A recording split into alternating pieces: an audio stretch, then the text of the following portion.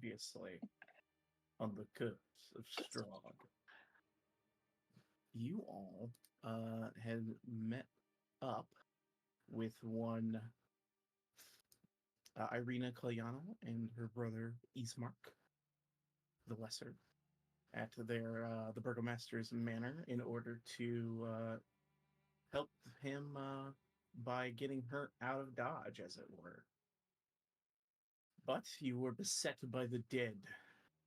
Zombies and skeletons attacked the manor, and you guys all ran outside in a brilliant tactical maneuver to get yourselves easily surrounded. But the battle wasn't too terrible. You managed to start dealing with the undead at your doorstep. However, a werewolf had broken into the attic level of the manor and came down to try and abduct Irina. You shocked it by having weaponry that could actually hurt it quite a bit, so the werewolf ultimately began to flee.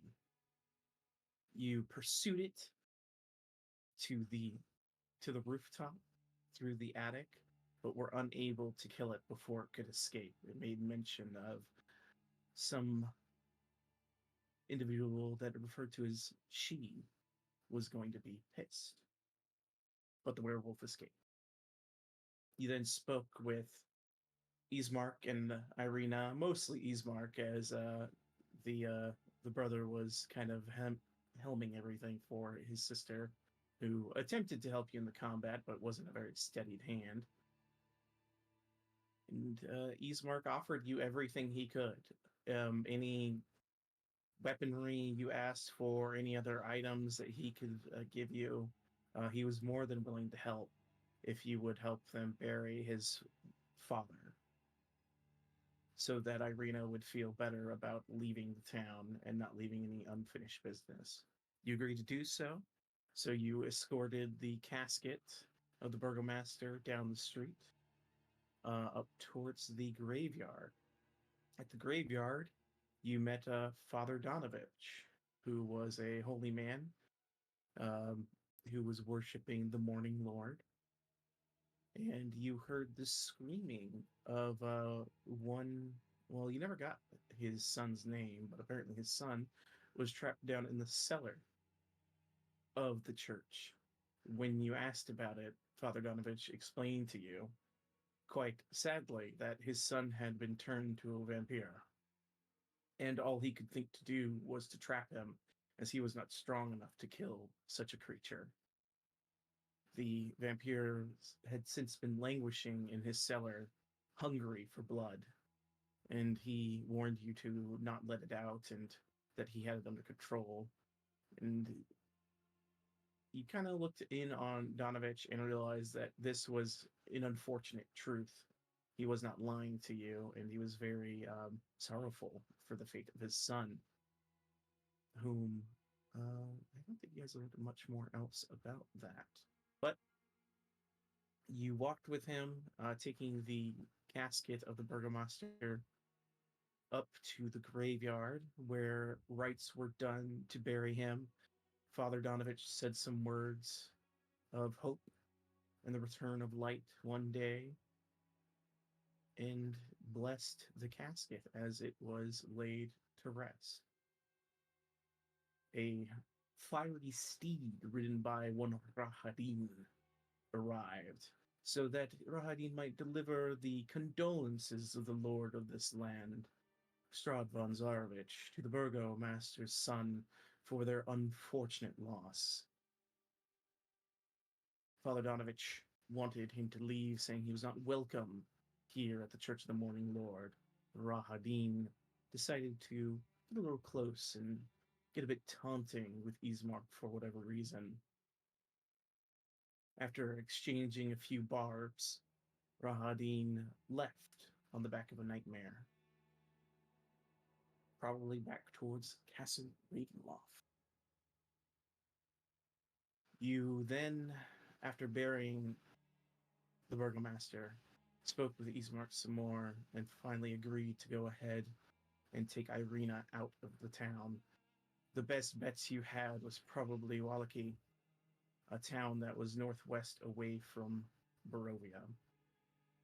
Outside of that, he mentioned Kresk, where the abbot lives, which is some ways further, even westward. You all departed on the road to Barovia, the Svalich Road, to find your way over to Wallachie. On your way there, you found a series of mirrors because of random rolls, which was kind of amusing. Uh, just a series of random mirrors buried in the ground. And you also found a grave site with a cloak upon it with the initials IK. Is at this point, Rowan kind of revealed some information regarding a particular pirate's journal that he had gotten his hands on, scraps of it actually, and revealed to you that that person had been here. He found more entries and believed that this cloak might be that very pirate's cloak. You dug up the grave after a bit of disgust from most of the rest of the party, but Rowan committed to digging up the grave and found that it was indeed not a grave at all. There was a buried chest in this grave. You open the chest, Ella triggered a trap that did a significant amount of damage to her, and then you decide to use your bomb disposal robot, and MGG, to go ahead and fiddle around with the rest of this box to hopefully trigger any other traps. A few other traps were triggered, some blades, another bolt of electricity, as well as some other, I believe it was a confetti popper of just confetti and a note that said sorry.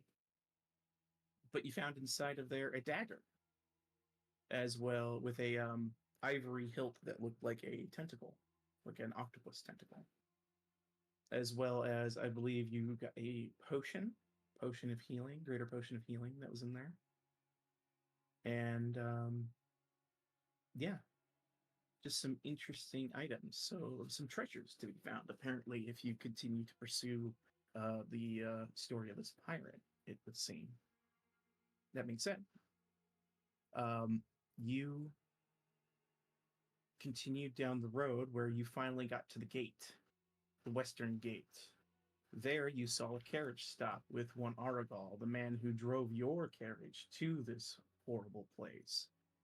You were about to step up in the streets as you watched a figure wearing an elegant red dress exit the carriage to move a boulder that had blocked their way, and with a giantess strength, she hurled it away. Um, oh wait, before you guys got there, I forgot you guys had gone to the Vistani camp. Very important, where you had some discussions with the Vistani. You received some prophecies from Madame Ava regarding certain items or people or things that might be of aid to you in your quest in these lands to find Theobald. There's some other information that Rowan got, which I don't believe he shared with anybody regarding certain things. But I hope you all remembered and wrote all that down. Good luck finding all the silly things all over Barovia. You also heard a tale from one of the Vistani regarding the fate of the village uprising that you kind of heard about a little bit in Barovia, where the villagers were spurred into action, their hearts lightened and fired up by your dear mentor, Theobald.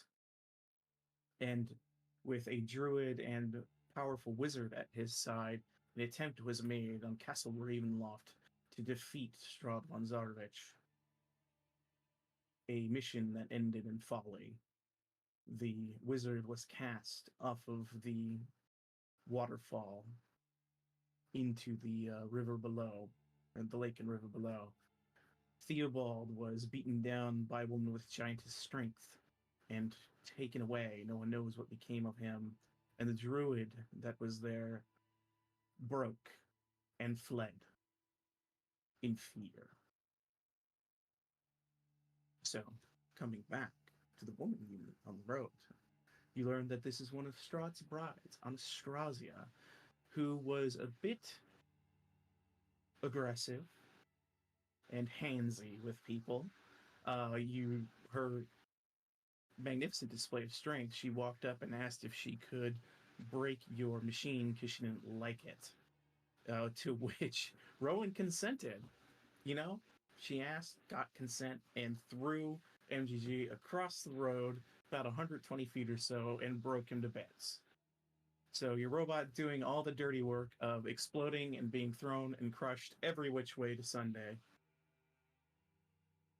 And yeah, there was some intense conversation between her and Russ as well. And you learned a little bit more about rustling winds and what may have been his fate. As you could see from his neck, it appeared that he had been beheaded at one point. With that fun encounter completed, you continued down the road, eventually coming to an old windmill, one that was described to you by Morgantha, the pastry seller, the old woman you met back in Barovia. There, she apparently lives with her family, and you at first were thinking perhaps we should just bypass this, but Rowan really wanted to go get one of these pies as they're quite delicious to him. And you saw a little dog kind of scratching at the side of the mill, which drew your attention because you had heard the story, of course, of Lancelot previously, and went on over to see what was going on. And as you approached, kindly old Morgantha opened the door and greeted you all. And that is where we will begin. And to describe for you what you guys see again, just to kind of set the old Swallow transitions here from being a winding path through the Bellonock Mountains to a lazy trail that hugs a mountainside as it descends into a fog-filled valley. It's an onion-domed type of building, so like the top of this windmill looks like an onion almost. Interesting. It's got gray brick walls and dirt-covered windows on an upper floor, decrepit wooden platform that encircles the windmill above a flimsy doorway leading to the building's interior. Aside from Morgantha, you see perched atop the door above her as she comes out is a raven that begins cawing at you uh, in a very agitated manner. Oh, I'm sorry.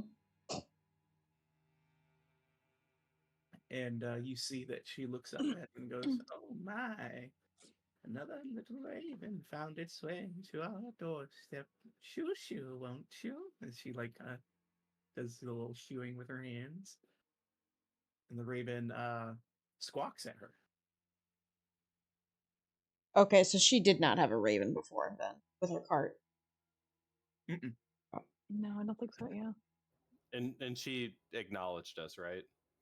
Yes, she says, "Oh, hello, dearies." Because Moga mocks the raven that's just went by her and like corks back at her. And she just kind of goes, "Oh my, more birds." What? does that look like the same kind of ravens that we saw in the in Barovia, like in the main town previously? Give me we'll call it a perception check. Okay.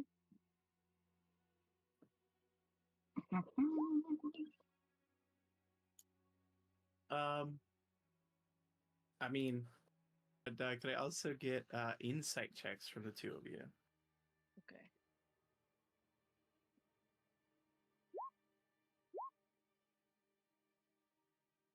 All right.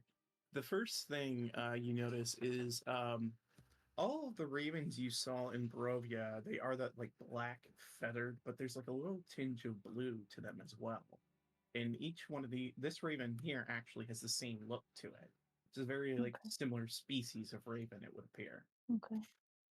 And as it's kind of like squawking at you and dancing on the door, you get the sense that this bird is trying to warn you about something. Okay. And then she finally swats at it and it flies away, flutters away. Annoying little pest. Is it within sight still? Yeah. Like if I were to cast Speak with Animals, could he hear me and like come over and talk to me?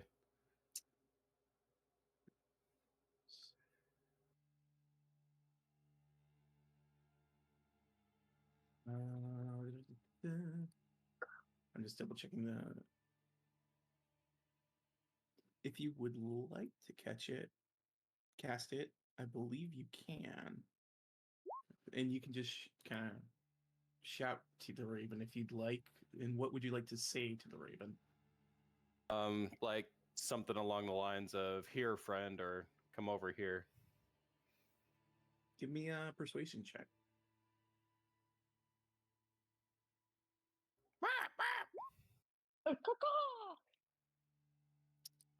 The raven sees you speaking at it, regards you, just squawks in the air at you, and just says "run," and then flies away. Oh, okay. Oh no! Yep. What's your name? What's your name? What's your name? Hey, yo, bird. What's your name? Oh man. Oh shit. Not Yeah, the bird wants us to run. Oh, that's good. Did you say that out loud? Yes, that is your guys' warning. Seeing as Ella wanted to fight the last bird that looked at her sideways, she just shrugs and goes, "It's a bird." Oh, is that young Rowan with you? Oh, Rowan, I baked a special pie for you. I knew you would be coming. You know, he did pretty. He doesn't need any more pies. He's Really does going to get not. diabetes. Don't eat it, no, bud. oh, hold on, Are guys. you This sure? lady has a way with pies. I tell you. Rowan, you don't need the But pie. you don't need the pie. I don't. I know I don't need it. All I right, want You it. shouldn't want it. you shouldn't want it because it's killing you. It's all right. I'll bring it to you. You don't have to come in one moment. She walks in. No. Rowan, if you take that pie, Walks I up. will shoot it out of your hand and stomp on it.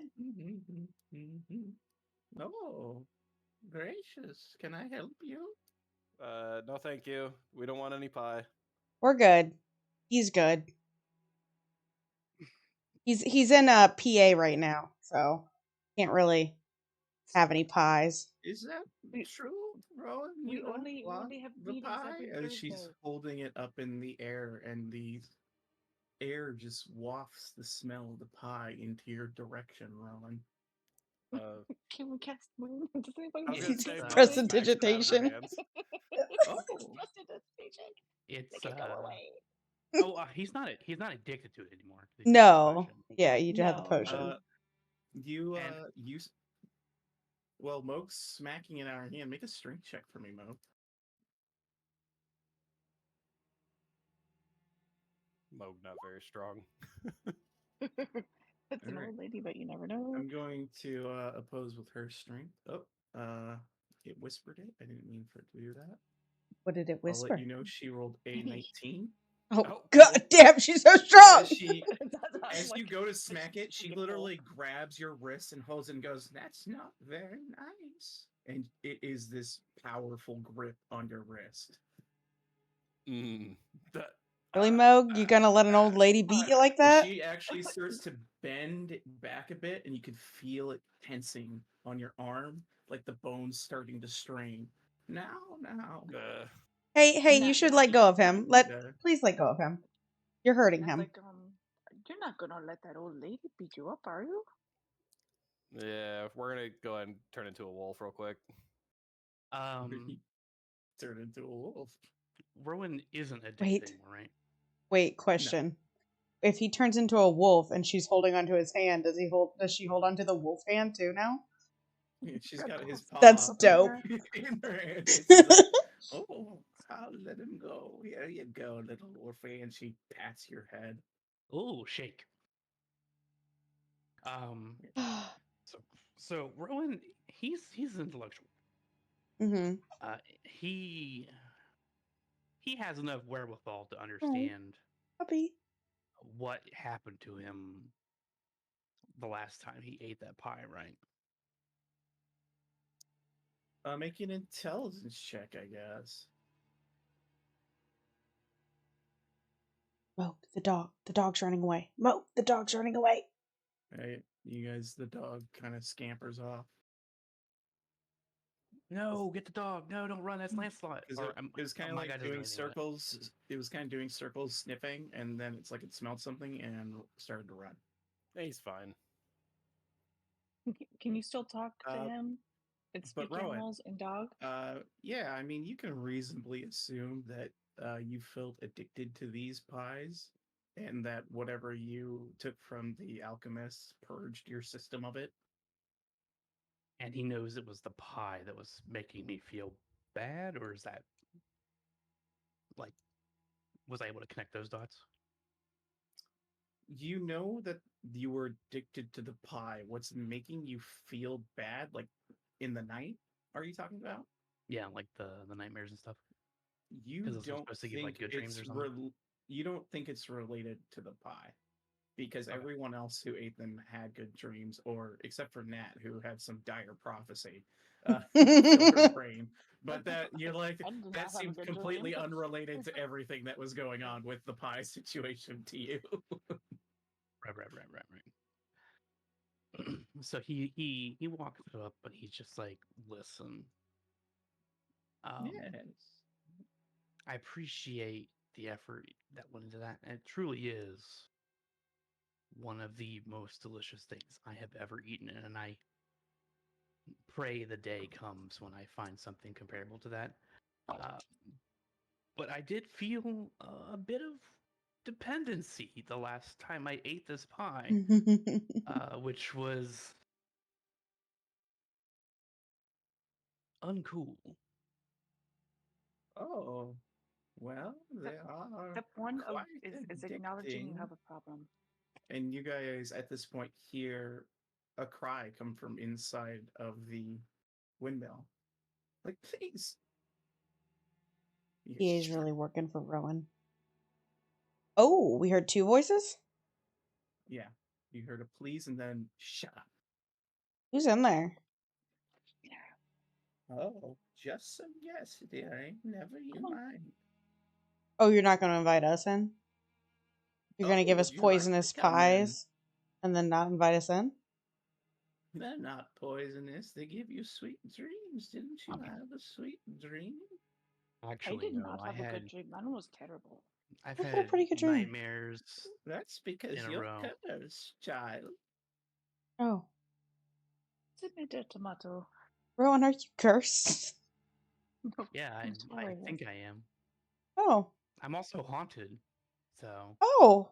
But that was Cursed my own and choosing. haunted. Is this from your travels? The haunting is independent of his curse. No. Oh, man. How do you Well, know yeah, so much I about chose Rowan, haunted. Granny Night? Granny. Just Not Granny. cheap. Just Granny. I'm Morgantha. Morgantha. Morgantha. You silly bitch. Morgantha. I'm totally above board. Morgantha. I think by now the discussion that we've had has made Rowan forget about the scream or the voices. Natari is zoned in on the voices. She's like, Yeah. what is going on in the house? Oh, like I said, just some guests that we have. Do you want to come in? Your little wolf is sniffing around. Nat says to Ella telepathically, she's like, can you sneak around and take a look in the window? Yeah. Is there a window? Yeah, we sure can. Yeah. Morgantha, I apologize. We've been looking for that dog. Do you mind if I go and take a look for him? I saw him scamper over this way. Feel free. Okay. Yeah, Banbury, she lost her puppy, and I think that's the one that we saw, and she's so upset about the puppy. Yeah, let's discuss it inside. Come. Can I stealth while I'm over here?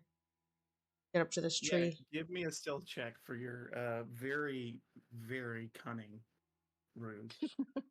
Well, I was like, okay. That dog's not even over here, guys. Or Breaker. This dog's not over here. Great. Now we lost the puppy too, and we're gonna go inside and get killed. Horrible. Breaker, over. This tree's dead. Yeah, we're gonna go inside and freaking die. Check something here. You like duck behind the tree, and she just walks past. Come in. Come on. Breaker. There's no fucking windows on this building at all. You actually see it because this is okay. This is a windmill. It is a tall structure. You look up and you see a wood scaffolding that you might be able to scramble up to. It's about 10 or so feet off the ground. Okay. Could I try and jump up there? Yeah, give me an athletics check.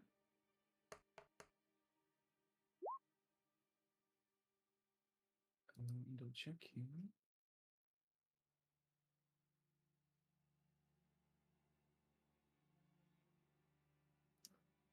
Yeah, you are able to scramble up to some of the scaffolding.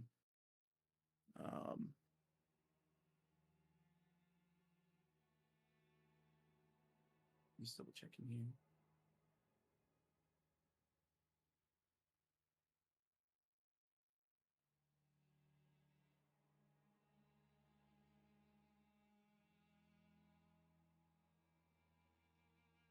And I'll pull you over to what you can see. So you Sure. are over. Oh, this kind of okay. I see what you mean now. Yeah. But you can kind of skirt around the outside. I can actually, yeah, there you go. Feel free to just use these spaces. Okay. Ooh, can I check this window? See, is it locked? It's not. You can open the window. Ooh. Can I look around first before I jump in? Yeah, give me a perception check. And while you're doing that, what are the rest of you doing? Oof. Moog is sniffing around the entrance, but he's not entering. Rowan. Yeah, not. Go ahead. Oh, give me a perception with advantage there, Sniffer Moog, and the rest of you. Rowan would have been walking in step with Morgantha, talking about what other variations that he might have that are maybe not addictive, or trying to weasel the recipe out of her hands. Give me a persuasion check as you're speaking with her if you come in. All right, and you're with her in the room. Yeah, I would say I was walking Is lock and step, or like slightly behind her as she's walking in. So Russ is cautiously watching with Irina in the back. I'll leave MGG out there with him. All right, so first things first.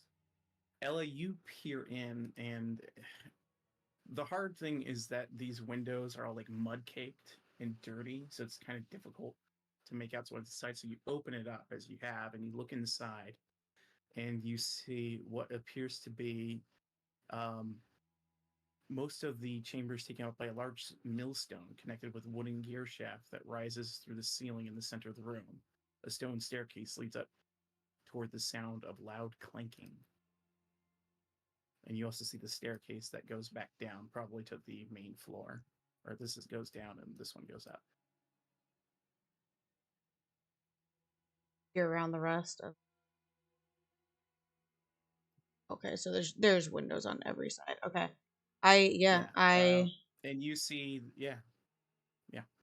I jumped. You see above you, another 10 feet or so, is another set of scaffolding. So you can either go in and go through the window and up the stairs, or you can try and scramble up to the next set of scaffolding. I don't want to fall, so I'll enter here. Breaker. I'm going in upstairs. Looks like one floor above you. All right. While that's going on, give me a careful. stealth check. Me? Okay. And yeah, you give me a stealth check because I'm running two scenes here. Yep. Mo, as you are sniffing around, with your snifter there, you pick up a few interesting scents. You definitely can smell Morgantha because you've been around her before. You pick up distinctly two other scents that are kind of like Morgantha's, but they're weaker down here. There is something vile bubbling inside of this pot over here. It smells almost like uh, brimstone, almost. And you also smell two scents that are not like the old women's at all, or this old woman's at all. Two other ones, but you're not quite you haven't smelled them ever before, so you have no frame contact. Where are the two smells coming from that aren't Morgantha? They're faint down here, but you can kind of pinpoint it a bit heading up the stairs. So the smells are kind of seem to be heading or coming from this area of the building. Yeah, probably further up. Okay. Natari, where are you looking? She was just kind of keeping lookout around the corner for Ella. Yeah, you look up and you can see where Ella scrambled up to the scaffolding because you rolled higher than her stealth up there. And you see her scrambling into a window on the second level of this windmill because it looks like there's a set of windows that she's up at, and then further beyond that, there's a second set of windows on probably like a third floor. So it looks like Ella's entering into the second floor, which would be right above the one you guys are currently on. Okay. And does Moog tell Natari what he smells, or tells the group what he smells? I don't think he can because he's a dog. That's right. He's a dog. He's a wolf right now. Well, so Natari asked them telepathically. She's like, "Do you smell anything funky?" Yeah, telepathically, Moog informs her of the fact that there are two other people here the smell coming from upstairs, and that there is something really terrible in the jar or cauldron near Rowan. Okay. Moog, you actually think there's four other people. I'm sorry, I misunderstood. There's four other people. Yeah, two that don't smell like Morgantha, and two that do. Okay, so he informs her that there is two other people here that smell like Morgantha. Hashtag definitely not hags. And two other people don't smell like her at all. Oh my god. So, all right. So Natari switches back over to Ella. She goes, "Okay, so Moog says with a super sniffer that there are two people that are not hashtag Morgantha, however you say her fucking name, and that there's a really funky smell in that cauldron downstairs. You need to be extra careful." And as that's going on, Morgantha is speaking to you, and you're trying to get information on the recipe. I want to know how to make you this deliciousness pie. She goes, "Well, it's very interesting. First of all, we use types of ingredients, different kinds of meats, different kinds of berries, and the flour that we make here is a very special blend that we make right here in this very mill. Now, you would think that the meats or anything like that would be what gives the pie its flavor, but it's actually in the crust. The flour itself is just divine, young lad. Would you like to learn secrets?" I love secrets. Please tell me more. Oh, very good. And she smiles widely. Meanwhile, on the second floor, Ella, you go up into the second floor and you your foot hits a crate and it kind of shifts a bit and it makes a little noise. As you get in, and you hear, "Mother? Is that you, Mother?" And you hear footsteps coming down.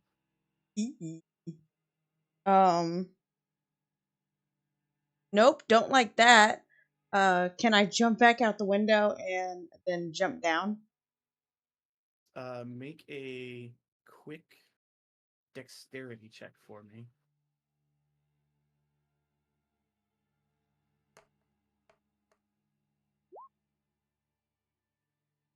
You are able to swing out the window. Now give me another stealth check.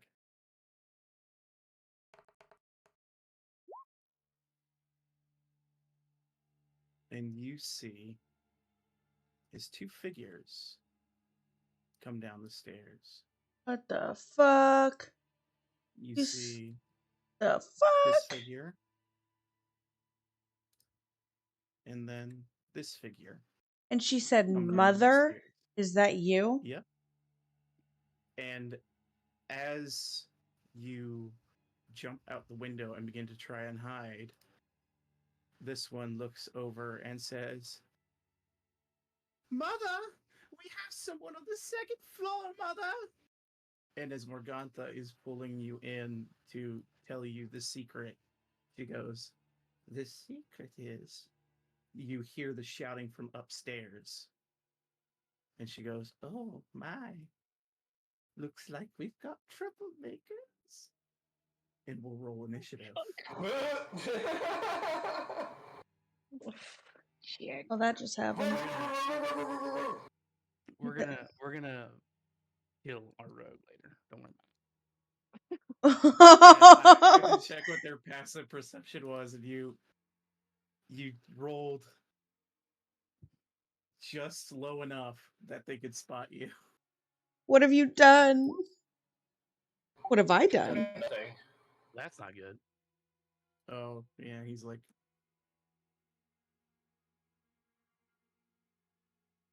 Where the fuck did that dog go? That's crazy. an oldie but a goodie. Well, I'm pretty sure the dog doesn't climb windmills, so Uh, that might answer you don't part of your know. question. This is Barovia. You don't We know. don't know. Like, the dogs could be a very dexterous dog. My dog likes Who to be up knows? high. Look at him right now. He's on my shoulder. Who knows the story interaction we would have gotten with that dog? And he just ran away. He just ran away. You'll have to find him again. Stupid Womp dog. Maybe you'll see him again, because I kind of roll randomly for locations on the dog. All right, so as she said, you hear, "Mother, there's someone on the second floor." And Morgantha smiles wide and says, "It looks like we have troublemakers." Russ goes, "What are we doing?" He looks to Natari because Moog is a dog. She's like, we're just looking for the puppy. Right. He looks Yeah. around, and he'll make a perception check for the dog. Wait, like, yeah, I guess that's a good point. Do we know we're in a fight right now? We'll see. As Morgantha hears that, she's got an arm around you, Rowan, and because she's trying to tell you the secret, she goes, "Now, before things get a little crazy, I'll tell you the secret, Rowan. You just need a little bit of children in every pie." Oh my god. Sees this wicked smile on her face. "'Cause they have the sweetest dreams, don't you know?" Like, what, like sweat and tears? They made the pies, or what do you mean? Their bones. Oh no. She smiles wide. Natari, you hear this as well. Natari her jaw just dropped. She's like, "You put children in the pie? We ate the pie. All of us ate the pie. We ate children. All of you. Oh, I can't even vomit it anymore. It's already been digested." Um, so um, she's not gonna start a fight quite yet, but she has like the dodge action prepared. Um, All right. Dodging. yeah.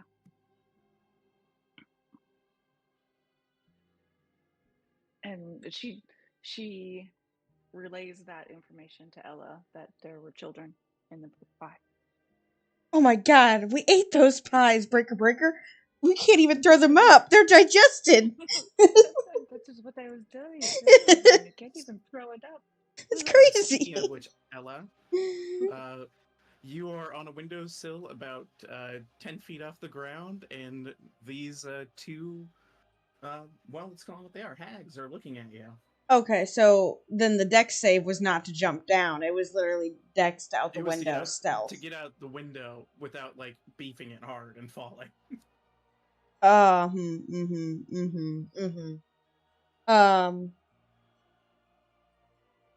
Fudge then. Ella goes and jumps down. All right. You will take. Actually, make a acrobatics or athletics check. Double flip. Parkour. All right, you land right next to Natari. Oh, hey. What's up? That's amazing. She gives her a little fist bump. Man, if we had signs, we could go 10 out of 10, right? For sure. What are we doing? We're fighting? You don't. No one looks like they've swung or anything. No, we are we're all questioning our life choices right now. Jesus. Mo's going nuts. Ella will pull her bow back and yell to Morgantha, "What's going on? The dog's not here." And like ready an attack if she attacks anyone. All right. You hear footsteps. 10, 15, 20, 25, 30. As this old woman comes down and looks over at Morgantha and says, "Mother, that's the one there. She was snooping around." Big mouth. And Morgantha goes, "What a shame. Your dog ran away, did he? What a shame." Mo.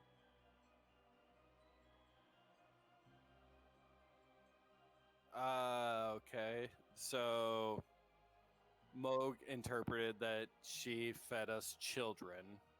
Yes. Okay. Didn't interpret. She said it pretty plain as day.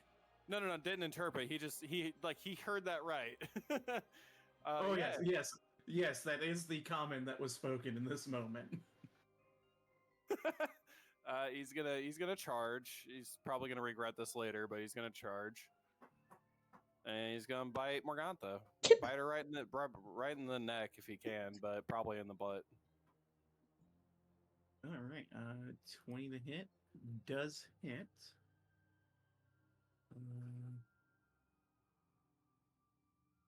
And your bites are normal, so. Yeah, it's just a bite. And she has to make a strength save. All right. Or be knocked prone. And she kind of like pushes you away. Nasty little creature. And the bite doesn't do as much as you'd have. You kind of like bite into her and it draws like the smallest amount of blood from her hand. Yeah, her skin's probably weirdly like tough and leathery. It is actually. All right. You hear more steps.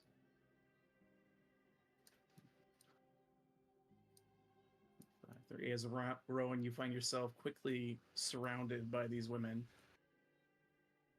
And she goes, "Mother, that dog is attacking you!" And she reaches out. And she is going to... Let's see. Oh man, you attacked her mom. Let's do...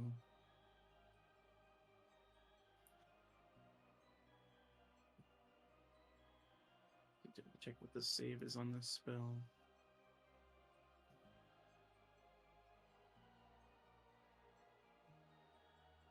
I need you to make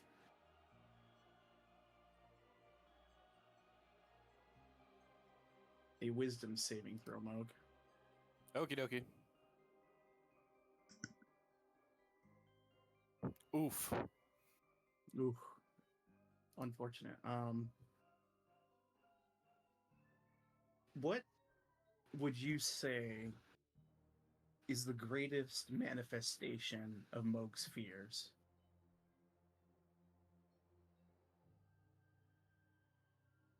Definitely whatever gave him the curse of the spores. In my head canon, that is a group of very malevolent druids that exist here or near Icewind Dale.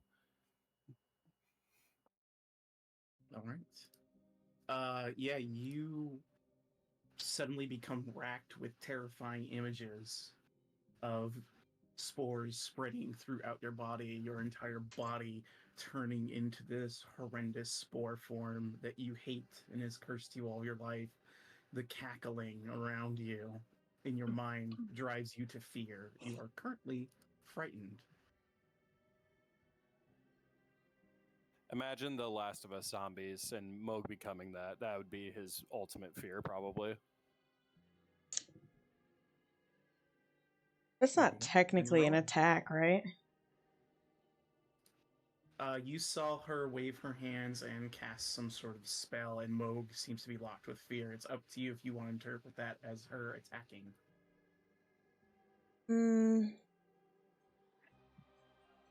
Ow! I want to make my. I don't know what's going on. All right. It is your turn, Ro. Rowan, upon hearing that it's made for the bones of children, he's just like,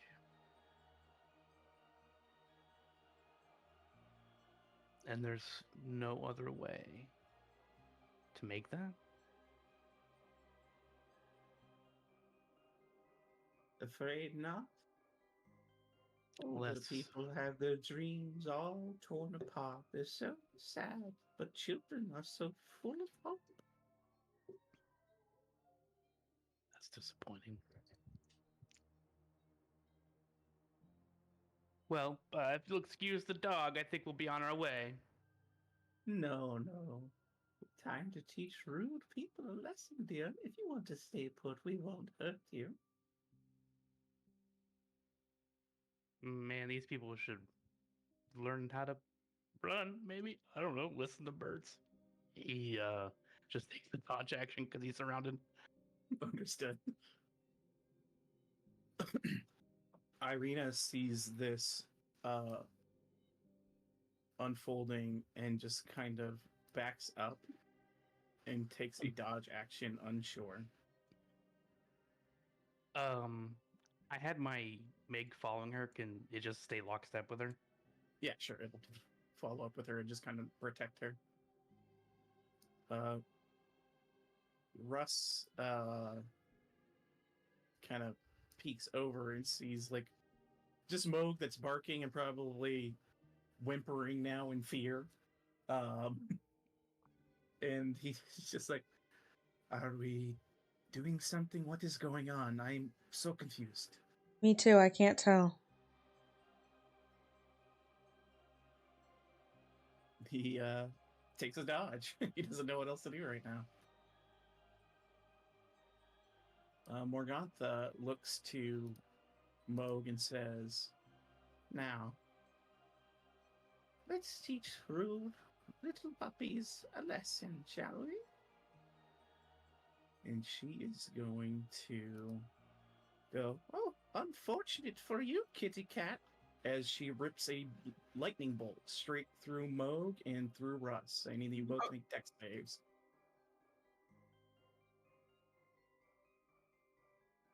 Ooh, a little bit better.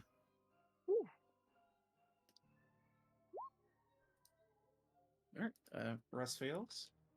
Yeah, so you'll take half of this. You take 11 and Russ takes 22 points of lightning damage. Moog is knocked out a wolf. That's better. For me. Natari she sees Russ and Mo getting hit, Shit. and she's like, "This is not good. This is not good." And she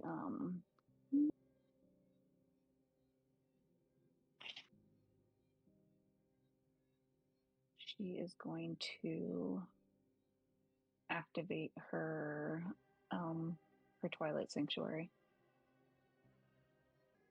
So as a bonus action, she's going to cast Shield of Faith on Moog. Concentrating on Many shield. thanks. As you attempt to protect Moog, you see this one whips a hand and counterspells. Oh, Horror. target Stay there, acquired. teaching a Yo. lesson. We are. You don't have to teach lessons and be mean about it, though. There are different ways we could chitty chat and talk. Go ahead and roll your temp hit points.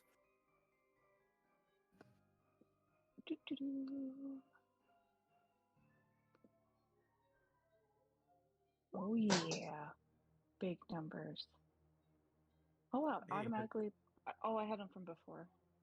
Oh, oops. Ella. Man.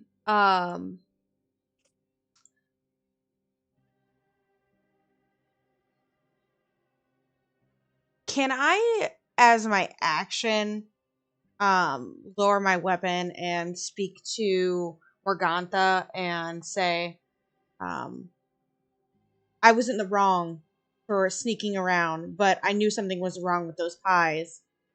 You shouldn't be using innocent children. Stop this. We'll leave. We'll leave and just leave him alone. Make a persuasion check. Ugh.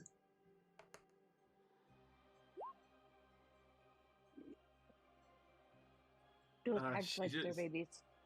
She just looks to you and goes, "Rude boys need to learn their place. You all should have learned lessons from your parents." Breaker. Her kids look older than her. What? Over. They do. They're ridiculously.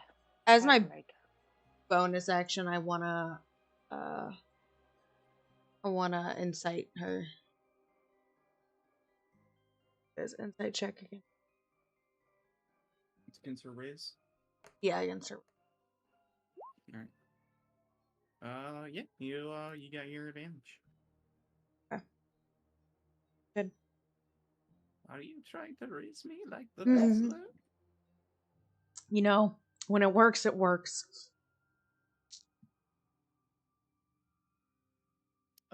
This one is going to step up away from Rowan. It's up to you if you want to do anything, Rowan. Nuh-uh, he doesn't do nothing. She didn't fear me, right? This one, no. Yeah, he takes a. Well, she's Well, not. no, Mo, she's still within your melee. Yeah, range, never yeah. mind. Okay, don't worry about it. She says, "Stop talking back to mother," and she points a finger out. "I need you two to make dexterity saves." Bitch! Did you just cast a spell within my melee range? She sure did. You bitch. Oh. All right. She took all of whatever's about to happen in front of me. Oh no. Natari, you take 31 points of lightning. Ella, you take 15. As another lightning bolt rips through you guys. What is the temp hit points, by the way? That's at the end of your turn. Yes, So you would have rolled. 4 plus 2? No, it's one. It's where was it? So 1d6 plus 3. 1d6 plus 3? Correct. Damn. Yeah, so go ahead and roll that, and you can heal yourself Yeah. that much. Okay. Alright, that is the end of her turn. Moog, you are frightened, but it is your turn. I'm feared by Morgantha, right? You are feared by this one. Oh, okay, that one. Yeah, he's gonna take a shillelagh down on this one regardless. All right, it will be a disadvantage because the source of your fear is within your vision. So, oh, Wait, As can l- he when, do it? Can he when you do are his? what? Sorry. Can he do? Because the Twilight Sanctuary. Can he do his actions before that with that? Because you can either heal yourself 10 hit points or you can cure yourself if charmed or frightened. Let Can me you double do that check. Why before not? or after? Sanctuary. I thought it was at the end of the turn. I think it's I at think the it's end of your two. turn. I think so, but I just want to double check. No, it says end of. It says end of Yeah, turn. Yeah, it's it's the after end turn. of the turn. Speaking of which, Okay. I need to double check something. mechanics on mechanics. I know. I just wanted to, just in case. I was like, oh, maybe. Always mechanic. Because you're interacting with a spell you don't know what it is right now, and I'm trying to find a ruling on whether or not your Twilight Sanctuary would actually stop this spell. It might stop the frighten portion of it, but I don't think it'll stop the actual spell. Because this is not just a fear effect. Yeah. And they just want to keep on adding things to clerics. Already got so much going on. Yeah. We took away all our subclasses. They did. Wah, wah. Womp womp. All right, yeah. So Anyway, sorry. disadvantage on Yeah, because daughter number one. the way the frighten works is when you are feared by something, when the source of the fear is within your line of sight, you have disadvantage. But you rolled 224s, so you Nice. that'll do it. Natural 18s 7. anyway, baby. That'll Let's go. do it. Is it on this one? Fuck that shit. Yes, sir. Yeah. Ow! Rude. Is he Die. Is he And at the taking end both hands down on her? So, two things are going to happen here. You can either take the temporary hit points or end the frighten effect. What do you want to do at the end of your turn? I'll take the frightening effect. All right, you are not frightened. You are still under the effects of the spell, so I need you to make a wisdom save at the end of your turn. But you're no longer frightened. All right. That's good. You don't take the psychic damage as the effect ends. Good wisdom, baby. Let's go. Yeah, they don't know anything about you guys, so they're just slinging spells. All right. Speaking of which, it is her turn. She goes, "Oh, nasty little hound." Or she goes, "Nasty hound." And she is going to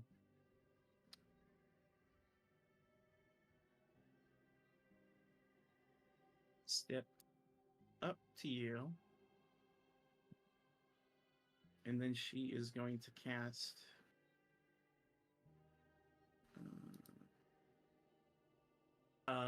Let's see. Let's do a.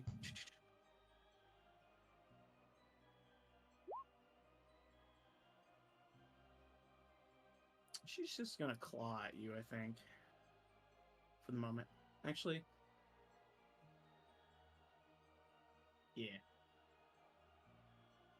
I'm gonna send some claws at you. 16 to hit Moog. He deflects it off his shield. Nasty. Rowan. Moog grins at her at this point.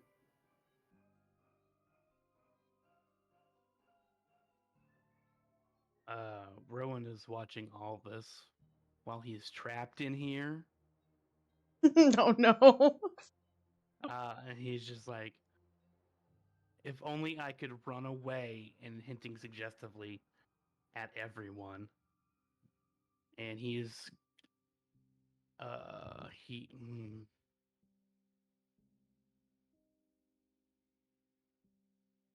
what am I gonna do? He just puts his hands up like this because the hag said that they weren't gonna touch him. He just backs away over here.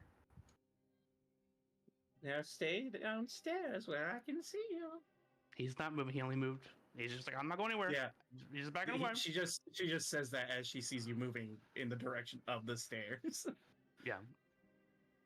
So that's what he does, and he's just like, hands up. Him doing hands up, not telling people to hands up. And he's just like, wink, wink, run, run. All right. Irina looks and says,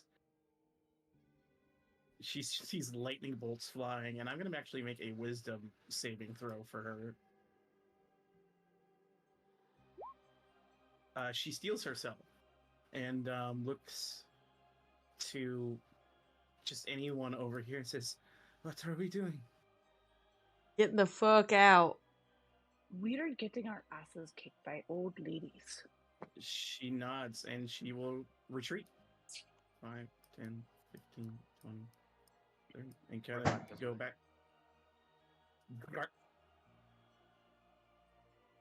It's Russ's turn.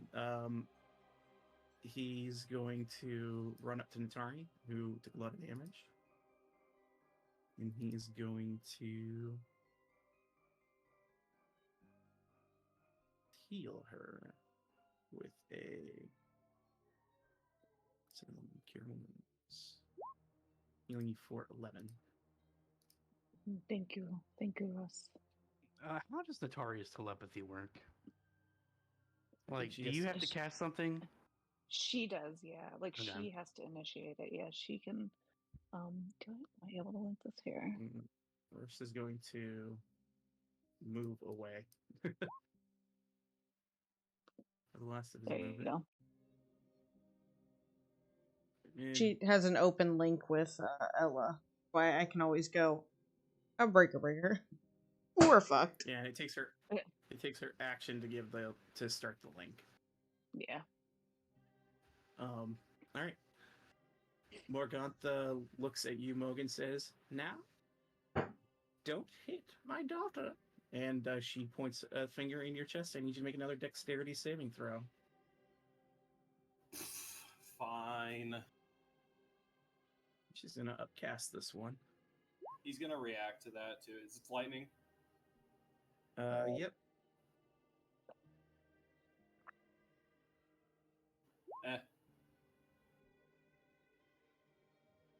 One second. I have to see how much this increases when she levels it up.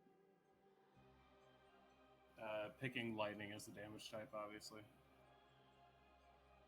Okay. All right. Well, you save, and you're gonna take. So, it's 34 halved is 17 halved again, I guess, because you used absorb elements. Actually, as you try to absorb elements, this one's going to counterspell you, so you take 17. Fuck! Goddamn hags! So I don't get the resistance either from that? Fuck! Nope. Because she sees you're trying to block spells, and she goes, "No!" And she waves her hands. So, all right. Just keep track of their spells. Natari. It moves with Nat, right? Yeah. So Oh, give yourself two. You ended in it. Reaction to a reaction. Shit was great. she's gonna just go Yeah. over to the side a little bit here. Fucking So she blue shouldn't- jack player. From where she was before, I don't think she would have seen Rowan doing any of his gestures or anything like that. I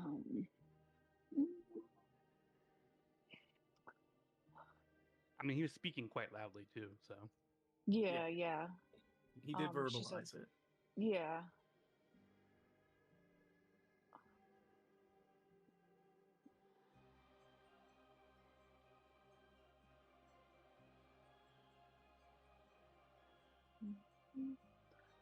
She is going to cast Protection from Good and Evil on Moog. Hey! She's gonna try. Do they want to counter that one too? There are 3 of them.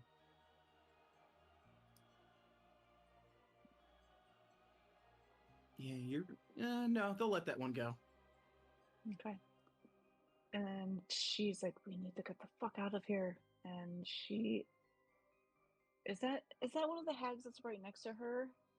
Yes. Or what is? Okay, so she's just gonna she's got.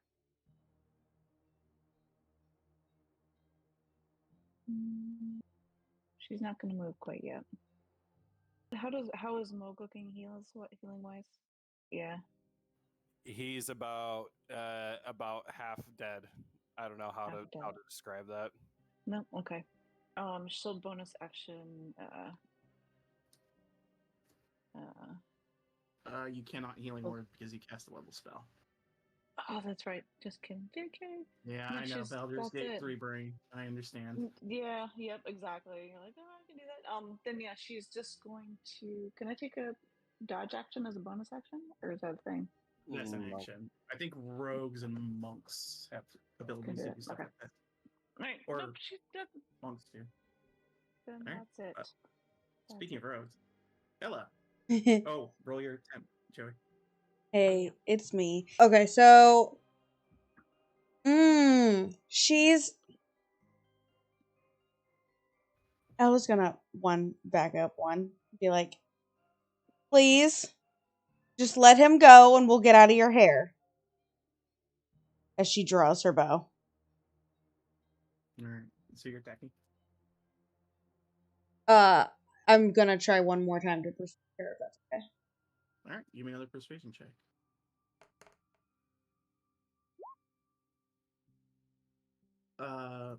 You see Morgantha kind of strokes her chin a second and says, well, how about you stay here and he can leave and the rest of your friends walk away? I think I could do that. Why do you need us? Oh, To need eat you. isn't the reason we want to. We just want to keep things all above board, dearly.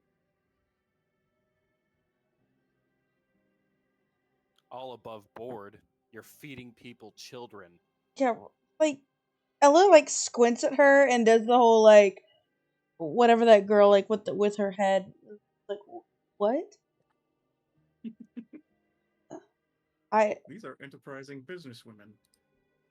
Yeah, I'm and yeah, I will cunning action dodge. No, I can't. I don't have that at this level. I don't need to disengage. Cunning action slit her throat. Yeah, right. You shoot at him? Why don't you shoot at her? Because I don't want to. I'm so scared right now. Hold on.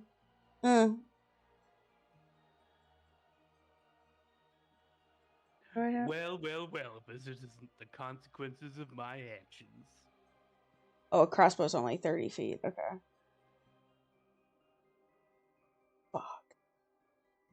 Okay, I'm doing this for myself real quick.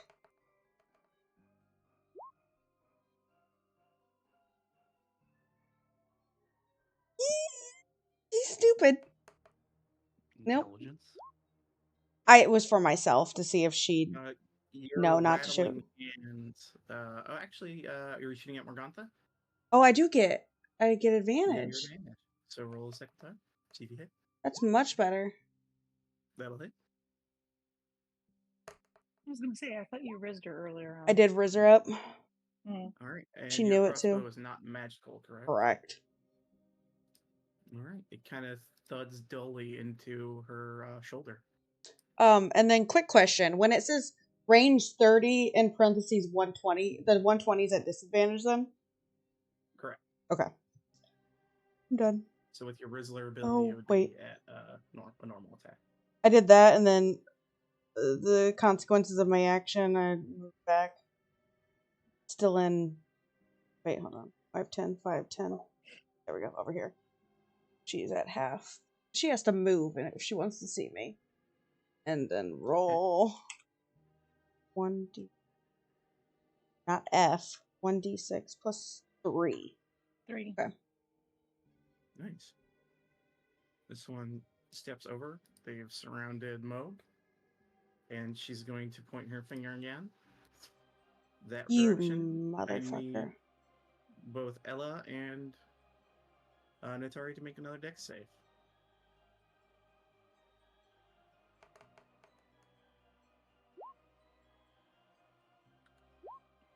I got Nice. Let's see, some half the fucking damage. Matrix move.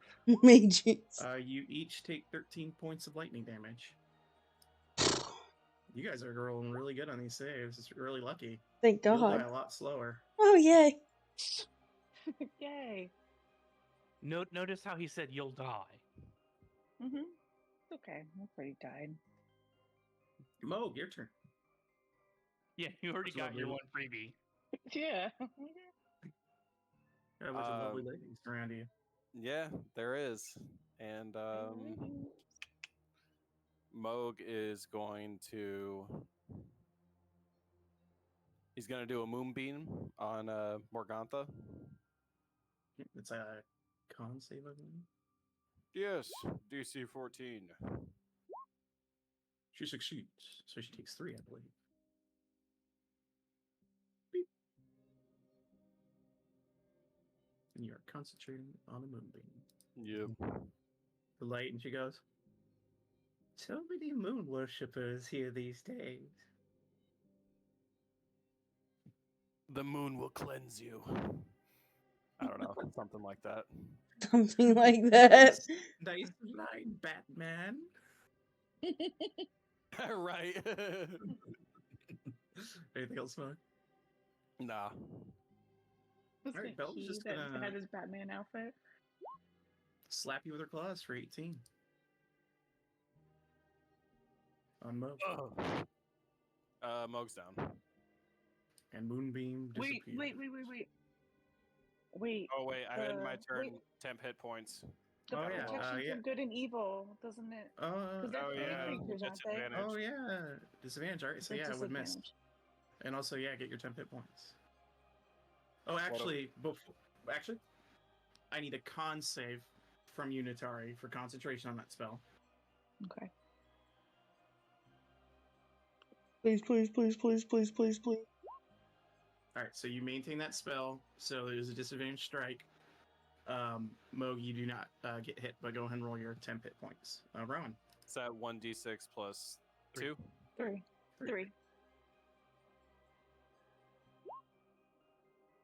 Alright, nice. 9 hit points.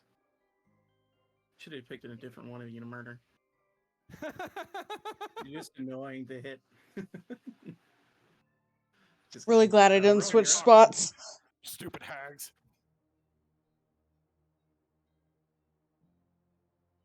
I mean, you'll be Rowan, fine. The tides are turning.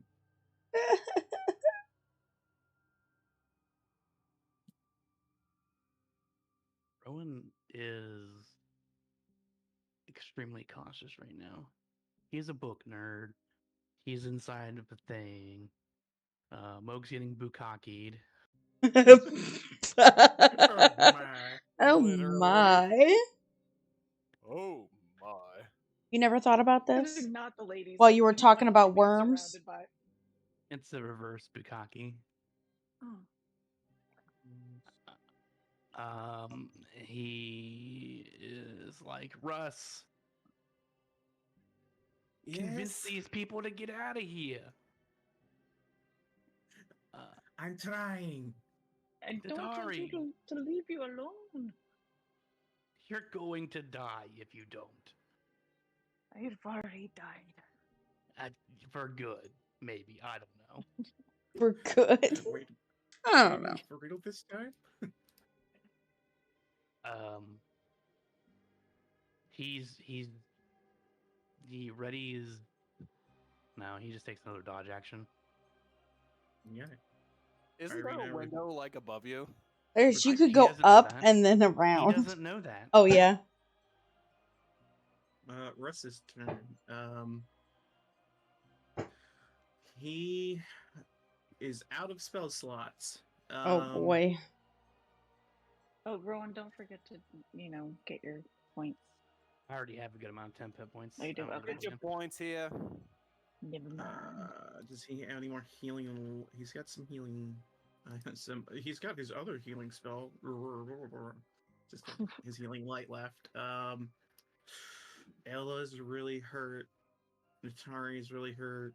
Moog's really hurt. He's gonna back up, back it up, back it up. And says, "We should get out of here." And he is going to heal Ella for 8. Can't just leave Moog.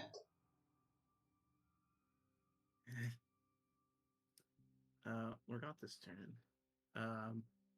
She looks to the other two and she says, "Now, daughters, deal with the pesky cleric. She's stopping us from killing this young lad."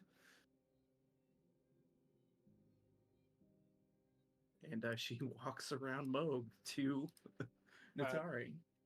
You bitch. You Leave my bitch. melee range. And she's gonna try and get Natari here with an 18.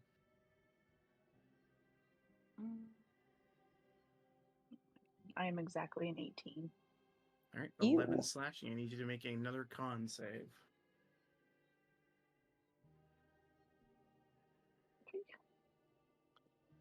Oh, what did...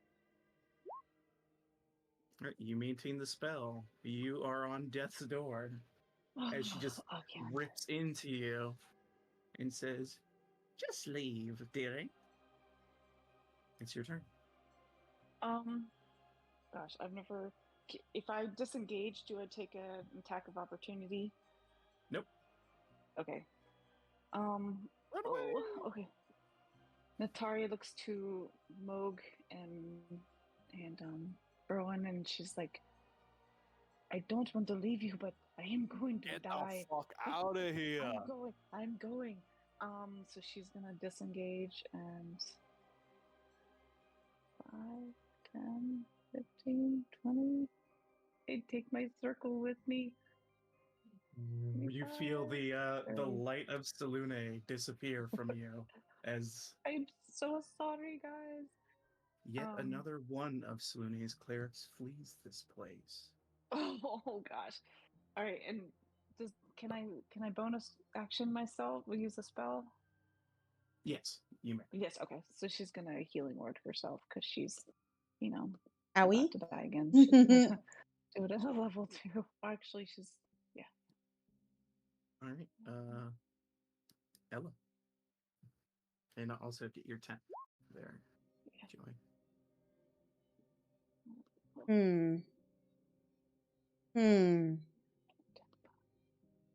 He is trapped in there. She really fucked him by moving up there.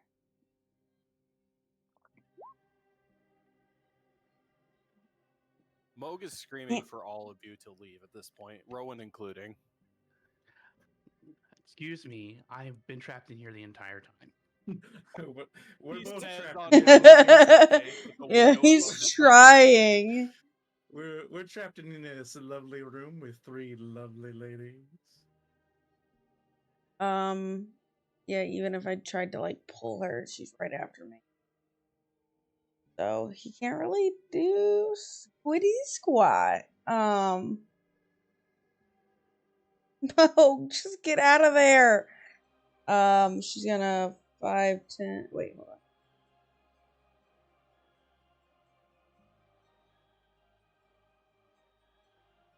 She's just gonna scream, "Leave him alone!" and she shoots one more time at her. With advantage, come on.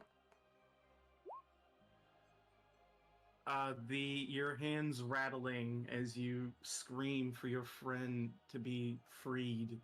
The bolt crashes against the stone of the windmill. 5, 10, 15.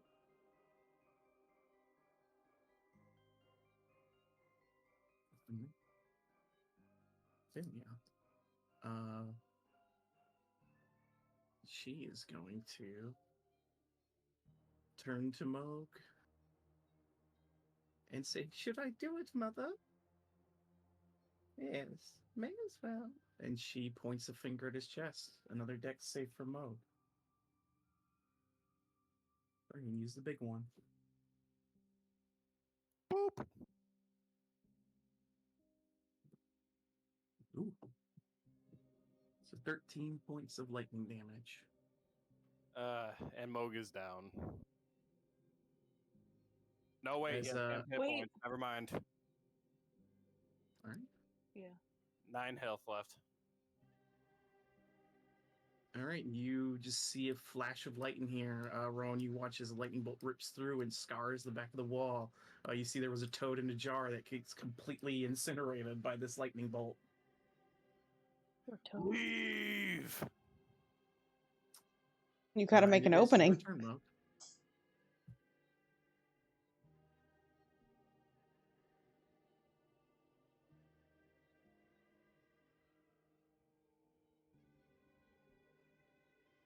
You guys have rolled shockingly well on your saves, too. I'm Literally. impressed. Mm-hmm. I put my dice in the moonlight. Oh my god, are you a witch? It's a roll 20, not roll 20. Yeah. 20 miles per hour. The We're wind gonna- lasts for the spells. Yeah, we're gonna make the air really, really fast in here. The area is difficult terrain. Attack rolls of ranged weapons have disadvantage. This is never a spell I've seen anyone cast, so I'm reading it. I figured, but I just wanted to have some fun. What an interesting spell. That could actually be really useful in some situations. Right? Yeah, it's really noisy in here. Pies start flying around, like crashing inside of the inside of the interior, which unfortunately knocks over this bucket as a creature comes spilling out of it. Oh boy. And I'll add him to the initiative. Moog is just screaming, leave! As wind is like, he's airbending around him. That's really funny. You knock That's over the thing that the little creature was in. Yeah, Now well, it's even more difficult for me to try and get out of here. yeah, a little creature just pops out Well- of this gross black Icarus bucket, Rowan, and looks at you and is like, eh? This little lad looks at Rowan, looks at Morgantha, and Morgantha goes, "Oh, he's fine, Danny. The other one." And he toddles over here to attack Moog. Pussy! And it's going to bite and claw at you. Oh, It's very confused because it just got knocked out of a bucket and it's like spinning around. It's like and swinging wildly. That's its turn. It was at disadvantage anyway. Yeah. All right, Bella, gonna go ahead. Yeah.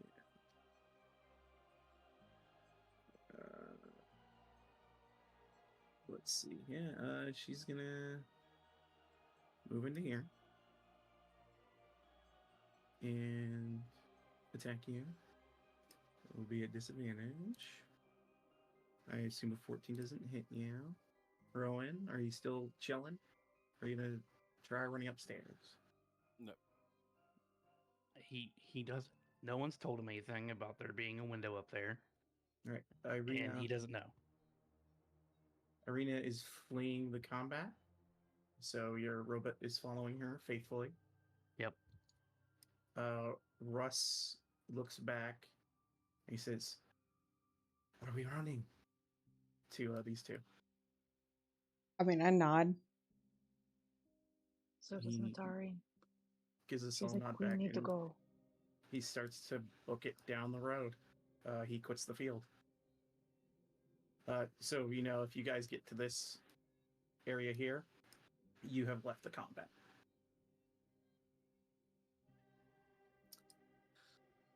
Morgantha, she is going to, go for claws, missing. Natari, if you quit the field, your spell's going to drop on him, by the way. You hear Moog screaming, leave, still from the windmill. What do you mean? You got a giant wind gust. Can't hear you. You just hear, woo! It literally says in there. That's true. It deafens the area. I would So, let me just ask this: Ella and Natari, are you guys fleeing the field? We have been told to flee. We've been told to Natari is going flee. to live. I don't know Okay. if Ella would, just because this is Sid all over again, and she doesn't want to leave her friend behind. It's up to you if you want to stay here and fight. But Natari, I guess we'll use your turn. Are you fleeing? Never mind that there are plural friends back there. Friends. What are you doing, Natari's gonna hold right now. All right. And she's gonna take the dodge action, but she's going to go, if you know, like when you're like almost fleeing, but you're like, she's gonna be right at the edge. Okay, so 5, 10, 15, 20. That's, I think, how Ella's gonna be. Like, she wants to see if they come 25. out. Yeah. So she's like, because is that right at the edge right there? Yeah. If you hit these last squares, you've run away. Okay. And Are that's you guys attacking at all? Is my question. She's not attacking. No. She's just gonna No. take the dodge action, and she's I'm just gonna like, take my. she's like, can she screamed? Let me level with you guys. Let me level with you guys. They will overpower Moog very easily. Oh yeah. On his own. They don't seem interested in killing Rowan because Rowan has surrendered. And Moog, I know you're gonna try and go down swinging. But it's a matter of a numbers game that it'll just drag on until they finally down you. So I'm just asking if we want to continue the combat, or do we want to continue this narratively? What occurs? Yeah, we we can go narratively. They do whatever they were going to do. Just because I don't I don't want to lock you guys in a protracted combat because they're swinging with disadvantage from a spell if someone let get away. You know what I mean? Oh yeah, they've got the door blocked. I think I'm basically I've grabbed Nat's hand and we're watching as far as we can, hoping that he like walks we're just out. holding on and hoping Yeah. they will pop out, and like don't want to leave, but there. That's where we're at. All right. All right. Because I just don't want to lock you guys in like an hour of us. No, you're good. No, they're not gonna. Nat is not gonna. And I'm not trying to be unfair to you. This is just a terrible situation to be in. But if you're cool with it, Cappy, we'll proceed narratively. Please do. Yeah. All right. So the following will happen. I'm gonna close the initiative here. You all, well, Russ, Natari, Ella, Irina, and the robot, because the robot's with you guys. Robot. Yeah. You flee a distance, keep your eyes on the windmill, but you do not see Moog come out of it. The last thing you see of the windmill is the smiling face of Morgantha as she closes the door. You, Rowan, watch as the door closes. Moog is encircled by all these creatures. You watch as their claws dig into his body, crashing him to the ground, and then finally Morgantha reaches into his chest and rips out his heart and crushes it in her hand in front of your eyes. And as she has the blood of Moog on her hand, she just kind of licks a little off of her finger and says, "Anyway, we were having a conversation, weren't we, sweet Rowan? Let's talk a little while, shall we?" He's just nervously. He's not sweating. He's not breathing heavy. He's just nervously looking around. He's just like, all right, yes. I'm going to switch up the music as you all watch. Rain begins to fall in Barovia as the rest of you watch the windmill And inside, Morgantha looks to you, Ronan, and says, "Well, dearie, it's a shame that things had to go this way, but your friends decided to poke their nose where it doesn't belong. Just trying to teach lessons, keep everyone understanding how things work here. You understand, don't you?" He's just staring at Oh, what he don't. can see of what remains of Moog, and he has like puffy eyes. He's not crying, but he's just like, that nervous, glossy-eyed, puffy look that you might have when you're starting to get that way. And he's not Oh, looking, he's not lad. making contact with her, like eye contact. He's just shaking his head. Yeah. Poor lad, I'm so sorry. And she pats your hand with the bloody hand with Moog's blood. Like, grabs your hands and, like, pats them. It's so terrible, I understand. But don't worry. You're going to do something for us. I take it you're on the road to Valky, aren't you? He nods his head. Good, good. Ophelia, get him a box of the pies. Just take some off the ground. It doesn't matter. They'll sell either way. And she box up, it seems to be about a dozen pies, wraps it with a nice black bow, and hands it over to you. Take the box, dear. Take the box. He holds out his hands, and they're just shaking. Uh, you watch as this woman places into your shaking hands the box, and she pats you and says, "All right, now here's what you're going to do for us. You're going to go to that town and sell these pastries for us, okay? And because you're a very special boy, you can have two of them, but no more."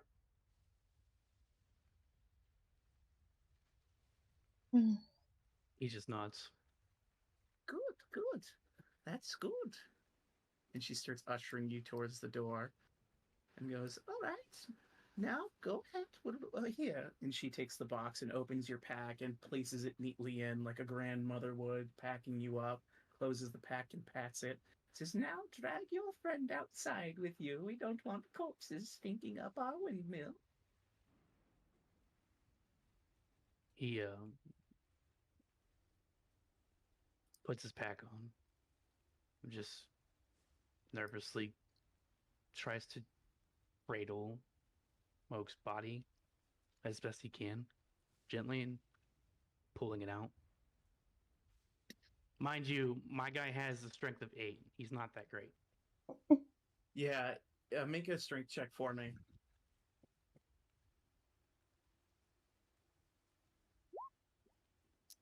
You muster up the strength you have, and you begin to drag Moog's lifeless body out of the windmill. And also, the last thing you see is the smiling face of Morgantha as she waves at you and closes the door.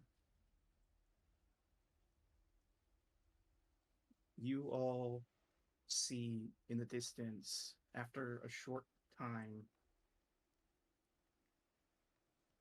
Rowan dragging Moog as best he can, all of his strength, trying to keep him above out of the mud, but still the feet kind of kick into the mud a bit because Rowan's not strong. You know that about him. Dragging him towards you. And Moog, in your deathly slumber, something happens.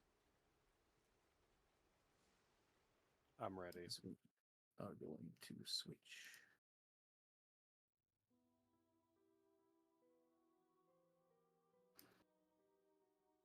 As darkness has taken you, Moog, last vestiges of light have died. You walk now in darkness unending, only accompanied by a low mist that pervades this umbra. All at once, a flash of light. a horizon of shadows illuminated by 3 piercing lights. It takes a moment for your eyes to focus, but you now stand atop a hill, overlooking a valley. You see in the distance a churning windmill with a dark aura. Vague forms elsewhere of other villages, a castle, and the woods flicker like dancing shadows. Your gaze is drawn to the piercing lights in the sky, lining up like a constellation of a crown. The center star is an overwhelming violet light. To its left, a pale white light. And it appears almost like a familiar eye, a pale eye that has been watching you since you came to these lands. The third is a burning blue light, the shimmer of red wreathing it.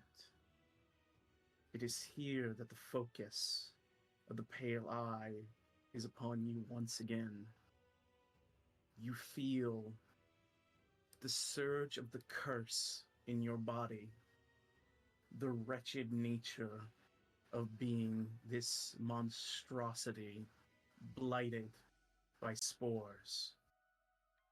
But these spores do grant you power, but it is not the power you want, is it, Mother?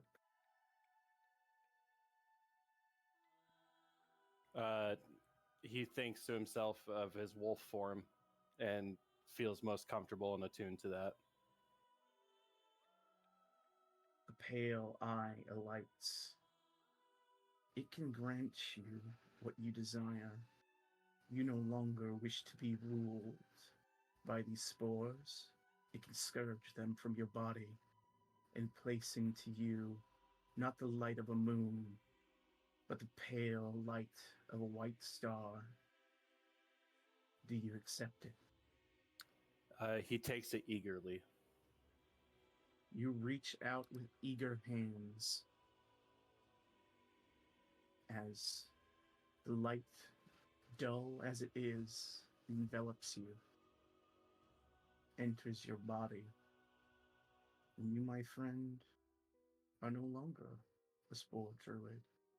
The spores scourged from your body as promised. You are something else. He reaches for whatever power may lie within him. You reach inward and you feel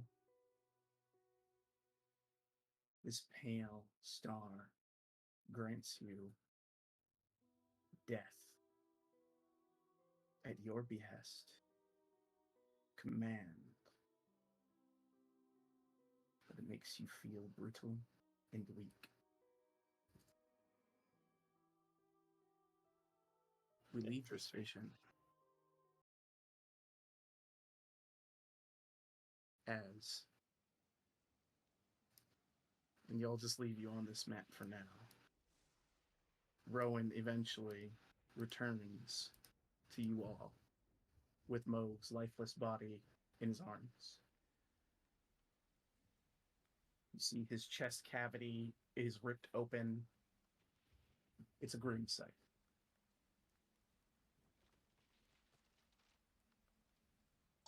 Yeah, Ella walks away from that.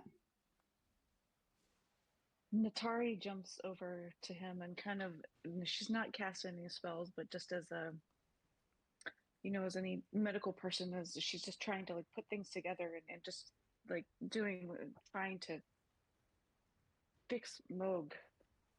And she's just fussing over. She's like, there's a, what happened to his chest? Why is there a big hole in his chest? And she's like trying to shove innards back into his chest. And like, what happened to him? You need to breathe. Rowan is just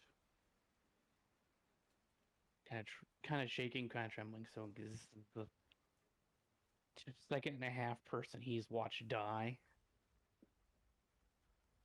So he just goes. They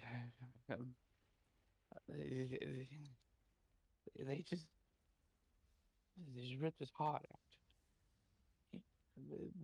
with the bad heads. They just ripped the heart out. And they just let you go?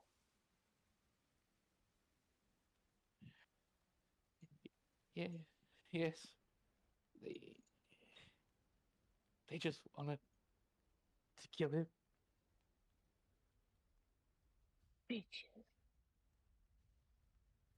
She just continues to fuss over Moog, and she's just trying to do like chest compressions and just everything. She's like, breathe, damn it, breathe. He he has no heart. I know, I know.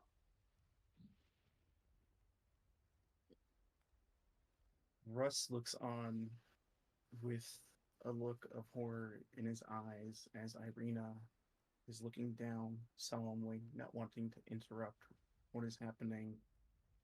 And Natari, as you continue to fuss and push organs, trying to jumble back this mess of a body,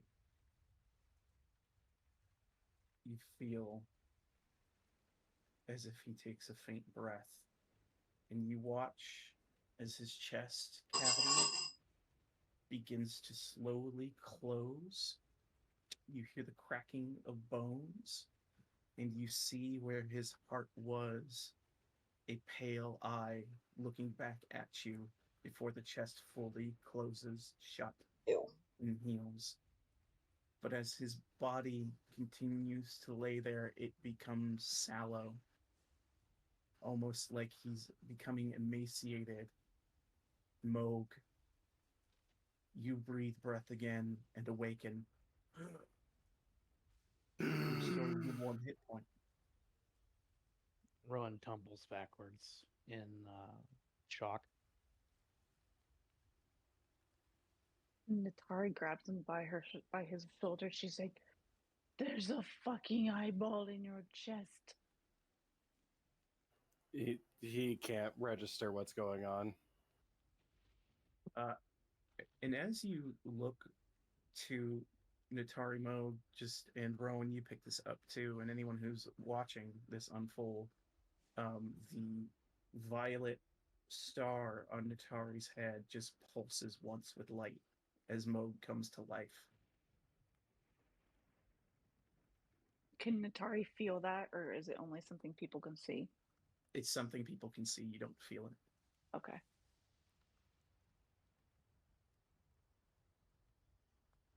It's just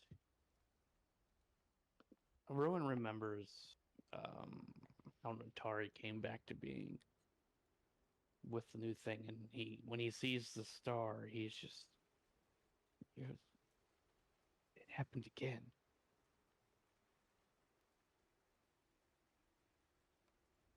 There is something strange in this land beyond what we've seen.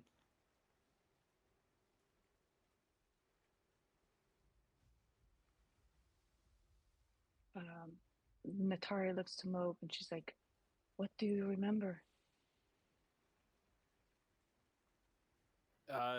So you say this to Moog, and he just has. If he was an anime, he would have no pupils right now. His just head is like still clinked back. He's kind of conscious, but not really. You're not. He's not getting a good answer out of him.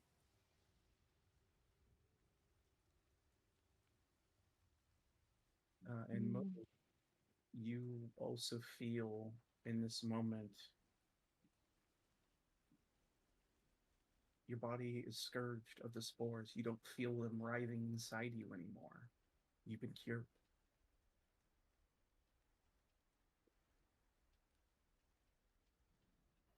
Moog notices this and kind of takes a deep breath, and a small smile is on his face. Interestingly, he can't really like comprehend what Natari's saying to him. He can't really respond with anything of depth.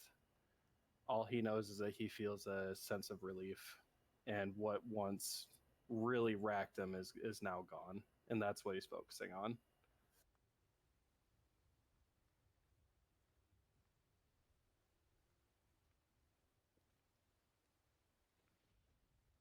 Irina steps forward and says, "Your friend, what just happened? Is he all right?" Ella's had her back turned the whole time and does not comprehend that Moog's back to life. And she shoots a glare over to her and is like, "He's dead. He's gone. What keeps happening?" Look, and she points. Yeah, as Ellis says that, Moog is casting Cure Wounds on himself and bringing himself back to consciousness a little bit more. She whips By the around way, and Moog, sees this. Your moon druid. BT dubs. BT dubs. You get your moon druid. Oh, okay.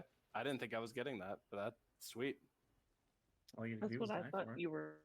Oh, yeah, That's what he was hinting for. That's hilarious. All right. I mean, yeah, that's fantastic. Let me change. It comes that with up a few strings attached. I sent you a DM as well. Yeah. I saw that, and I was like, oh, that's what's changing, and I was gonna roll with that, but this works too. I'll do both. Yeah, because your body is devoid of the spores now. You're no longer a spore druid, so something had to replace that. Right, exactly. Yeah, let me make those changes. And but if you want to, you could play it that you're not quite sure about it yet. So. I mean, for the most part, okay. So to continue narratively, he heals himself, and then addresses everybody very frankly, and he just says, I died. To be honest, I'm really shocked that I'm awake now, and I feel better than ever. This is really unsettling." And he kind of giggles a bit, and that's he gets up, dusts himself off, and truly, he's in a weirdly upright spirits. Like Moog is known to be a very downtrodden, sad fellow. Like you typically see him just quiet, sitting on a rock, and now he is very oddly somewhat chatty and very bright and seemingly better than ever. Ella turns I don't think around, I've ever seen you smile. sees him heal himself. Great day. Get up, dust himself off. She's full on mouth open right now. This land is playing tricks with my eyeballs. She walks over and she touches him and is literally patting around his body you're alive. You look at him, Ella, and yes, he's alive. You see, because his armor's still torn open, where his chest was rendered asunder, and you can see it's scarred, like a large scar down the center of his chest, where they reached into his body and ripped out his heart. But you also see he looks very gaunt. Almost sickly, like more sickly than normal. Okay, sorry, I had to look up gaunt. Let me go check a dictionary. I literally did. I said gaunt definition. Lean, haggard, suffering. Okay, got it. No, I think that's where her hands go, is that gaping opening in his chest. And he is smiling, and I think her first reaction is to be slap him. What the hell? She's mad. She's mad at him right now. He takes a slap with a smile and he says, "All will be well, Ella. Have no worries." And he puts a hand on her shoulder. She just fully hugs him and embraces him and is like, "I thought I lost you too. Don't do that. Don't make stupid choices. I'm the stupid one." Light. She looks up and is like, "You're stupid," and buries her face in his hole.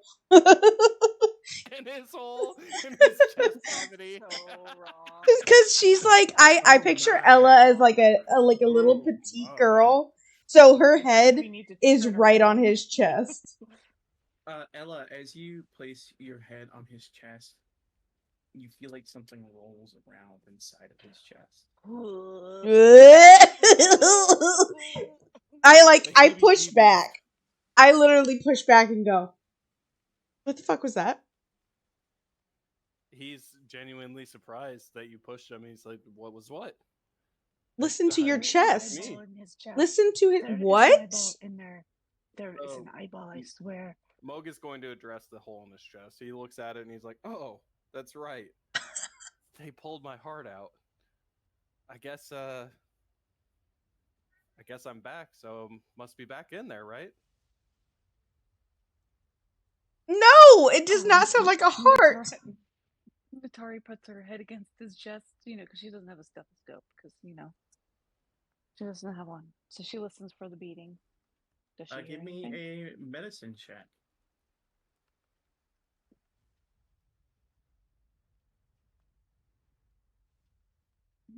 Where are they? You put your head against his chest to listen for the beating of a heart. You don't hear like a thumping. You just hear like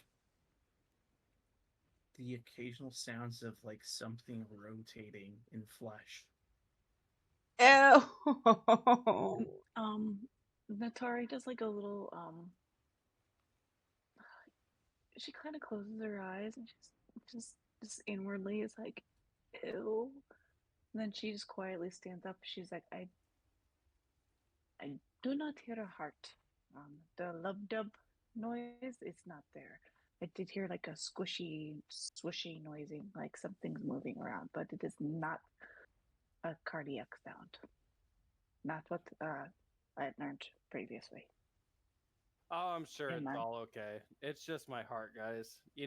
This heart, it goes through a lot of transformations sometimes, and maybe it's just not sounding the way it normally would. It's okay. I'm no, alive. no. Come on, guys. I'm alive.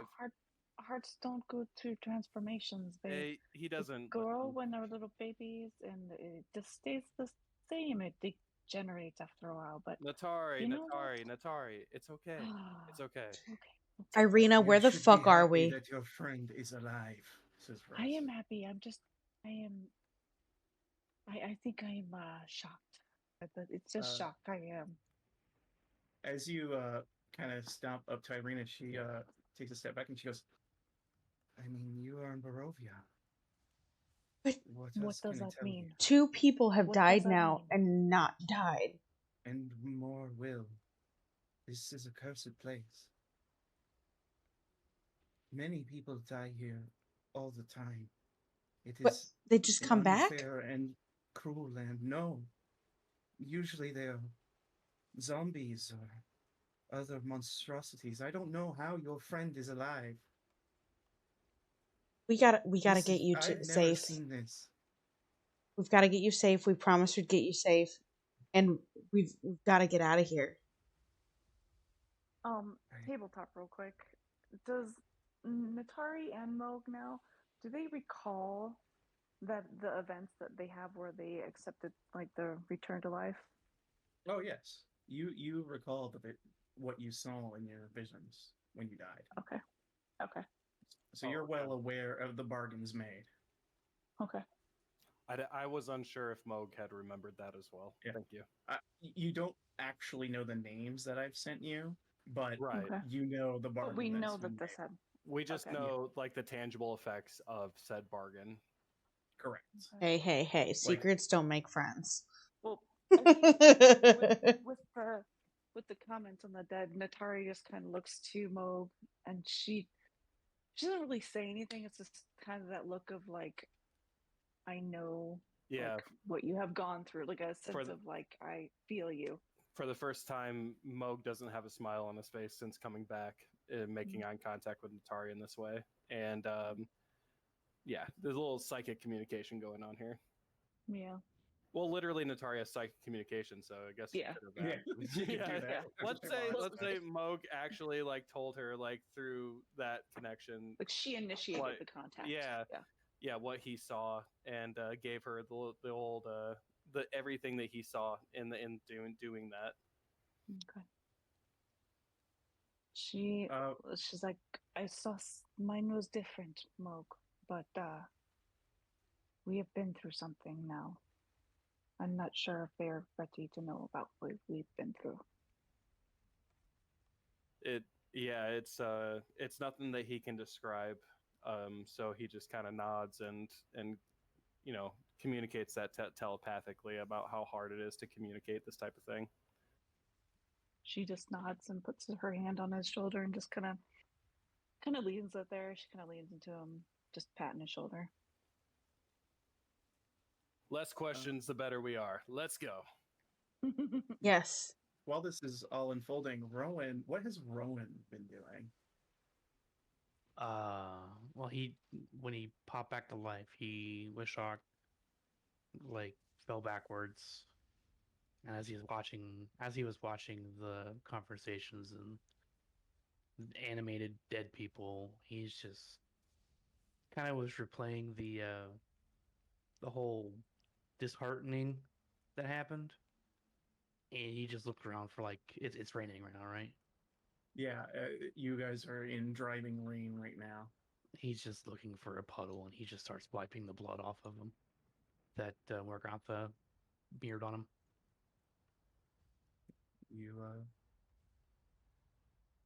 You start to clean your hands off in the puddle, Rowan, looking into the muddy waters. And for a moment you remember a dream where Moog was on the ground and something you at that time were beating him over and over, and you can't shake this feeling that you just sat there and watched them tear him apart.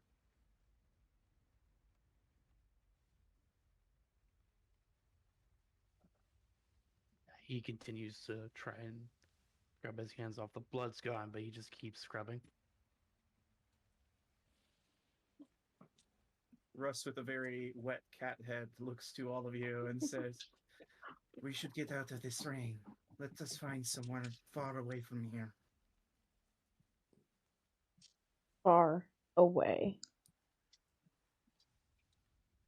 And he kind of brusquely turns, his cloak flapping in the rain, and begins to walk away from everyone. You guys, I imagine, begin to leave as far as you can away from this windmill towards your destination. You are all exceedingly tired. The rain continues to drive. Your boots are just kind of slopping into now muddy roads as you travel on. You're not sure how long it's going to be until you arrive at the town, but you've been walking a long time now. Are you there yet? Take you to the map. Yeah, real quick. It's so bright. I know, right? How Transition dare it? from that to that. Actually, let me get rid of all these happy faces and replace them with these sad ones. Oh, we still got Joey's boon. I love this. Oh, yeah, we'll go ahead and get rid of that. How long does that last? 10 rounds or 10 minutes. Yeah, 10 rounds. 10 It's minutes? really long. Okay. It's cracked, dude. It's Do so. you guys understand how hard I have to work to? It's to read this out to amazing. you? Well, yeah, because like you get temp hit points after every single round. Do you understand how hard I have to hit you for how low a level you What? are? Hey, he put 3 hags in We all there. know where's like challenge accepted. I have to kill you to For show real, you right? my love. But you guys continue down the road northward, away from the mill, heading towards Wallachie. You're gonna get to around about here and probably have to camp down unless you want to start pushing exhaustion and push for Valky. No. No, No, I think we're all good with taking a nap. for real. Napping at bad. All right. Give me some survival checks to try and find a suitable campsite. Have no fear, the druid is here. We've got a rogue, I guess. There we go, the druid. Moog, as terrible as this rain is, your like tree cover is not going to be great. It's not going to be comfortable. and but you do find like kind of a little small cave off the side of the road, and you push through it, and you actually see it's pretty well trod, and you realize that this little cave is actually a small kind of way station campsite for people who might be traveling and get caught in the ring. You actually find one, and you're In the able to get in out of the ring. sorry, for in this survival check, do we also determine if there are threats or not with this type of environment? Uh, there are always threats, is what Well, I'll yeah. say. But you don't spy any in the immediate area. Nothing that like in this area. You don't see like recent like animal tracks or other tracks in the area. Okay. So you feel pretty confident that if something comes here, it's gonna arrive as a result of chance and not Gotcha. because it's stopping the area. Okie dokie, guys. We found a good spot. All right. And as you guys set up a camp, oh, you don't need to set watches for this. I'm not going to ambush you in the middle of the night on this one. Aw. As fun as that would be, Omega Low. Yeah, here comes a bunch of werewolves. But I mean, I have a sentry with us. Oh god. that's true. You got a He robot, can't be surprised. so you leave your robot out like in the rain, just to stare. He's already rusty. Doesn't matter. He could be at the entrance of the cave. He's T-posing at the door. Exactly. None shall enter. All right. Um, so your sentry keeps watch, and you guys are all able to get a long rest and level on up to 4. No freaking Congratulations. way. Thank you. We just had to send one of our guys to die. Hey, you make enough sacrifices. If you, every time you let someone die, I'll give you one. Okay, let's just Hey, rotate. hey. I mean, we've got 4 people technically we could kill that possibly may come back. We got a long rest, right? Yes, long rest, and you level up to 4. So go ahead and hit your level up, guys. So you guys awaken, and yeah, the rain actually ceases by the time you awaken. You guys, I imagine, continue your way down this old Schwalich road towards Valaki. Yeah, I'd say so. Excellent. Yes, indeed. Someone for this travel roll me a good old D20. I got you. An 11. Let me bring things up here. Oh no. Wait. You find yet another mirror. Okay, so whenever we fight a Medusa, we're definitely gonna win. you're gonna rock that Medusa so hard. You I mean don't like, even look, know. look at me. Wait, didn't Toast repair the Medusa mirror?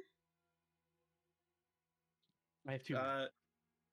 You he ended up repairing the majority of a mirror. He couldn't Oh. find all the glass, so there are a few missing pieces in it, but it's a mostly functional mirror. You'll have to adjust it to make sure you can get your nose in the frame.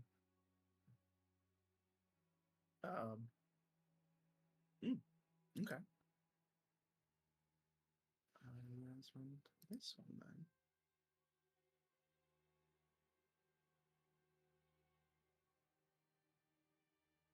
Make sure I get this set up.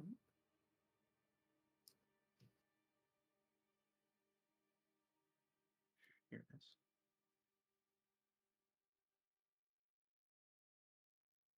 Oh, I gotta get rid of Natari's Mega Aura.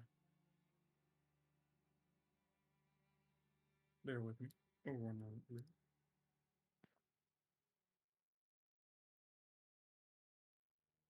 So the road itself is pretty wide for you guys, so it's like a good 20, 30 feet wide. Are you guys all just kind of traveling loosely together? Moog is weirdly in the. Is there trees around us? Sparsely off to the sides of the road, but as you could have been kind of getting closer in this area, you see it's kind of like there. It is a trail, like an actual trail. So there are like wooden fences, and you kind of see like what appears to be like wild pumpkins and stuff growing in the area. Moog is like not on the trail. Like weirdly, he's just like traveling along the sparsely laden trees and some like crops that are fielded along the way. The rest of you guys sticking to the trail. Yeah. Yeah, everyone will stay on the road. He's just kind of marching next to his robot, which is right behind Arena. So you're next to the robot behind Arena. Natari, where are you situated? So, all right. Natari's just kind of, I guess, she's following everybody right now. Yeah, she's just kind of she's following Ella. Russ is kind of walking in a space between Ella, Natari, and Moog, like just kind of in that space between everyone, but walking with you guys. As you, and it's still overcast and cloudy, but it seems like you have better visibility in this moment of the day. So it's still overcast, but you don't need to use like dark vision or torches to see further ahead of you. So there's enough light it would seem, potentially. Though you see no sign of the sun. It's just lighter out in general. And as you approach, you will see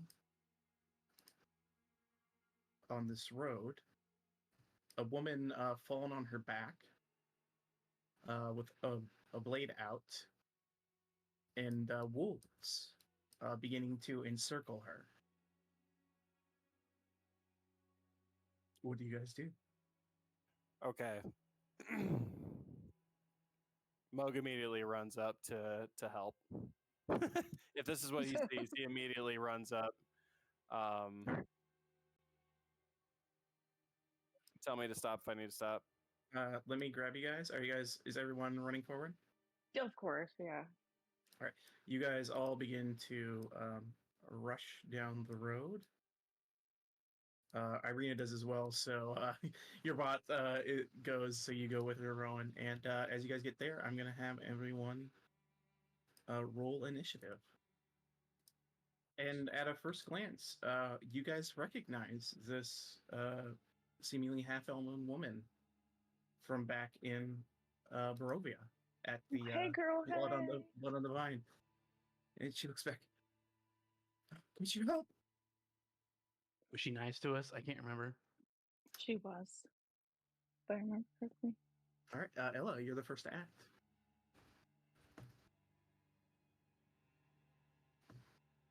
Yep.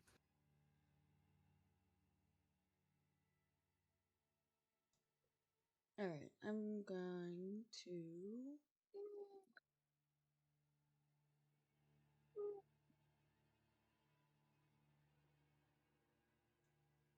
I'm gonna run up here and wait. Hang on. Sorry. Here. And gonna raise this wolf. All right, you want to raise the wolf? Yeah. All right, you mean. All right, he's gonna make a charisma. Dude, so much riz on this wolf. You failed. You have advantage. All right. I'm gonna take a shot at him with advantage. Game. Come on. 15 definitely hits. Or 19 does, I should say.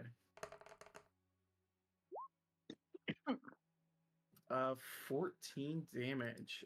You shoot a bolt straight into this wolf's eye, killing it. I look back at her and I'm like, "Are you okay?" She just nods at you. And is she like down, like laying down or sitting down? Yeah, she like over? fell on the ground, so I'll mark her prone All for right, the moment. I'll just say it. Go, run. That's it for me. All right, Moog. Yeah, Moog kind of flinches at the fact that that wolf was just like shot in the head, just a little bit. Ella does double take. Shit. Oops. Sorry. See. My bad. Oops. uh, let's see. Moog is gonna take a dash. Alright.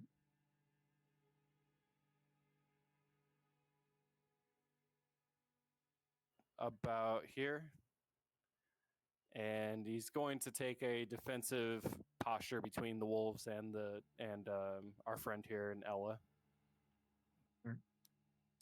Atari. Natari's gonna run up, so 5, 10, 15, 20, 25, 30. And she's like, oh no, not the wolves. She's gonna sacred flame. The blue one. Sorry. Alright. Won't No worries. stop. Dex on that wolf. It dodges. Just because kind of like mid gate as the fire erupts, it like goes around it. It's because my dog gave it advantage. That's what It's happened. true. And it continues its run forward 5, 10, 15, 20. It's gonna try and bite at Moog. An 18. 18 hits. Take 7 piercing damage. I need you to make a strength save.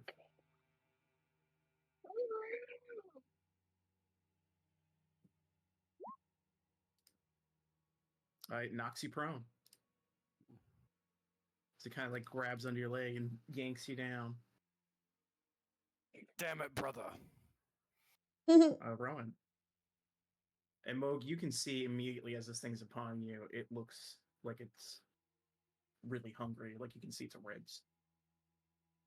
Fine, He just senses die again. kinship with this wolf. Immediate kinship. You're like me. Do you have an eyeball in your chest?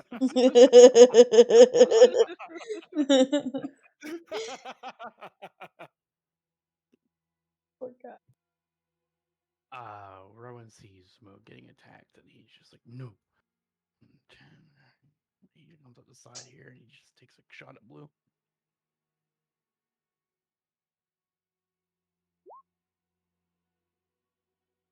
All right, yeah, it hits. 14. Bullet rings out straight through the head of this wolf too, as its grip on your leg loosens. And you hear Rowan go, not again. No more. No more. Oh, and your robot.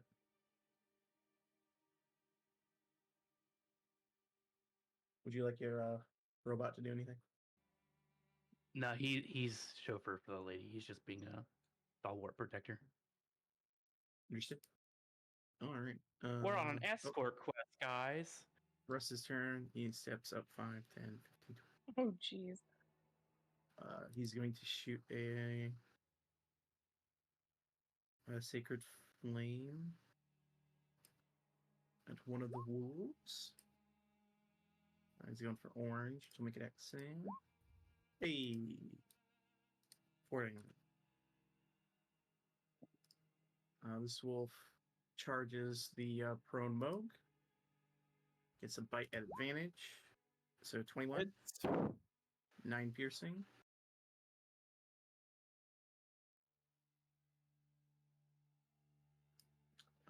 It's this woman's turn. She stands up, seeing this poor man being attacked by this wolf, and she has a dagger in her hand. Comes up and tries to swipe at it.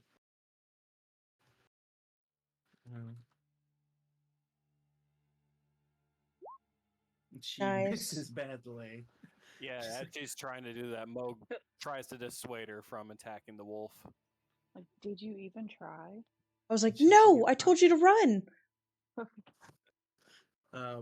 But she tries, and she'll use the other half of her movement to help Moog up off the ground. Sorry, I'm trying to help. And it is this wolf's turn. which runs up to Moog.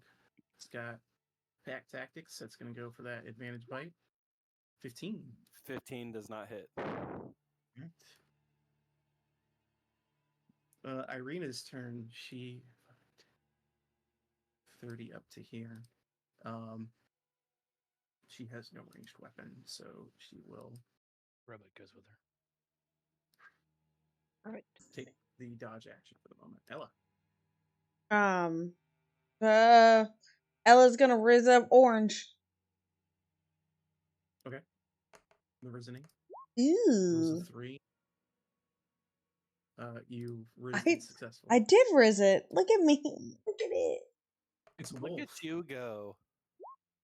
Go, girl. I Yeah, didn't. that hits. It's a wolf. It has minus Lots 2 of ones. raise.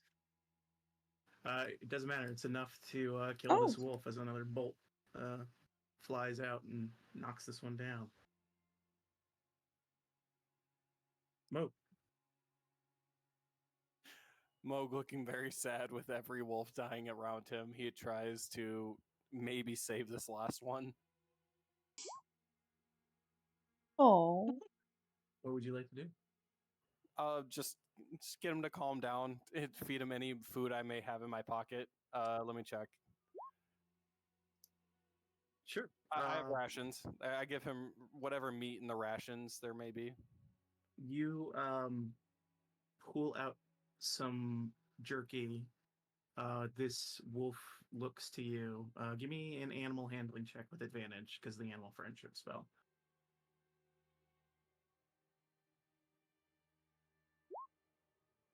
10's enough as DC. You feed this wolf the jerky, and it just kind of growls a little bit and eyes you all. And if you guys allow it, it will flee. Yeah. Of course. It just kind of bounds off into the woods, disappearing. And we exit combat.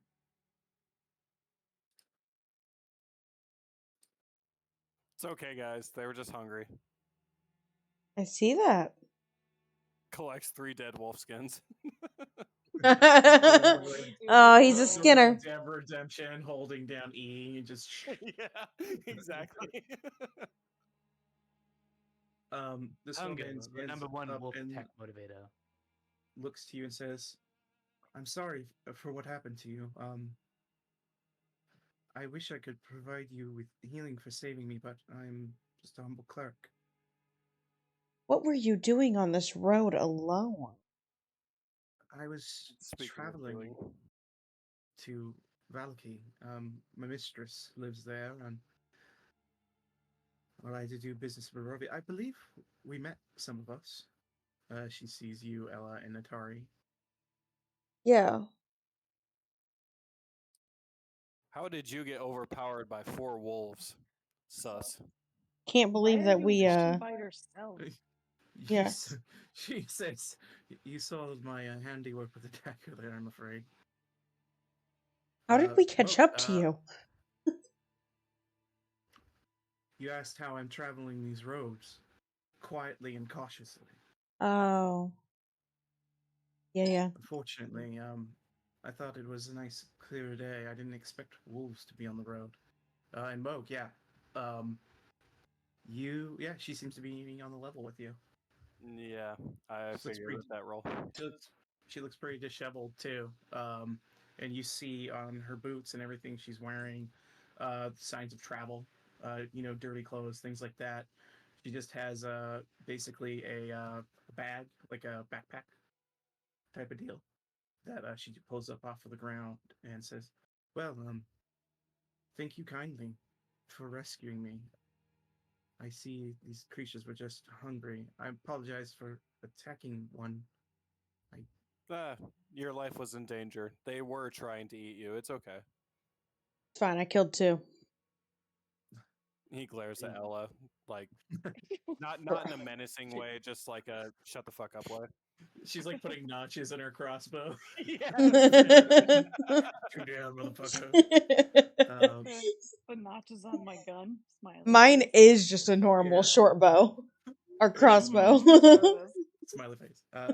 you Smiley watch as face. she kind of dusts herself off and reaches a hand out to you, Mo, to shake your hand. Mm. Moog has a moment. He's not used to touching people. Oh, I'm sorry.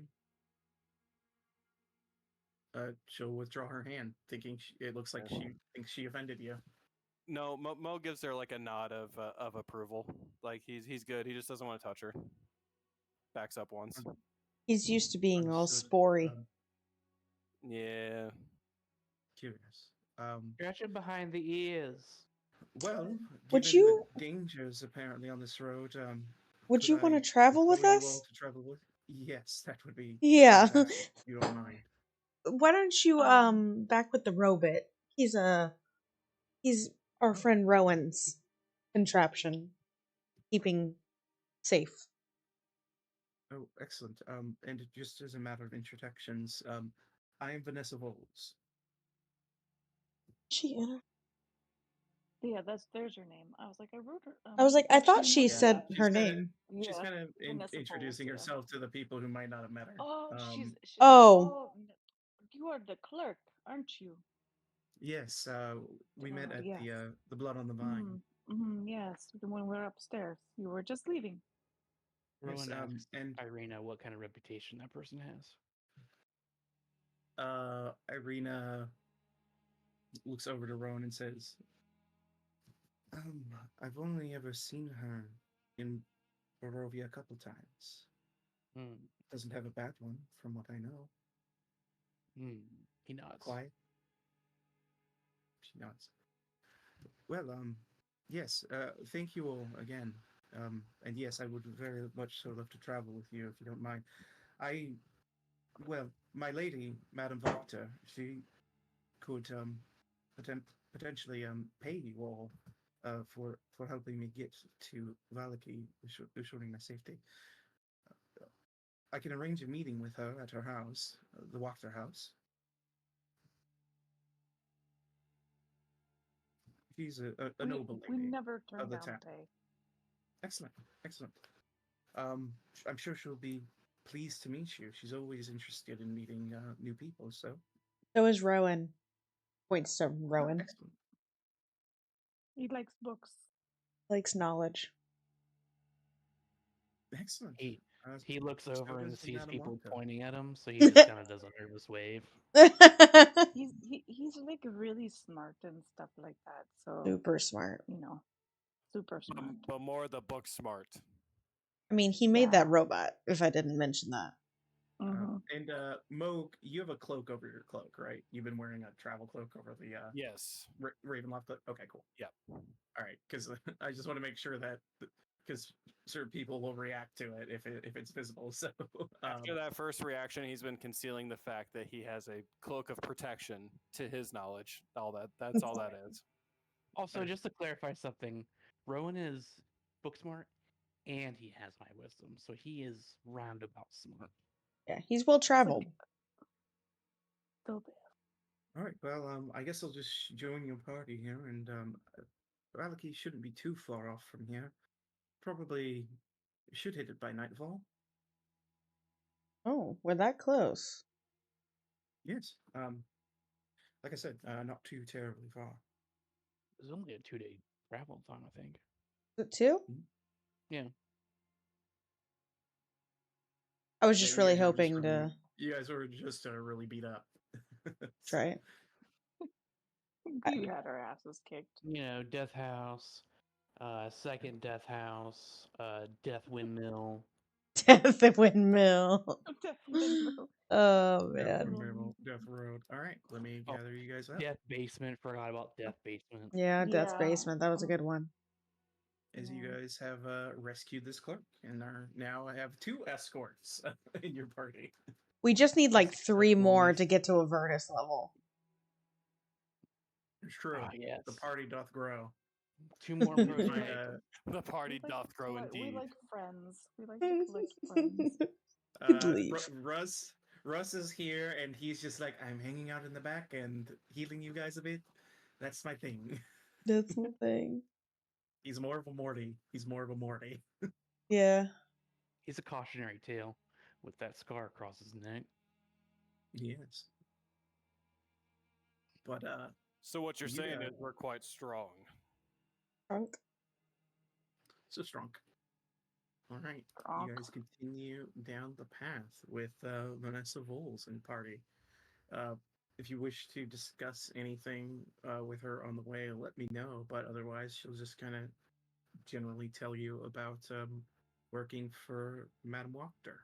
That's perfect because Rowan that's what I want to know. Rowan says, "What would you say you do here?" Oh, as I said, I'm a bit of a clerk for Madame Wachter. Essentially, I do a bit of business for her, a bit of a gopher, I suppose. I go places, communicate with people, bring missives back and forth, as well as items if need be. So you see a lot of things then. Yes. He takes that little octopus dagger out. He's like, "You ever seen something like this?" She looks at it and gives it a keen look. Hmm, a curious thing. Where did you find it? Buried treasure, pirate Interesting. dash. Yeah, there's Pirate treasure, you say? you've had pirates here. I didn't plan on coming here, and I didn't, know I would find what I was looking for here when I got here. But I did some research in my day and found some old scribblings from a pirate, and they Oh, ended up coming here. would you mind if I looked at them? I'm very intrigued. Yeah, he shows the things. He's like, "You ever heard the name Izula Cross? Young girl." She looks at it and yeah, give me an insight check. Bloop. Yeah, she's looking at it and starts kind of like reading through the papers. It says, "It sounds vaguely familiar. I've heard that name somewhere before." And yeah, as she's speaking to you, it sounds like yeah, it's hitting her like there's a bit of recollection in her voice, but it's like a distant recollection is what you pick up. Like kind of a heard in passing type of deal is the vibe you get from how she speaks. Nice, nice. Madame Eva said she knew her, but was kind of being, You met Madame Ava. oh yeah, yeah. She told my fortunes, told all our fortunes actually. Well, consider yourselves lucky. Not everyone gets to see Madame Ava. Oh yeah, and I was in her 10th longest. Oh, well, is that good for you? I mean, kind of. She edged me a bit with the not telling me Oh, the not fully what I edging. wanted to know. It was a brain edging. Oh Oh no, my. Not the edging. Oh not god. the edging. Always speaking in riddles. Rowan, Half true. you know you can blink twice if you're Oh ever in my. trouble. What are you talking Blink about? twice if we need saving. Yeah, right. Like, show on the doll where she touched you. And he does the thing, like just pointing at his temple. Well, Oh my god. I'm sure you all learned. Can you? What did she tell you? What kind of fortune did she give you? I'm very curious. Ooh. Vague, obscure stuff. It's all on cards. You know how it is. Oh, interesting. Yes, fortune telling seems to be that kind of game, doesn't it? Never tell it to you straight. You never know until you know. I hate people who are cryptic. As you guys continue down the road. So, what's your madam like? Oh, Madame Octa. She's a stately lady, older woman. Unfortunately, she's had some recent issues with the death of her husband, as well as an unfortunate circumstance with her daughter, who's fallen ill as of late. So she has been a bit of a recluse outside of her book clubs, that her book club that she likes to have. A book club, Oh, huh? do they have smut? Do they have what? You know smut. You want smut? I'm sure she has some smut books. Okay. If you ask her, I'm sure she can give you something. We won't let Rowan read that one. It might be not his type of reading. You'd be surprised. Some erotica is quite intellectual. I mean, we got Moog More talking fun than about her. worms. And You as you guys have are walking, you have the spicy books, right? No, I don't have. Spicy books. but Vanessa will look to Irina as you guys are walking, and she says, "You've been rather quiet.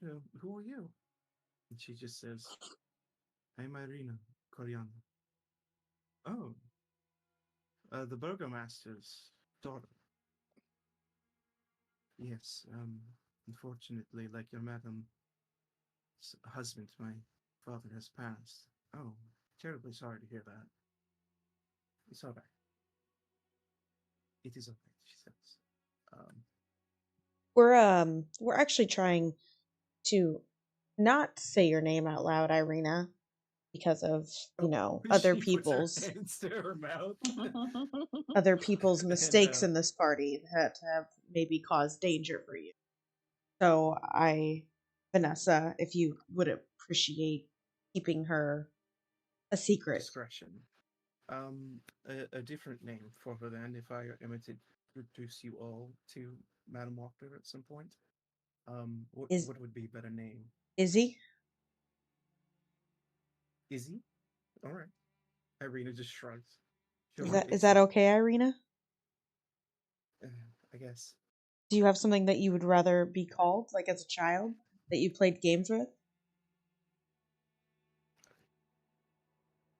Vanessa looks and goes, "Oh, I know a good name. How about Tatiana? That's a good name. Well, That's that a is it. Valyrian name." That's a beautiful name. What do you think about that? Irina just kind of goes, "Hmm, Riri. sure, Tatiana."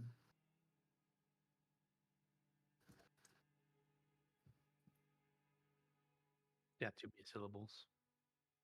How about just tot? Tots. Just call it tots. All right, so Tots. we're calling her Tatiana. Yep. Okay, not IK, winky face. Not IDK. What's your name? IDK. ID? IDK. All right. All I right. like Tatiana slash Tots. Yes. Vanessa kind of chuckles at the tots as you guys continue. Just some general chat. She does also tell you that Madame Wachter, as she said, sick daughter, husband passed away in recent time. The book club and makes mention that she's a great love of Valky, and also mentions that along the way she makes mention of, yes, it's a frightful shame what's going on in Valky these days too. Ooh, what's going on? Well, Madame Wachter could fill you in a bit more than what I know, because she knows the man a bit better. But the burgomaster of Valky, uh, he is a self-indulgent, cruel man by the name of Baron Vargas Valakovich. Ooh, we're gonna need a spelling of that. Yeah. That one was Tough to guess. You know what? I could have spelled Baron. Vargas Holt. He he believes that his superstitious nature is what keeps the devil away from Valaki. He has outlawed the mention of the Lord of these lands' name, you are to refer to him once you're in town as the devil, if you do speak of him at all, which I don't suggest. And he also demands that the people are happy and joyous, as he believes that joy and happiness is what drives the devil away. What a ridiculous thing. It's mandatory happiness, is what I'm telling you. Mm. How does one mandate happiness? Well, Mandatory happiness. if if you see a guard, smile at them.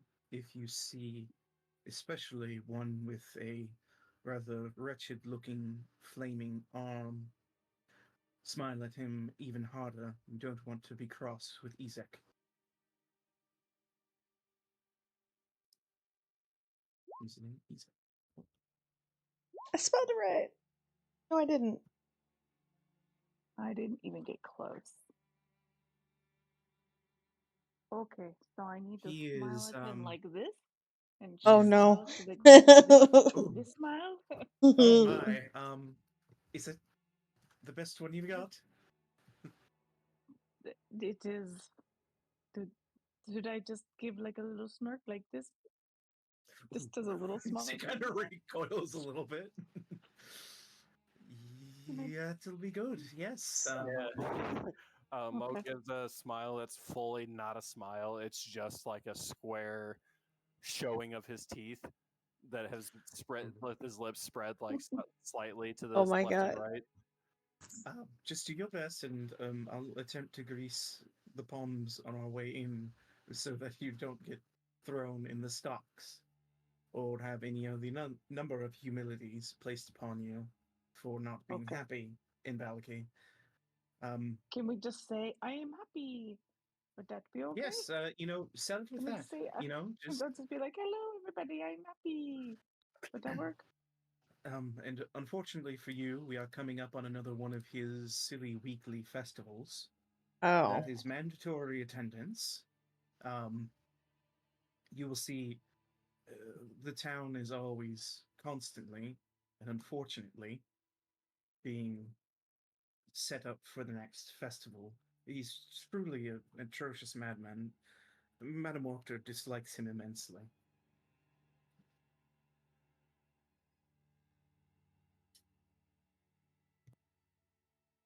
What is this festival of? I believe the festival that they have coming up. Let me double check. Make sure I get this right.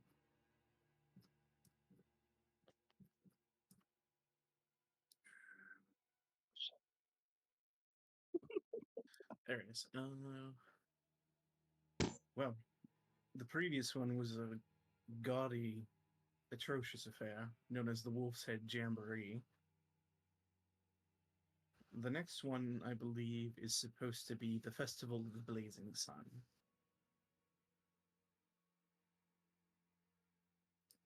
There's no sun. Indeed. She gives you this, like, look. Okay. Is there sun in Valky? No, I'm afraid there's no sun anywhere here in Barovia. I actually kind of like it. I enjoy the gloominess. You know what? Moog agrees with her, and he says, I prefer the cool, moist air to anything shiny and bright. Agreed. He says this with Moog's best approximation of a grin. That's great. She says, smiles back at you. Rowan chimes in as well. He's like, despite all of the horrors and horrible situations that we've come across since we've been here, I actually do prefer this type of overcast sky. It's pretty great. Yeah. Yes, the only unfortunate thing is all the rain. Yeah, I don't mind the rain. I like it. It's It's soothing. it means It's it's not nice to be snowing. indoors. It's just a I just, pain to, to travel wish. through. I just wish there was, not something trying to kill you every corner you turn around. That's the trouble in these lands, isn't it? Yeah. Rain and pain. She laughs audibly at that when she's tickled by that. Mhm. And over time, traveling with Vanessa and Irina in tow. Unless you have any other questions for her as you travel. Nope. All right. Eventually, you guys will reach. The sky begins to darken again, and you begin to approach a large gate down the road. You see a gate, and you see as it's like darkening, there are torchlights manning the walls and the gate itself, and you can see what appear to be several guards watching the gates into this town. And I'll take you to that map right now.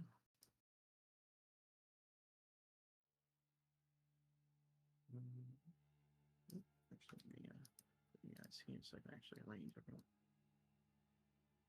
And as you approach, you see a familiar woman standing outside, leaning up against the wall of the gate. How do all these people beat us here? It's Well, probably she- because they haven't picked fights with everyone like we have.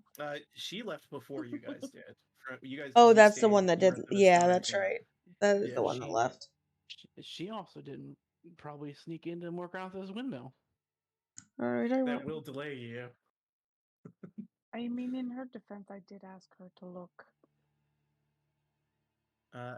Yeah, and as you approach, um, this woman is standing there. She sees you approach, and she just kind of gives a nod, seeing you all seemingly alive.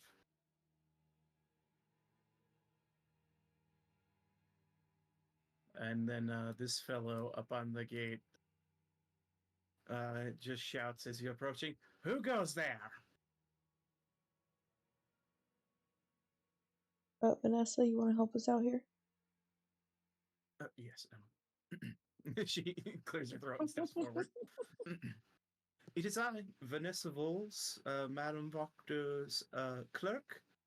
I am here with these people who have aided me on my travels on the road. They saved my very life. They merely wish to enter Vallaki uh, and peruse the town and see the Baron's wonderful, exquisite, I might say, town. And she's going to roll a persuasion check here. Rowan also smiling and waving at them. Actually, let me Can just... Natari give her guidance? Sure thing, if you'd like to guide her. Yeah. Guide her with that beautiful smile. I have to make sure I got this right.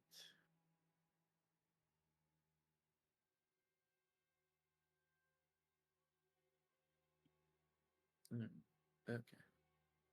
So, I'll leave that. Plus a d4. Alright. You see the guard says, "Alright, Vanessa, we know who you are. These people will have to introduce themselves appropriately and state their business, but on your good word, we'll probably let them in." And she's just going to just introduce yourselves and state your business. They have to keep in ledger.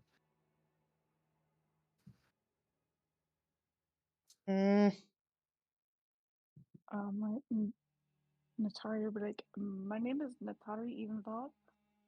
I am having a wonderful day, and I am so happy today to meet you." 1 second. How do you spell that? You see this guy's writing it down. It is Natari. Natari, Mm-hmm. and then Evenfall. All right. One more time on the last name. Seriously? Yes. Tell him his father You smells of know- elderberries.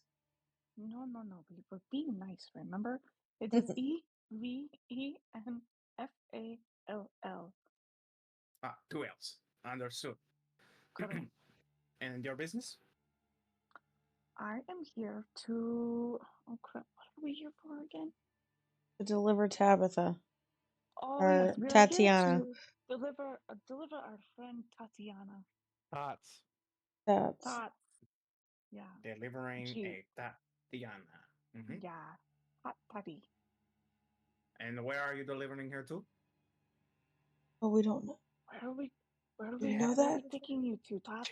To a happier place to live. To a happier place to live. That we heard that this Oh, is the he gives a happiest place nod. to live. This He is gives a the nod. place. Like if you Yes. know, yeah. Nobody Everyone does is happier always happy and they're than like, that. or else. And he points a Mm-hmm. finger at you. Or Oh I else. am. my Everyone Do should you live. see? god. Do you see how happy I am? I am so happy. You look I very can't. strange. Anyway. I Especially Well, the it's can't. been a bush. rough road, but Maximus. you know, we gotta pack Fish. the There. wolves on the way here, so you know. Last But we are question. so happy to see you. Ma'am, please stop. Last question. Mm-hmm. Are you a Vistani? No. Good. He checks it off. All right, next one. Ella will step forward. Ella Winera, Echo Lima Cool. Lima Alpha Whiskey India November November Echo Romeo Alpha. I cannot write that many words oh very fast. my You're going to god. have to spell it. They don't Wawa. breaker, they don't know phonetic alphabet. I try to make it easy on them. No. No. One Just of them make leans it simple. over and whispers to the other one, I don't know. Keep it simple. You know, remember the acronym KISS. Keep it simple, stupid. Got Are you it. trying to say that I am stupid? We are She's in our head. telepathic. because Oh, she okay. does Oh, sorry. it's because you don't say breaker breaker He where it looks at doesn't you. know. This is a breaker conversation. Understood. Breaker, breaker. He feels insulted. You see, he feels insulted for some reason. Probably because Just he doesn't smile, know the because when phonetic you're happy, alphabet. All right. Go ahead and spell that out with normal common letters, if you would. ELLA. Last name Slow WINNERA. down. Slow down. All right. Where did you leave off at? W. WINNERA. Mm-hmm. Mm-hmm. Mm-hmm. Mm-hmm. All right. oh my god. Okay. And your business? To deliver tots to a happier place. Delivering thoughts to happy place. Okay. And are you a Vastani? No. Great. Checks that off. Um, next one. Are they on ground level or are they up high? Yeah, they're up on a gate, so like they're on like a rampart. Man.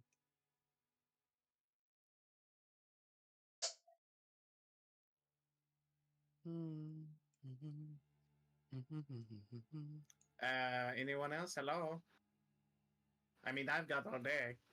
Sorry, I was thinking. Yeah, Moog steps up while there's an awkward silence. He says, I'm Moog. I'm here to protect everybody you see in front of you. That's it. All right, spell Moog. M Mm-hmm. O H G. Ah, Nihil. He nods at you. Oh my god. Neil.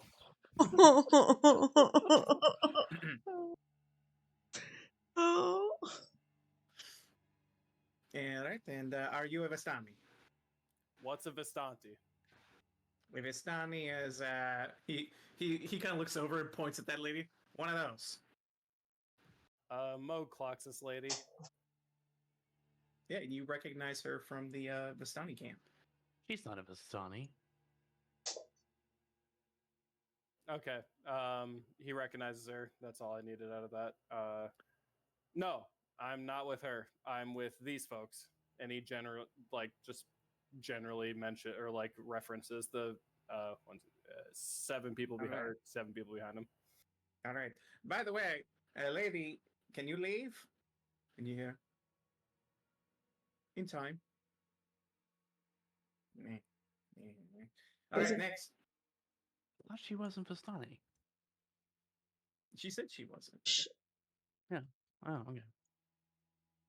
She said she wasn't with them. Is what she said. She's getting profiled. That's what it is. Mhm. Mhm.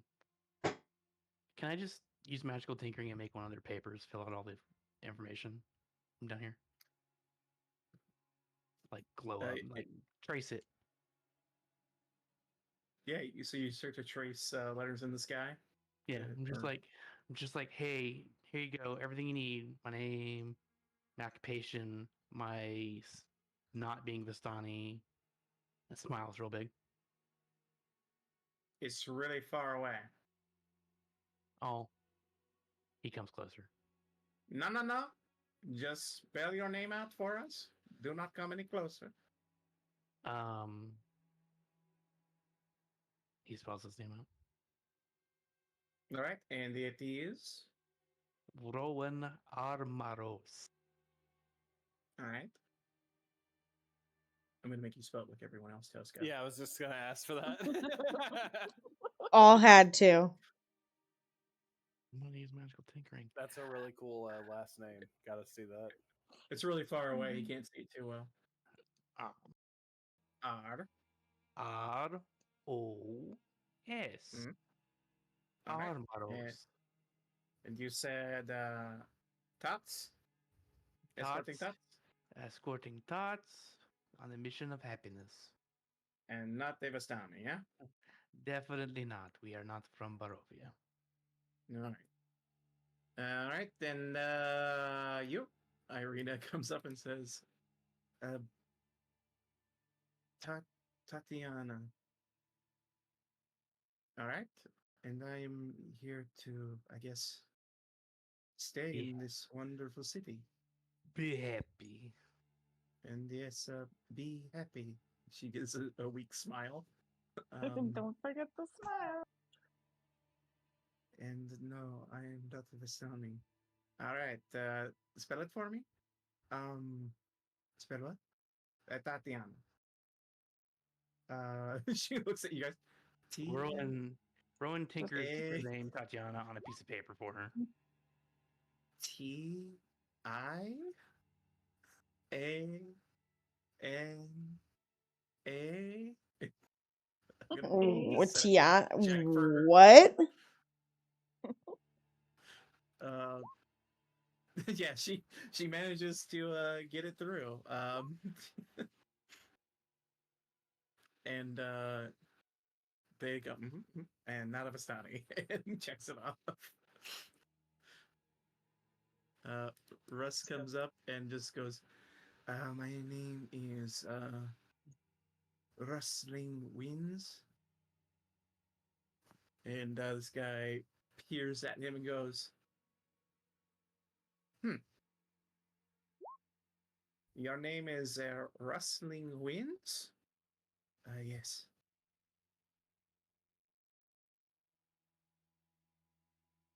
Are you sure?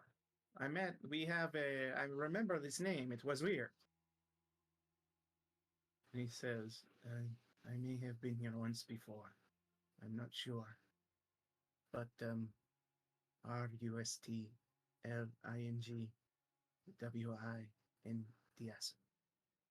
And no, I'm not Vistani. I'm here looking for my friends. All right. I'm looking for friends. And that is really sad. He marks that one down. And he goes, all right. And that thing points to the robot. It is not a person, it is automatic luggage. This is the equipment then? You'll have Yeah. to register the equipment and we will have to put a tag on it. That's fine. Put whatever you All want right. on it. He takes out a little red tag and drops it down near the gates. All right, you can walk up and grab the tag to put on the thing. I put Thing- your Yes, I put your number on it. You are number 237, all right? That's you. My robot walks up and picks up the tag. All right. I like to see all these smiling, complying faces. Very well. One moment as I take this paperwork inside and make sure that none of you are on the watch list. He goes into a door on the side and disappears for a moment. Ella. I also magically tinker a giant smiley face on my robot. So it's just a glowing smiley face. Ella turns to Nat after that whole encounter and just like, what the fuck face? Like big eyes, like, oh my god. Nat does her big smile. She's like, we are happy, aren't we? Breaker, Look, you gotta stop. You approach Esmeralda, and she looks to you and says, "Oh, you made it, did you? Yeah, we made it. You How look are a you little doing? worse for wear." All right. Good. Glad to see you safe. Good to see you alive. I Ha! didn't think you all would make it. Well, that's a funny joke. Sorry, you probably don't get it, but yes, I'm here, living. I thought you weren't a Vistani. Why are they not letting you in? I'm not a Vistani. And she says, I'm not a Vistani anymore. But I was. So they're racial profiling you. Got it. Yes. That's all right. Tell you what, if you find a man named Van Richten anywhere in this town, come find me outside these gates. And please spell his name. Gotta add it to my ledger. Van Richten. I've been looking for him. I have a lot to discuss. What do you want to discuss with him? Business. What was her name again? Her name is, I want to make sure I spell this right in 1 second. She hasn't given you a last name, but I'll give it to you. I shall give it to you now. Esmeralda Davner.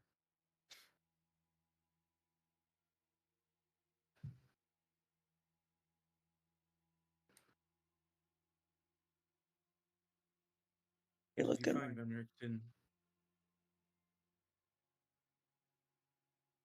tell me about it. Where do He's you hard want? to find, though. He's very good at disguising himself. Well, can you give me a description? I can tell you the Van Richten I know. Okay. As she folds her arms. Let me pull him up here and give you a description.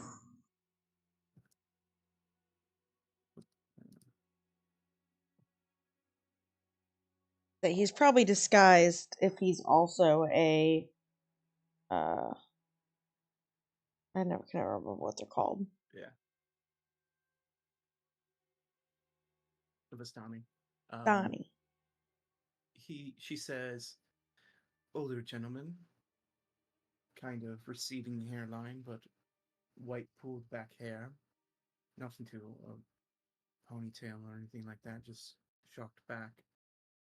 Has a beard, wears glasses, tends to walk with a cane from an injury he received many years ago.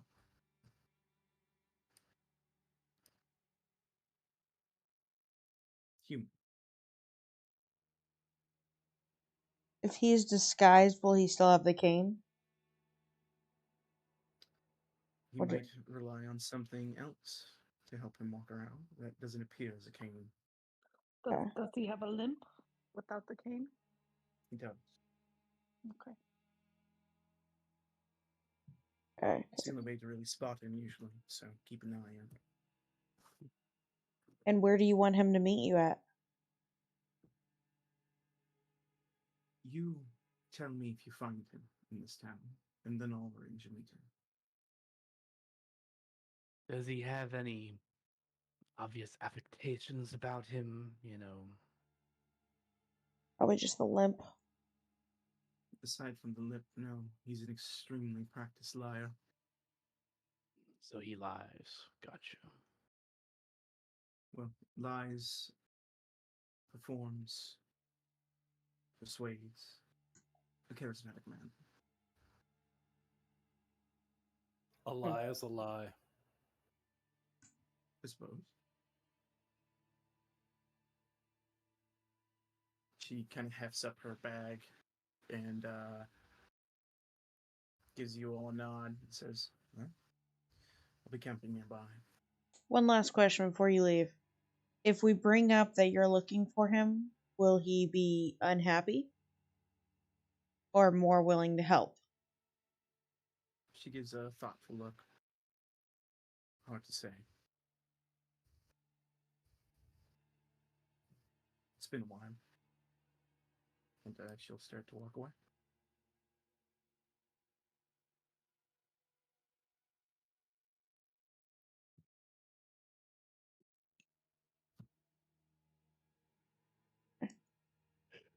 Man, taking these guys so long. Hey, you! Yes? What's taking him so long? It's a just lot getting of confirmed paperwork. that way. Is it a lot of paperwork? It was 7 names. 8 names? 1, 2, 3, 4, 5, 6, 7. He has to go through many pictures of people's faces because sometimes people lie at our gate.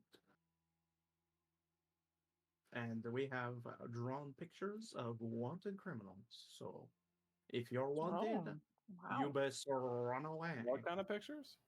Well, we're not The running. pictures Drone. of your face. Yeah, well, we was. Look, we're not running. Doesn't that mean anything? No. Oh, okay. Okay, so we're not welcome.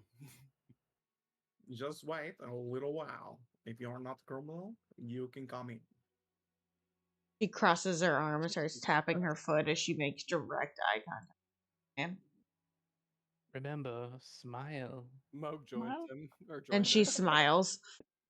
She's smiling with the two Smile like a people, non-smile.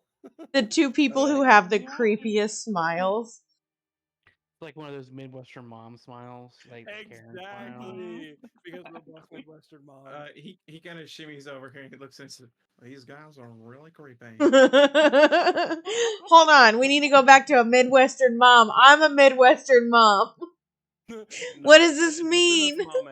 Just in this moment, Moog is joining you in the Midwestern mom energy. Oh, okay, and, gotcha. presenting it. We'd like He to is- speak to he your is fully manager. a Karen right now, and yeah, Let's you go. are like IRL Midwestern mom, and I am not.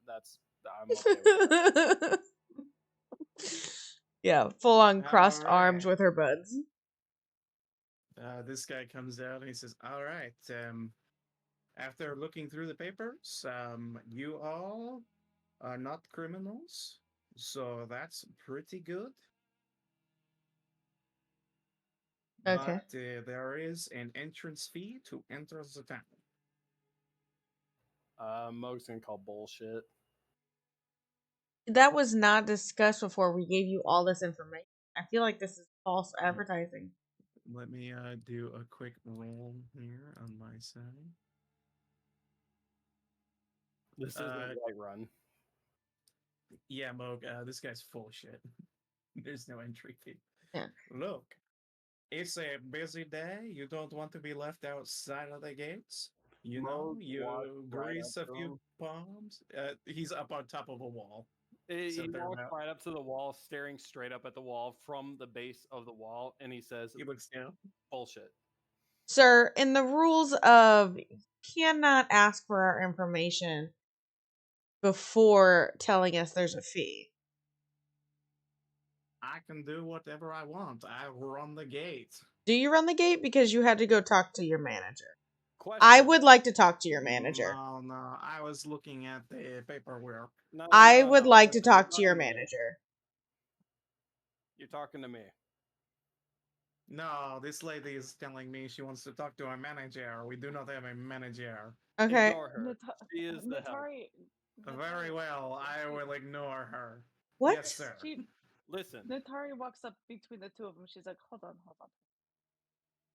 Listen, is there anything that maybe you and I could discuss privately together that maybe can help us ease into Oh. this place? You see Ella Right, like rubbing her hands behind the back. do you also shoot a smile at him? No, she doesn't. She does like her little.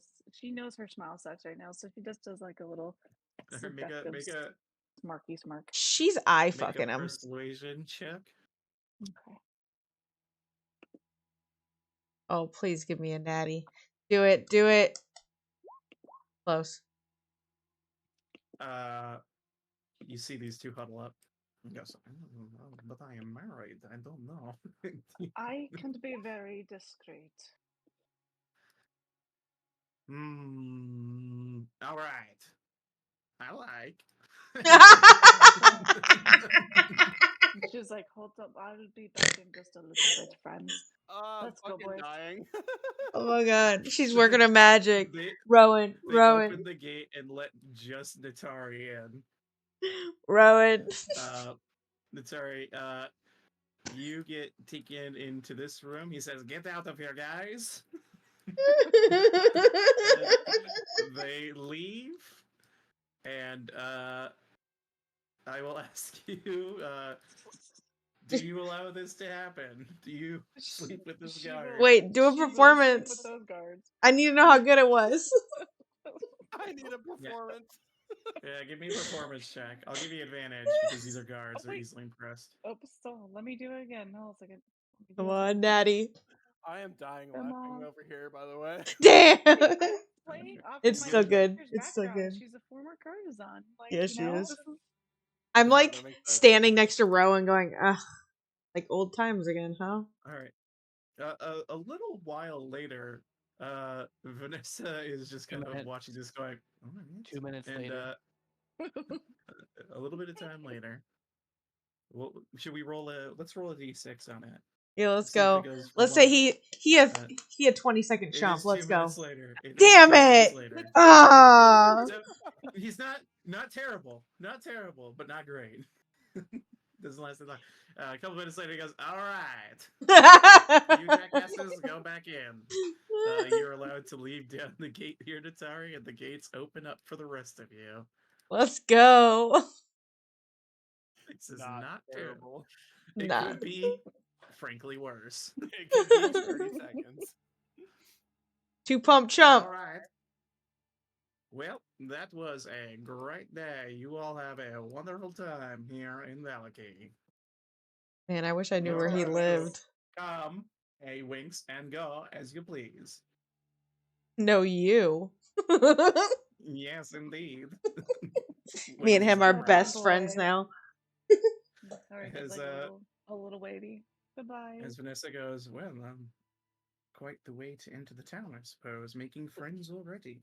Use your strengths. That's what Listen. my mom always told me. You know, I have a Olga taught us to use our strengths and our skills, and that's what I did. All right, Matt, I would have reimbursed you from Madame Wachters' coffers anything you had to pay these men, but that's fine. She died. She kind of needed this. I did. You know what? I haven't had a decent lay for a couple months now. So It seemed like it was pretty decent. 2 whole minutes, Nat? Come on. What do Fist you bump. mean? What do you mean you died? What do you mean? What do you mean? You mean? Hmm? Who said she died? She did. I did. Yeah. In Barovia? Well, you know, before we got to the town, my hit points went down to 0, and I died. Your hit points were reduced to 0 before the enemies were understood. Yes. That is odd for you to still be walking then. Do you know? It's rather odd that I'm here I still am. walking too. It was chest. You show her. Yeah, Scar. I show her that the cave, like the cavity in my chest that's been healed over. She looks at it very fascinated. She's like, interesting. Listen, put your ear to it and listen. Puts an ear and can hear the gross movement. And she goes, what? How? That is It's an fascinating. eyeball. Really? They keep saying it's an eyeball. I wasn't awake when they saw it, but apparently there's an eyeball in my chest. And, well, I think they're all probably crazy, but, I'm alive. That's all that Well, matters. there sure as shit ain't a heart in there. That's what you say. That's what you That's what I saw. say, and that's what Morgantha say as she ripped it out of your fucking chest.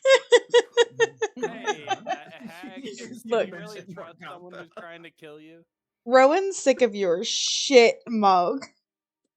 I'm sick of Rowan shit, says Moog. He He's was like, the only "Please." one in there who saw what happened. I'm gonna take his word.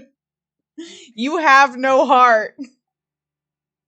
And there was an exit 10 feet above his head. Oh yeah, Rowan, by the way, there was a window above you. My bad. Gee, thanks. for telling me As we that. move to the town map. Bobby. God. Ron was good. He didn't have to leave. He didn't fucking die. All right, That's so true. Just had to watch it. you guys are entering through the eastern side of town over here. You guys, after Natari works her courtesan magic, get through the checkpoint there without having to pay the meager sum they would have asked for. So no issues. uh, but Vanessa is very interested in all this conversation. You guys talking about dying, uh, running into Morgantha, and eyeballs in someone's chest and hearts being ripped out. She's very fascinated by it. And Irina is just kind of like, yeah, I at least saw one of these happen. I didn't know another person here died. Or I heard I was closer to one being dead and I didn't know about the other one. Oh, Irina didn't know about me dying? No, She knew about you, but not Natari. Oh, okay. Doesn't she know Yeah. about Yeah. Russ too? Because what's her face did say that you were supposed to be dead or something. Yeah, so she has an inkling with Russ because the Anastrasya mentioned it. Right. Oh, and I will also mention there are the bite marks on Irina that you guys still haven't talked to her about.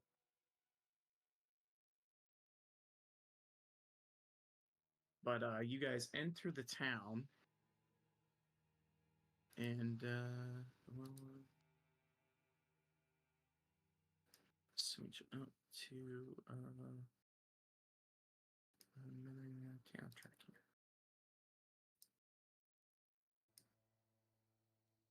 All right. As it is the evening, you come into town, and you immediately pass by over here an area that seems to lead into like a stockyard. Uh, it appears to be like a place where there's various wagons, things like that. As you're walking by, you do see multiple guards, like a lot of guards, walking the streets of this town, similar to the ones you saw on the walls, who go in pairs throughout the street. And you see them just generally, especially late in the evening, they are checking on people who just like smile and nod and say, "Oh, well, we're just on our way home." Type of business. Seems like they're keeping it fairly strict in the evening, but as you come through the town, they can see you are travelers, and outside of just noticing you and keeping an eye on you, they don't directly come in your way. Um, but it seems like the populace is being pretty well policed at a first glance. Um, Vanessa looks to you and says, "Well, I can take you either to Madame Walker's house. Well, I suppose I should actually discuss it with her before I invite you over officially. There is an inn in town, the Blue Water Inn. If you'd like to head there, for the evening, I could go speak to Madame Walker and meet with you later. And as long as she's okay with meeting you all, I'm sure it will be fine. I can get you an audience so you can discuss some things with her if that's okay by all of you. Um, is there possibly a blacksmith that we could go to fill in this hole in Moog's armor real fast? Or a leather worker? M- Moog is fine as far as his armor is concerned. Oh, okay. Well, if you're looking to get provisions, you could probably find some people peddling things at the stockyard just near us. Um, there's not a lot, unfortunately, to They go aren't around. assholes like Biltrath, are they? No, no, no, no, no. He's a special kind of asshole. I don't know. He was kind of growing on me. No, that was his brother. No, hashtag save Perry Wimble. We will save him one. True. Pember, Yeah, lick Periwimble. Yeah. Pember Mhm. snack. Pember Yeah, snack. snack. A snake. as Snack. Snacky but she says shack. to you, yes, there is that shop. I don't think he has any weaponry or anything like that, but Blinsky has all sorts of oddities. He runs a toy shop. You could always check over there for anything odd. He might actually know something about your odd dagger there, friend. He does like curios. Ooh. What's this guy's name again? Blinsky.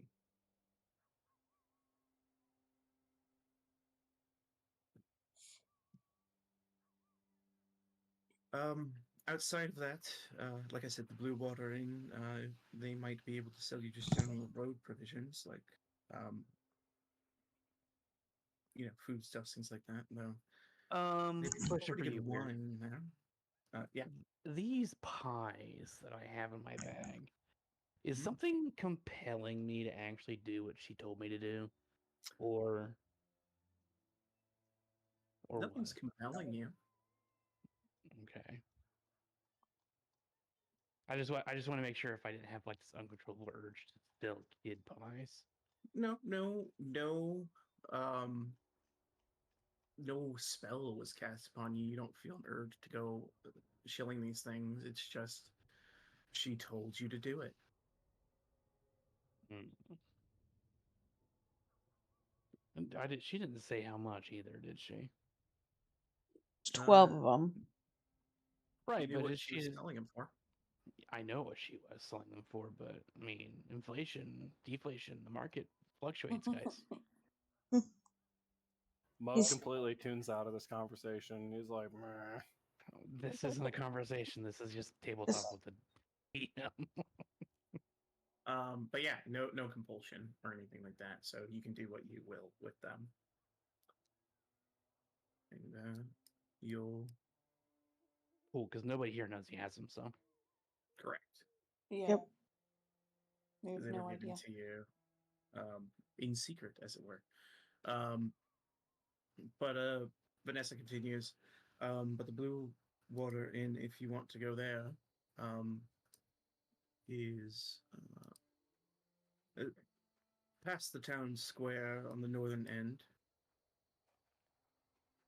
and I believe Blinsky's is just down the street south of that. The stockyard is south of where we are now, and Wachter House is. Let me double check where Wachter House is. So you don't wear armor then, Cappy? Let me check. I gave him studded leather armor. Yes, he wears studded leather armor. I guess it depends on how you're imagining that armor is woven or worn due to his injury. Honestly, there's not like a lot of breakable material, I would imagine, in between his chest and where he was struck. If there was, then at this point, it's not. He's not gaining much from it. If if needed, I can knock it down to a leather armor, or we can repair it to a full studded leather armor. You Guys, probably want to get a repair. we have God with us. There's a simple way of asking. Is his AC lowered right now? That's true. I'm going to say yes, because Yeah. they tore through his armor to get to his chest. So he's got a pretty glaring hole in that armor. So, If- so it's That's the why I equipment of thought- leather or studded leather. I It's say a we just get it -1 to repaired. whatever armor you're wearing. All right, so he has an armor class of 17 right now instead of 18. Okay. I definitely think that we should get it like repaired at least. If they don't have much, maybe they'd have enough to at least repair the hole in your Patch it up. chest. Yeah. Because I enjoy your high AC. Yeah. Yeah, definitely. If you guys want to outfit Moog with newer studded leather or some other kind of improved leather or scale armor, I'm not sure if that is within light armor or medium armor, but he's willing to Since accept it's it. torn, would mending work on it? Oh. Good point. Because it wasn't. Because I couldn't use it on Natarius because it was melted, but this was Yeah. torn. Just asking. Over time, I suppose you could fix it. It would take a while because you're like fixing slowly a bunch of different seams of leather back Yeah. together.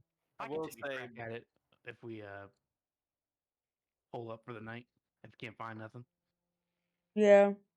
See what the stockyard has, because she said that they don't have a lot, but they might be able to repair a hole if they don't have a lot. So I think that would be our better option if rather than you piecing a thread together piece by piece. I mean, if we got time, I thought that's the only cost of it is time. If it's Mhm. my mending is a cantrip, It it will doesn't cost only anything. cost you time. Triggered. Oh no! Don't not that again. No. Why do you keep Triggered giving my my characters characters. PTSD, Weir? Yeah. Why do you keep giving me PTSD, Weir?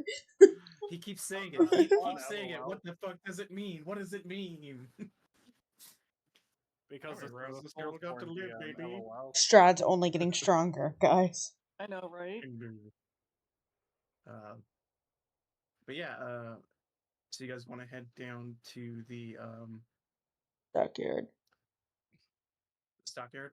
Yeah. You head over to the stockyard. Um, you see Vanessa says, "Well, I will head to the Wachter house. I'll just stay at the Blue Water Inn, and I'll come find you. Okay?" Thumbs up. Is all the stuff we're looking for like in the same general area? Yeah, Um, you. But Vanessa is going to depart from your party essentially, as you guys head that towards the stockyard. Stockyard was here. Inn was here. Yeah, down. Stockyard's here. Inn's over here. Okay, so And you watch Blinksy's Vanessa here too? takes the road to the west. Blinsky's was down over here, closer to the inn. Oh, okay. Whoa. Blinsky's a thing. Blinsky. I gotta ask that guy about my dagger. Hey Rowan, if you want to go there, I can take Moog's armor. I mean, I'm not tabletop. I don't split the party. It's not Run how I roll. runs away from Rowan. Okay. No, I'm Doesn't just split the party, doesn't split the party. looks at Rowan dead eye. So I will let you know as you guys begin to head a little bit into Valky,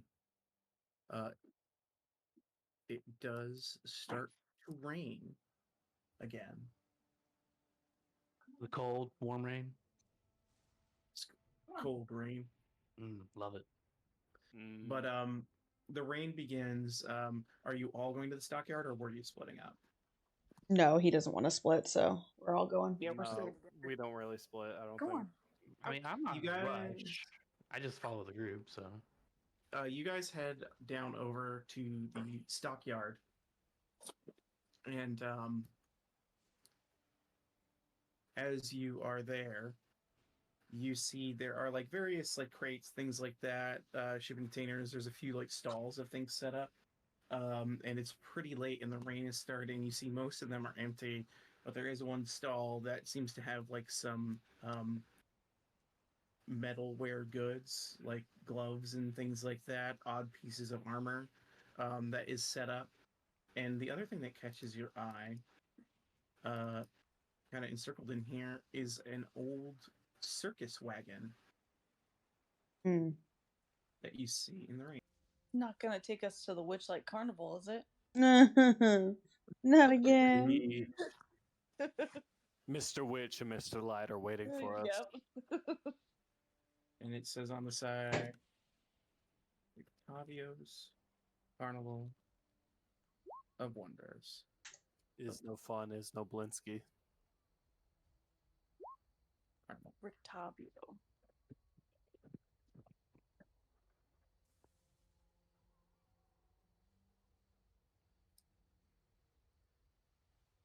Very cool. But yeah, you see a man who's kind of breaking down his little shop as the rain's starting, looking up and goes, "Damnable weather."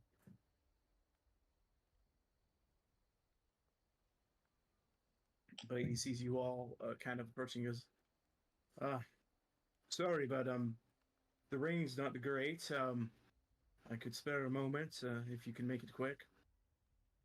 I just need to know if you might be able to repair some studded armor. He kind of looks. How bad? A hole in the chest, about hand size.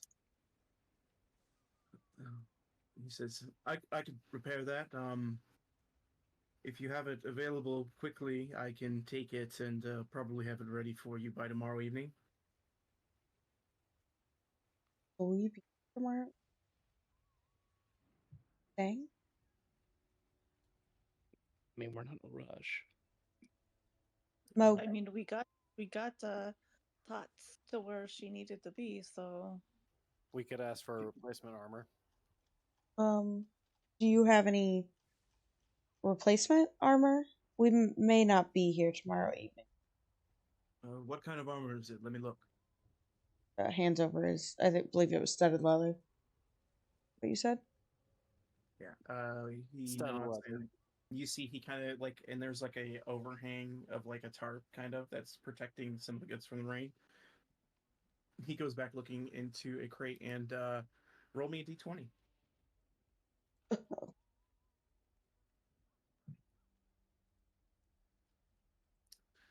He looks through and says, "I have some regular leather armor, but no studded, I'm afraid." Guys, we might be here until the again- evening. I mean, are we planning on leaving? What other business do we have here besides making sure that Tots is settled? What other business do we have elsewhere? Very We true. don't really have any. We don't really have any. We just do what we want. We just sort of are here, kind of. No offense, Abby. She goes, none taken. Moog, you want to hand this man your armor? Moog hesitates for a bit, and then he takes off his shirt or his his stud leather armor shirt, and hands it over. Yeah, he just takes the top piece because that's all he needs to repair. And he says, "Right, as I said, come back in the evening. My name is Eric."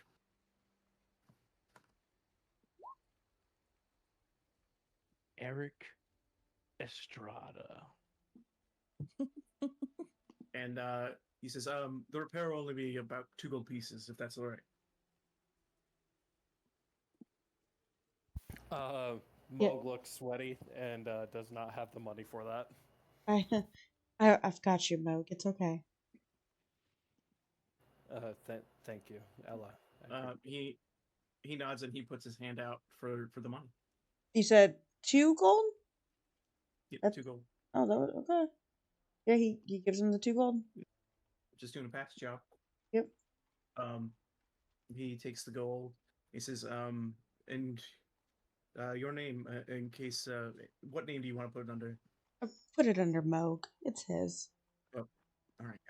You see, he kind of like goes back, and he has like a little pad under like one of the coverings, and he kind of like writes down name Mo repair, and you see he jots it down. He goes, all right, I'm gonna close up shop, but I'll take care of this for you. Come back tomorrow. Thank you. Of course. Welcome.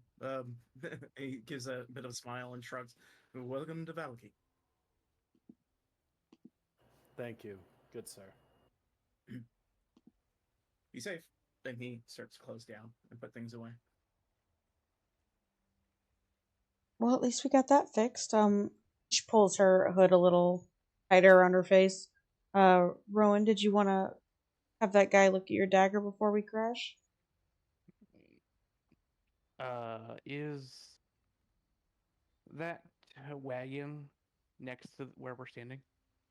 It's not too far away. Is anyone like working on it or anything? No, you do see there are some ravens taking shelter under the overhang of the wagon, just kind of watching you. I thought that was his.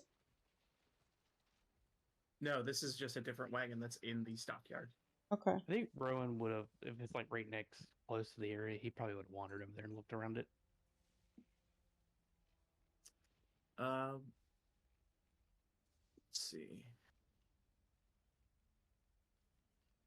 As you get close to it, you watch as the wagon suddenly lurches a bit, as though something big has thrown itself against the wall. You hear the cracking of wood and scraping of metal and the snarl of something inhuman. Okay. Oh no, not again. Moog prepares Moonbeam. Pulls her He's bow. Rowan is again looking, seeing if anybody is trying to tend to this thing, and he's kind of circling the wagon now. As you kind of get a little closer to inspect, you see the sides of the wagon appear to be spattered with dry blood.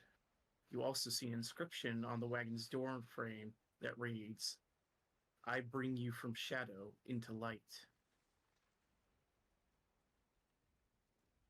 I bring you in. Okay. What was that?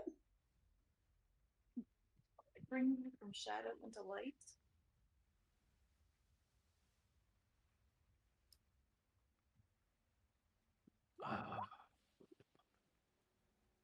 Is this like one of those animal wagons that is like has bars on it and you can see inside if I walk around it all the way? Yeah, as do you want to get closer and peer in? Well, he's hesitant, but he's just trying to circle it, see if we can see if there's anything that might let him look inside, maybe, and then like he might pick a rock up and put a light on it and throw it in there. Yeah, you kind of toss a little stone of light in there. And do you peer in at all? Sorry, I didn't hear. I'm not getting close to it now if it's snarling. The little light hits into the inside of the wagon, like through the bars, and you just hear like a snarl, like a cat-like snarl. You did this while we were over with the smithy. Yeah, I would say he was doing that while you guys were talking to the smithy guy. All right. Yeah, and after they finish the business with the smithy, yeah, Rowan, you that's unless you get any closer to inspect, that's all you hear. The wagon just kind of like lilts a bit. Well, Rowan, making friends. Should we just knock on the door? What? No, he's he can still, from where he is, can you still see the rest of them? Yeah, you can see them. Okay, he's just like waving at these guys. He's like, "Hey, look at this thing," and he cautiously approaches the cage side to kind of see if he can perceive anything in there. You look inside, and lit up by the stone, you see a large saber-toothed tiger, Oh God. Oh clad no. in metal armor inside of this weapon. Damn. Does it look Oh. wounded or anything? Is it what? Does it look wounded or anything? Give me a perception check.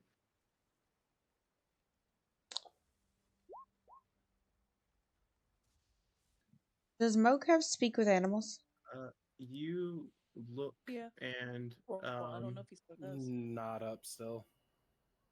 you look and you see there are no wounds on this animal that you can see.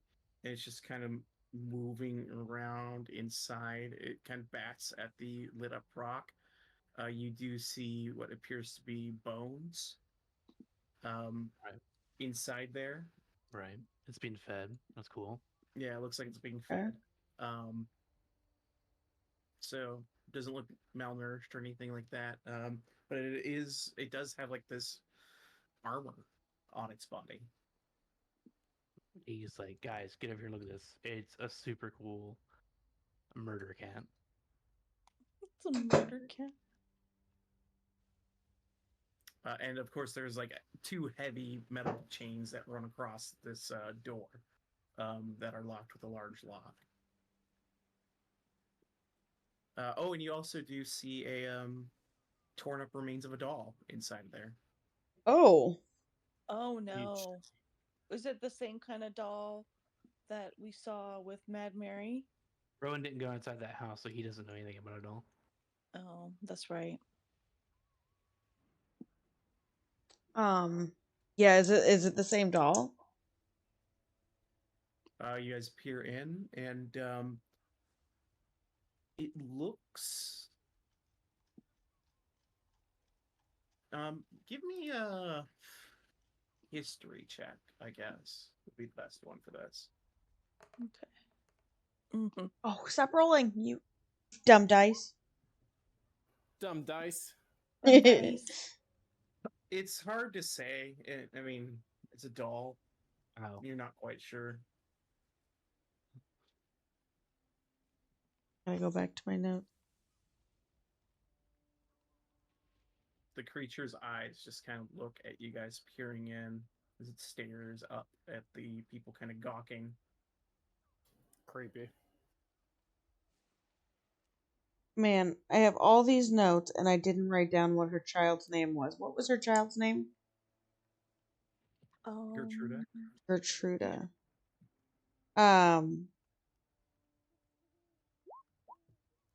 I say her name and see if the saber-toothed tiger reacts in any way. Gertruda, is that you? The tiger just stares at you. Well, let's hope that her daughter didn't get turned into a giant death cat. It's better than being turned into a pie. True. Oh, I did write down Gertruda. Ooh, what color eyes does the saber-tooth have? They're green colored eyes. Oh, okay. Rowan is looking around, seeing if anyone's trying to approach us now that we're kind of poking around this thing. Give me a perception check.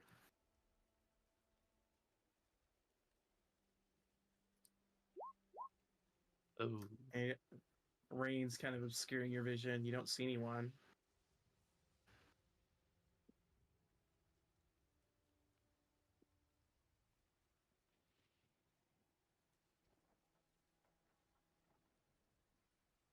What are we doing here? Just looking at a cat? You could look at me whenever you want. Yeah, but this cat has armor. It's a battle Just- cat. Armor would just impede my works in Ilmater's name. Russ, you're not just a cat. You're my friend. That is kind of you to say. I am. You are my friend as well. And gives a smile. the hesitation. Hesitate. Well, although I do feel bad for this cat being in this enclosed space. I mean, he's fed and not malnourished. He I'm just looks guessing. pissed off. That's all. He's Ew. just cooped up. Do you want to Is a be in a carnival cage? wagon. What? There's a carnival wagon. But where's the carnival? Shrugs. It's like they left him here. Shrugs. Maybe we should Beat let him for out and me. see what happens. Yeah, no, that's That is okay. the worst for- idea I've ever heard. That is a We need to. saber-toothed tiger. I we need to mean, talk about he's your fed. intrusive thoughts and how you don't listen to them. I don't Fine. think that we just need to leave this one alone. Like maybe we Yes. should just walk away. He He's is well fed, fed. and I don't think, like the wolves, he will be happy if we just throw him some meat. I mean, okay, so it was snarling, but it just stared at me when I walked up to it. So, like, maybe it likes me. Maybe this is someone's saber-toothed tiger. Maybe this is something we don't need to test the fates on. Moke walks up to it. We just walk away. Oh no. And you said you don't have Yeah, speak well, with animals you- anymore? You walk up, Moog, and it stares up at you as you peer in.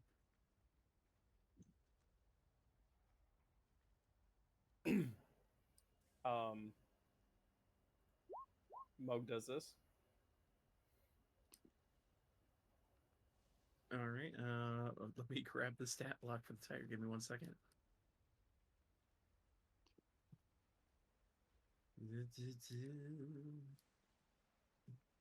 I like to think of myself as Catwoman. The wisdom save. All right. Shaboop. It fails. I accidentally whispered it, but it rolled a 10. Moog convinces it that it means no harm. It looks at you, Moog, and then just kind of lays down and kind of gives a relaxed posture inside of the wagon. Moog reaches in to pet it. Oh, Oh, jealous. It looks up and puts its like snout, like its nose, just like up into the range of a pet. That's adorable. Oh. Let it out! Let it out! Do not let it out. Moog lets it out. Oh no. Thank God. They're heavy metal chains locking Oh. this thing inside of the cart. That makes Guys, so much sense. this is Rowan speaking to the party. This is somebody's property. You do not want to be put on the naughty list in this town, probably. Oh. Can Moog interpret this animal's intentions? Does it want to be confined? Maybe an mean- insight check, I guess. What animal wants to be confined? I mean, there are motivations for everything. Sure. It could have been resisting captivity for all we know. It doesn't seem particularly bothered to be in the wagon. You probably figure if it like lunged at the door earlier, it's because it heard noise that it wasn't sure of. Mm. But you're not. It's hard to say. I mean, it definitely has the vibe of an animal that's been trained. Okay. If it doesn't have the direct instinct to leave immediately, Moog won't let it escape. If it seems comfortable, he's going to leave it be. Yeah, because even you, like, just reaching out to pet it, it's like that was a normal activity for it to engage in. Okay. Type of deal. That's all he does for the most part. He calmly. And it's got no malicious intent towards you, obviously, because of the spell you cast on it. Right. Man, it made it so Alright. cute, though. Mm-hmm. All Would right. we be on our way then? Says Irina. Yeah, to homeboy. Man, I'm bad with names. Are you guys heading to Blinsky's? Is that where you're heading? Blinsky. Yeah. It's Linsky. no Ski. fun. It's no Blinsky. All right. You have two routes. You can either head up this street and around, or you can head through the square. About the Ooh, same. Let's go to the square. Yeah. Yeah. All right. Give me one quick minute. I'm gonna go to the bathroom. We're back. Good, Yep. good. I'm gonna do the same. Everybody else do the same.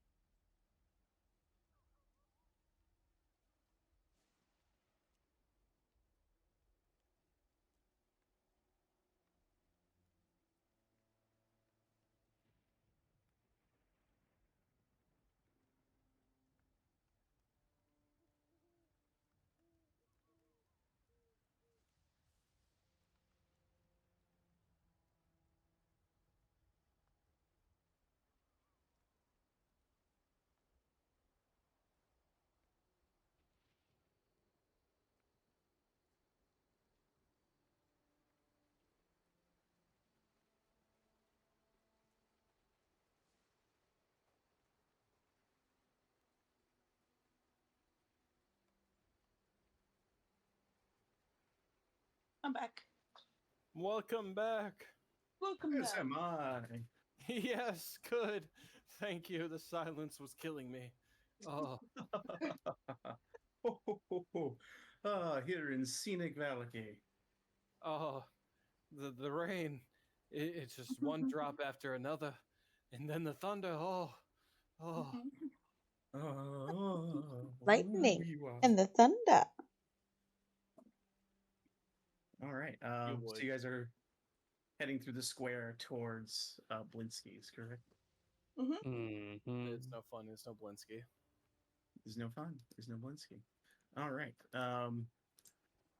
As you head through the town square, you see the shops and homes that enclose the town square are decorated with limp, tattered garlands and painted wooden boxes filled with tiny, dead flowers. At the north end of the square stands a row of stocks. Locked in, you can see several men and women wearing crude plaster donkey heads. Hmm. In the center of the square, peasants in patchwork clothes eye you suspiciously as they use cups and vases to kind of just mill out water from the surrounding area. Standing tall in the center of the fountain is a gray statue of an impressive man facing westward. Around the square are posted proclamations. Um, and they read as follows. Come one, come all, to the greatest celebration of the year, the Wolf's Head Jamboree. Attendance and children required. Pikes will be provided. All will be well. Get your pikes here. Children required. And you see Yeah, as the square people are filtering out of it because of the rain in the evening. What type of baron would this be? It just is signed the Baron. Okay.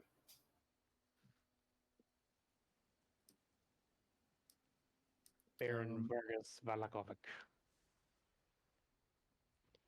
You do see an unfortunate man in the rain tearing down the flyers. And he is currently posting new ones. But you see him in the square, like with his raincoat on, and going, like shivering a bit as he's like slowly removing flyers and putting new ones up. The same thing? Moga provides a little dancing light for him to see better. He looks your way and he says, "Thank you, stranger." He gives a smile as he posts this one up. Are these the same flyers for the Wolf's Head thing? Just this flyer reads, "Come one, come all, the greatest celebration of the year. The Festival of the Blazing Sun. Attendance and children required. Rain or shine, all will be well." Oh, shine. Oh, it says rain or shine, not rain and shine. Mm. And the man just is slowly going and switching the ones in the square. Thankful for any time you light his way. Moog, as he's lighting his way, asks him, "Does the sun ever shine here?" He gives you a grim look and he says, "Not in my lifetime." My friend, can you tell me more about the Festival of the Blazing Sun, as he says in quotation marks? He looks around. Give me a persuasion check.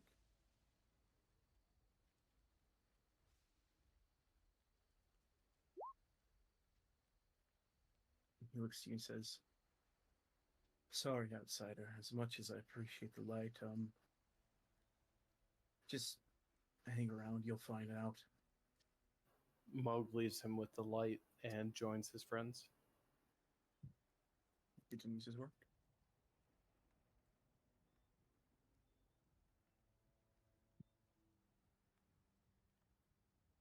And you guys head through the town square, heading north up the road towards Blinsky's. You see in the rain a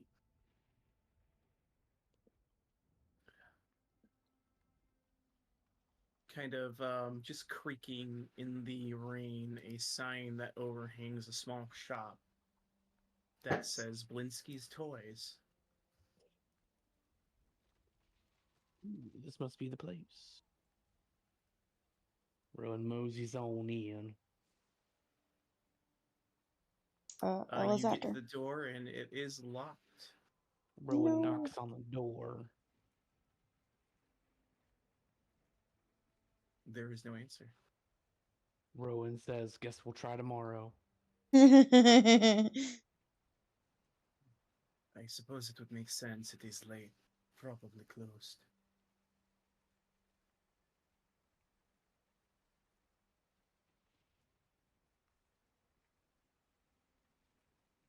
You guys continue to the Blue Water Inn? Yeah. And that's what Rowan suggests we do. He's not going Yeah. to break in. He knows his friends like to break into houses, but Ella Ooh. might have finally What's a learned her It lesson. it could be a wellness check moment, guys. We don't know. Are you Don't okay, do Blinsky? everything. We heard you could be in trouble. Are you okay in there? All right. So you guys will approach in the late evening the exterior of the Blue Water Inn, and I will read for you. Gray smoke rises from the chimney of this large two-story wooden building with a stone foundation and a sagging tile roof, upon which, in the rain, several ravens have perched.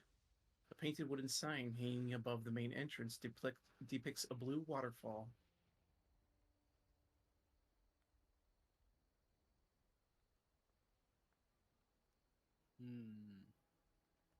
cool. Rowan walks into the door. Beep, beep, beep. So smoke, obviously. Right, you guys are entering in the evening, so who would be here? Oh, none of these people. Okay. All right, you approach. The door appears to be unlocked. Let's get out of this rain. Ka-chunk. You enter, and you do see it looks like the tables are lit with candles, things like that, and standing behind a bar talking to each other, you see this man. And Robert Baratheon. this woman standing next to him as they are having a bit of a discussion. Heated? And the man turns. No, it's just a quiet discussion as the door opens. Okay. And the man turns over and says, "Ah, welcome. Welcome to the Blue Water Inn." Thank you, thank you. Good evening. You are still taking guests, yes? Yes, yes, of course, of course. Please make yourselves comfortable if you're weary. We have food, drinks, wine. Rowan waves in, everybody else saying, "Come on in." We'll just pop up over here. Coming on in.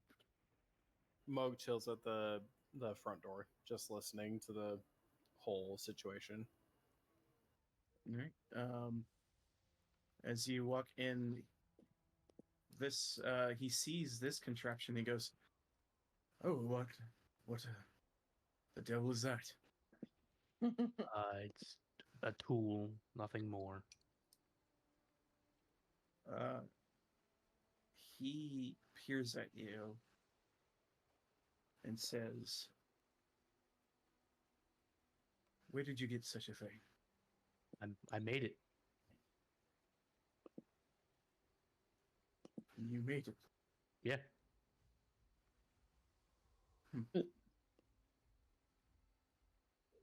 Just nods.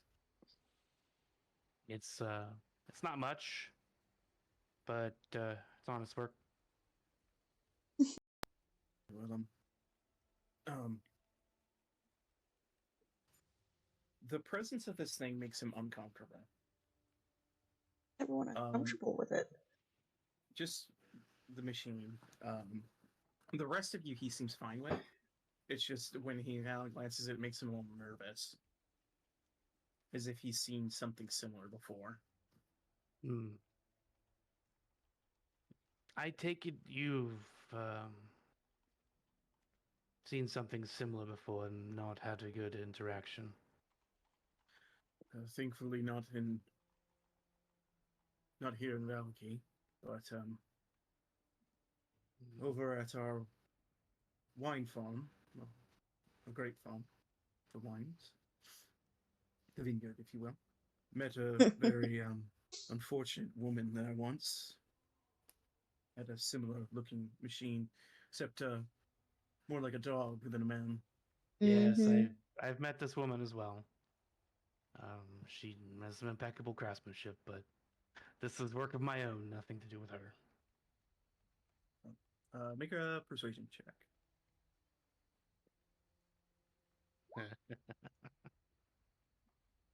Hmm, very well. He looks over to this woman and says, honey, if you wouldn't mind,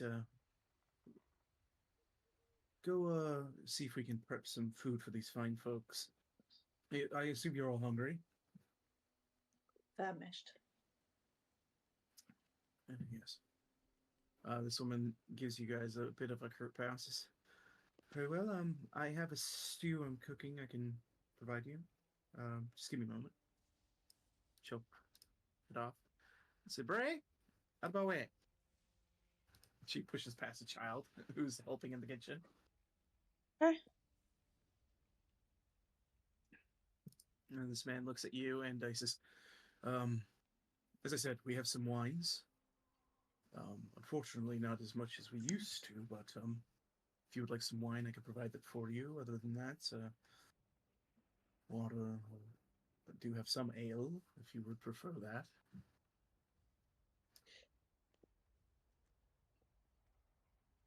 Water is fine for me.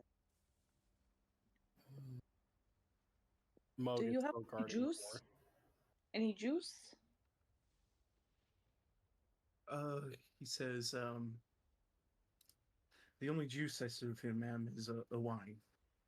Oh, just a water then.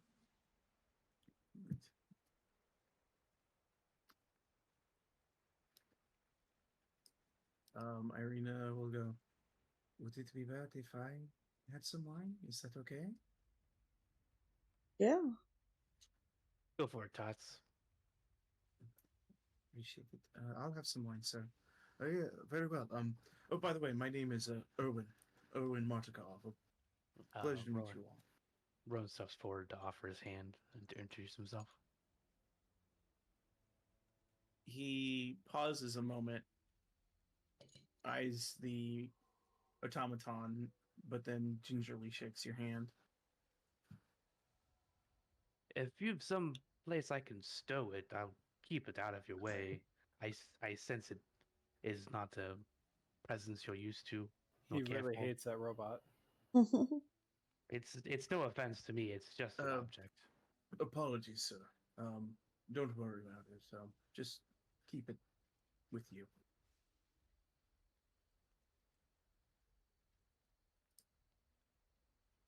And he serves you guys up some drinks. And you see the wine barrels in the back. You can see some of the barrels have a logo emblazoned in them, Wizard of Wines. Are you the Wizard of Wines? In a manner of speaking, my family is. Our family owns the vineyards. My father, Davian Martikov, he runs the vineyard still. Stubborn old man. Should let the younger take over his work, but he's hell-bent on doing it to the day he dies. He loves the fields. But he looks around, seeing as how the establishment is empty. He says, to be perfectly frank, you all seem like the traveling type. We just came in from the town of Barovia.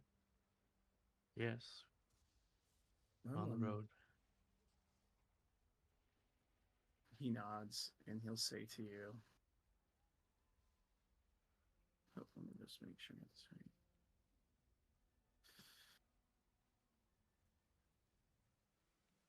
To be honest, my supply of wine is nearly gone, and the next shipment is quite overdue.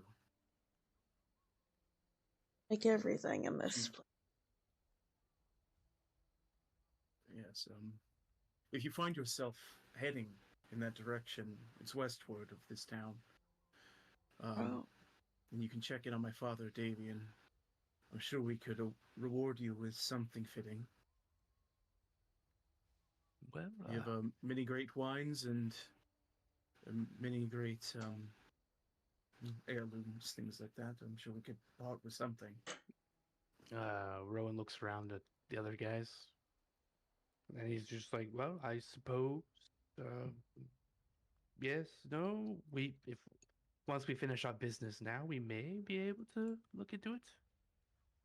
Excellent. I would appreciate it. Like I said, we can pay you what we can. And the door opens, and this woman steps back out, and will serve food to everyone who wants some food. Oh yeah. Rowan noticeably does not go for the food. He's like, you've seen my work. I would like to see yours. I will have a glass of wine, thank you." Oh, excellent. He'll come back and get some wine, and he'll say to you, "Oh, 1 second." Why do I hear ticking? Flopping Those of are the hooves. Popping. Oh. Clip, clip, clippity cloop. He says, "I have 2 different wines. I have purple grape mash, as well as red dragon crush. Which would you prefer?" The mash is 3 copper pieces for glass, and the dragon crush is a silver piece. Well, let's go for the Dragon Crush. That name sounds rad as hell. Mm-hmm. All right. And He throws he'll down the silver. Irina will also get the more expensive wine. She has a little bit of money. She pays the silver. Madam, This is please. excellent. Rowan throws down. It is on me. He throws down a second piece of Thank silver. you. That was awesome. Thank you kindly. As you pay for it, he says, for the meals, for the lot of you, I suppose you're not eating. Is your friend out there? Sir, would you like something to eat? Calling to Moog. Yeah. So up until this point, he has not been acknowledged by anybody inside. So he kind of like looks around and he kind of points to himself and he says, "Me? Like, you talking to me?" Yes, and would you mind coming in and closing the door? You're letting in a bit of a chill in. Oh, okay. He closed. He doesn't feel good about this, but he walks in the first like little bit that he can, and he closes the door to the outside, and he says, "Meat." This woman comes up to you. She's got a bowl of stew, and she says, "There's meat in the stew." He takes it with gratefulness and bows. She nods, and she'll serve everyone up some stew who wants it. But for that, he counts a gold piece total for the meals. Rowan looks at the money bags. I ain't made of money. I know Moog you are. spits out his stew. No, he's You guys looking have at so Ella. much 'Cause goddamn money. Ella has all the money. Oh, She's got our you don't money. have any money? I do, but you have thousands of it. So Oh, pay okay. up. You have all of our money. All Well, of it together. So you have this big Do you want bag filled with gold, right? Yeah. As you reach in to pull a single gold piece out of this massive coffer, this man's eyes widen and he says, "You should be very careful with that." I've been. Good. Not to speak ill of the townsfolk, but some people have sticky hands. Noted. Mine are stickier. Noted. And he she says, she puts raising it an deep. eyebrow. No, no, wait. When I need to be. She reassures him. He now is eyeing you with the same look he's eyeing the robot with. Oopsie. Yes. But She, if you don't mind my inquiry, what brings you all to Valky? well, our friend Tots here was looking to relocate, and this is one of the potential locations. Outside of that, we are rather recently new to Barovia. Um, He and nods. unfortunately finding ourselves being accommodated in a way only Barovia could accommodate you. Yes, a dangerous place. Well, at least you made it here.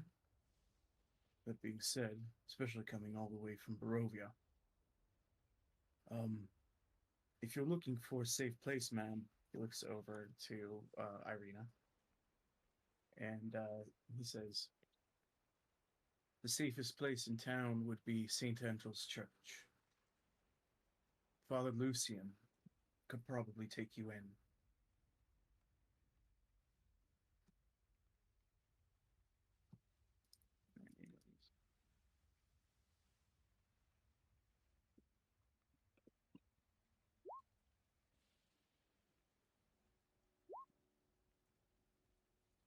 Father Lucian in St. Andrew's Church, he mentioned. Cool. A lot of churches in Barovia. Mhm. Faith is an important thing to people in dark times. And well, ours are always dark. Mm. Yes. And there's certainly darkness here. But Father Lucian is a kind man, a good man. You can trust him.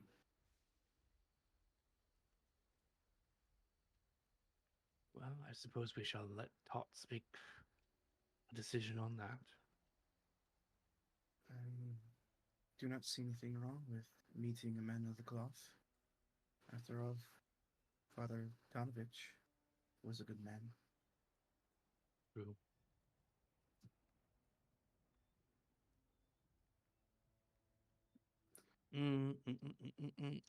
Rowan is interested in knowing if this guy knows about that carnival shack with the saber-tooth tiger in it.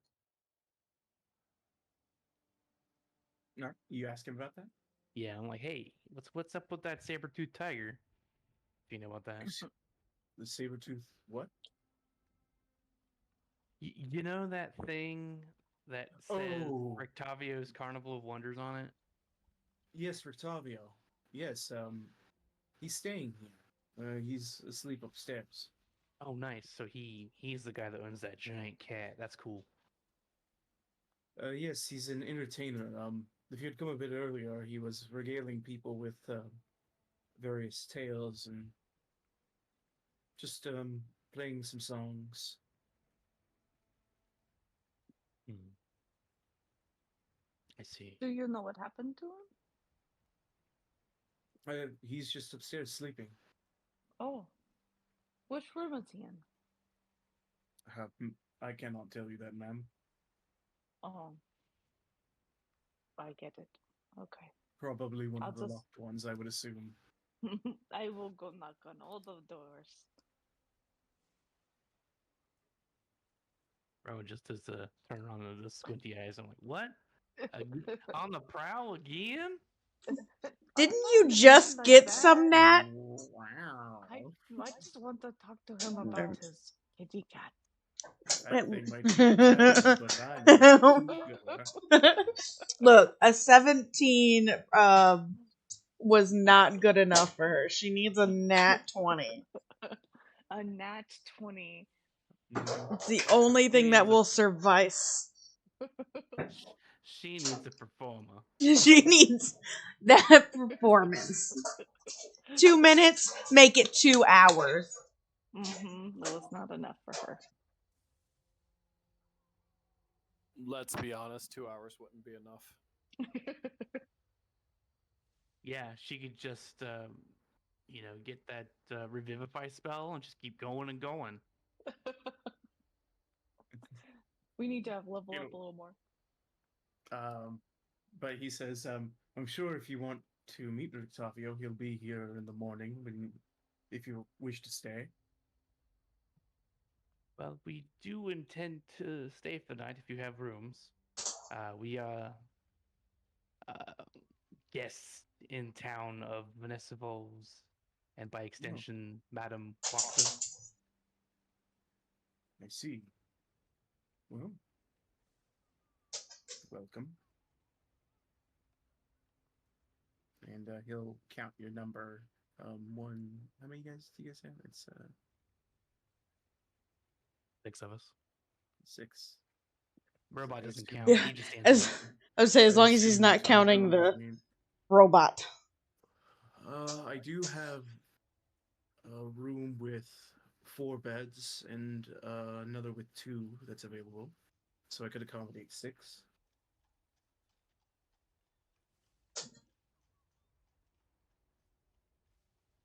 Yeah, I mean, Nat and I will sleep together. You said 2 Yeah. rooms with 2? He says 1 room with 2, 1 room with 4 beds. Oh, okay. Yeah, then let's see, we'll take Tots and whatever.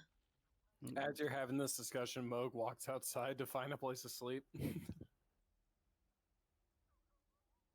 Is he all right? Sir, there is a shed if you wish to sleep in that. I won't charge you. He gestures as you exit in the direction of where the Don't shed's mind him. Yeah. He's a bit feral, if you catch my drift. He'll catch his death out there. No, I don't think that's something he needs to learn. he's lived a dog's life. Moog, you exit and you see, what appears to be some sort of shed. And this is stairs going up to a 2nd floor. From the outside? Yep. That's dangerous. From the outside? Shit. That's so dangerous. Mo, can you sleep in front of our door? He checks out the stairs outside for some reason. Yeah, these stairs go up and they hit a door at the top of the stairs that is currently closed. Just based on discovering this, he goes to investigate the stairs and the door. All right, I'm gonna pull you down. You come up to here. Oh, I forgot to put the door on there, but that's all right. You're here, and let me go ahead and slap the door in front of you because I had to put all these maps together, so they're not all perfect. But yeah, you come up there and you see a door in front of you. He attempts to open it. You push it open. You see a hallway. Walks You into look the down hallway. and you see your friends down there in the inside of the inn. You anybody with a passive perception higher than like 10 sees Moog walk into the 2nd floor. Ella And, cocks his head. Didn't Her you head. go outside? How did you get up there? Moog, if you want to sleep in a bed, you can sleep you- with us. You hear downstairs, Markov say, Erwin say, sir, yes, those are the rooms. If you want to stay in one of them, I just have to get you keys. Yeah, he'll sleep with us. It's fine. Russ, do you mind sleeping with Rowan tonight? And you see, up here, Moog, across the way, it looks like the stairs inside go up to this level, and there are other doors on the opposite side. Okay. But it is separated by this gap.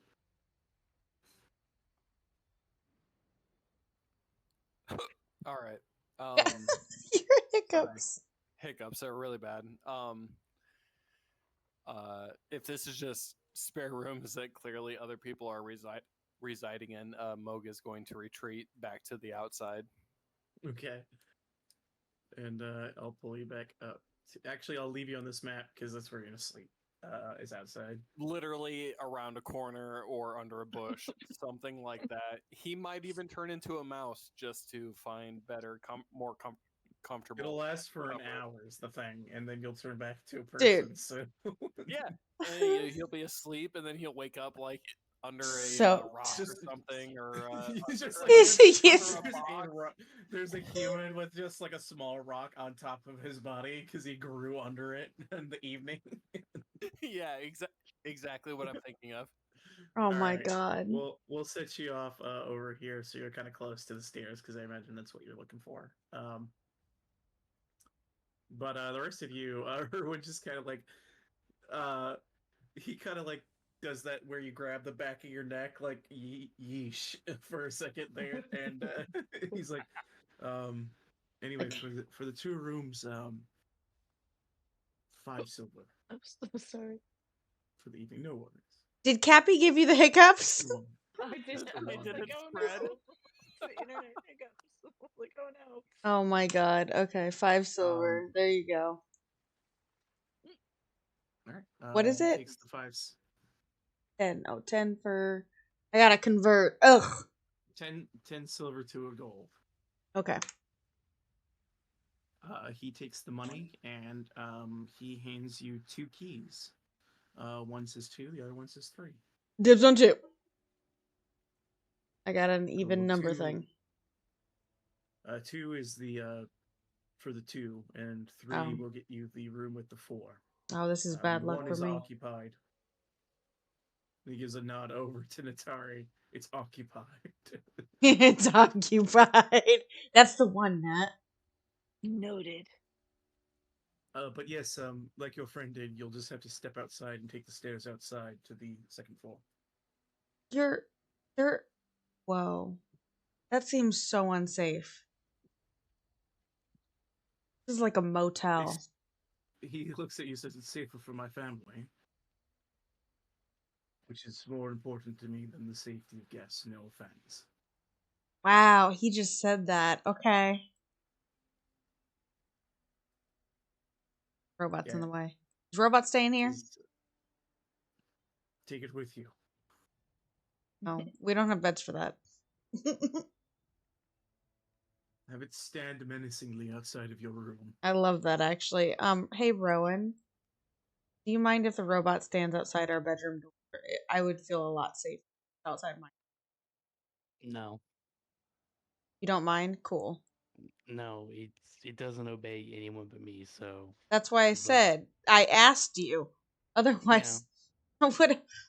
That's why I asked. I gotta do some work on it tonight. So no. Oh, the smile. That's right. Okay.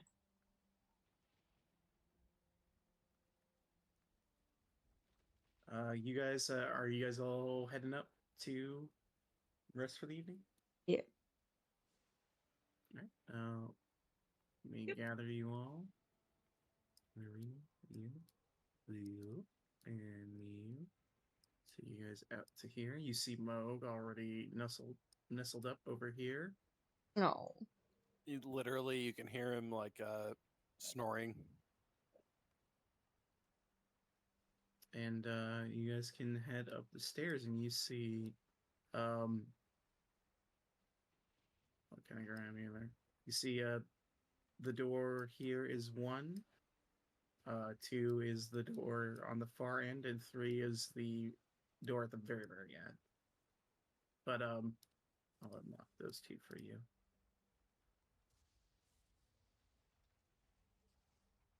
This one. Yeah, and technically you wouldn't be able to see into this room, I guess, because you're on the 1st floor. Oh. I guess if you came up the stairs, you can see a little bit. But you do see, I'll say, if you want to spy through that window, there is someone laying in one of the beds asleep. They're kind of in the covers, so it's hard to tell. But you see like a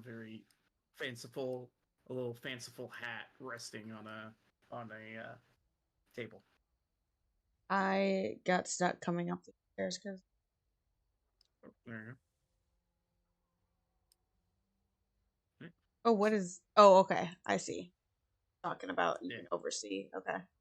Yeah, you can see into the area. This is a room with 2 beds. Who's going to the 2 bedroom? Oh shoot! I thought you said 2 was the This 2 is bedroom. 4. This is 2. 4, 2. Gotcha. I thought you said room 3 was the one that had 4. That's room 3 right there. It's Gotcha. got 3 on. All right. So who's going into the room with the 4 people?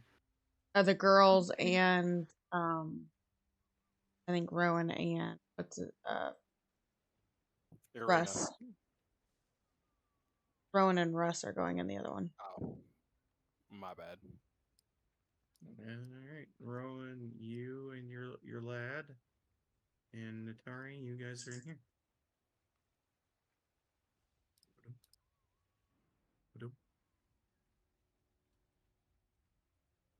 All right.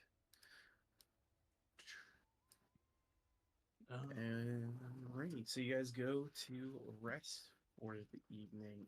Is there any conversations that you wish to have, or anything you wish to do before you go to bed? Rowan will be. He hasn't spoken with Rose and Thorn in a while, so he'll strike up conversations with them just to go over stuff, see how they're doing, see how his ghosts are doing. Yeah, Rose. Rose is the one who mostly talks. Thorn only pops in every once in a while. Um, but Rose kind of says she's sorry about what happened to your friend and is glad that he's at least back. Crazy stuff happening here in this crazy place. It's the second time I've seen it happen in front of my eyes. Wow. Hopefully, it gets better. It's got to get better, right?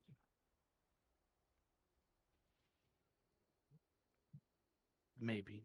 We'll see. He looks over at Russ and then just gives him a nod. He nods back at you. And he says, "It's kind of a strange thing, isn't it? What is What? happening to all of your friends?"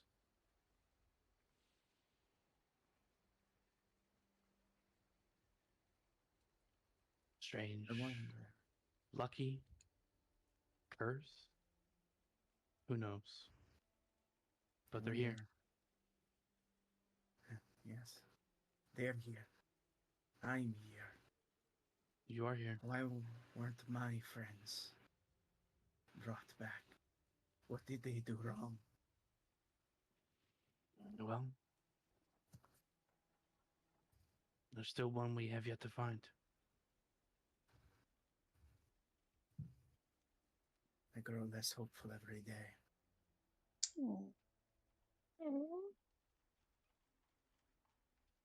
Eesh. Uh, bum. He's just like, friends are something that's hard to get over, hard to forget. Indeed. I'm sure it is not the last horror we have witnessed or will witness. I need sleep. Enjoy tinkering. And he just kind of turns and covers himself with his sheets.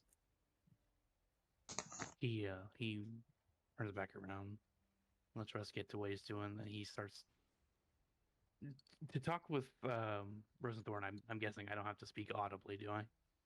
No, it's all mental communication. Yeah, so he's just sitting there thinking in his head, like, hey, Yeah? um, you guys want to try some experimentation? What do you have in mind? Well, what if I put your toe bones inside of my robot guy? Do you think you might be able to control the magical energies within to move it around? Oh, that sounds fun. I can try. He's like, all right. He rubs his hands together real quick, like, let's do this. And he looks for a real good spot to install the toe bones of both All the right, children inside. give me an Arcana check.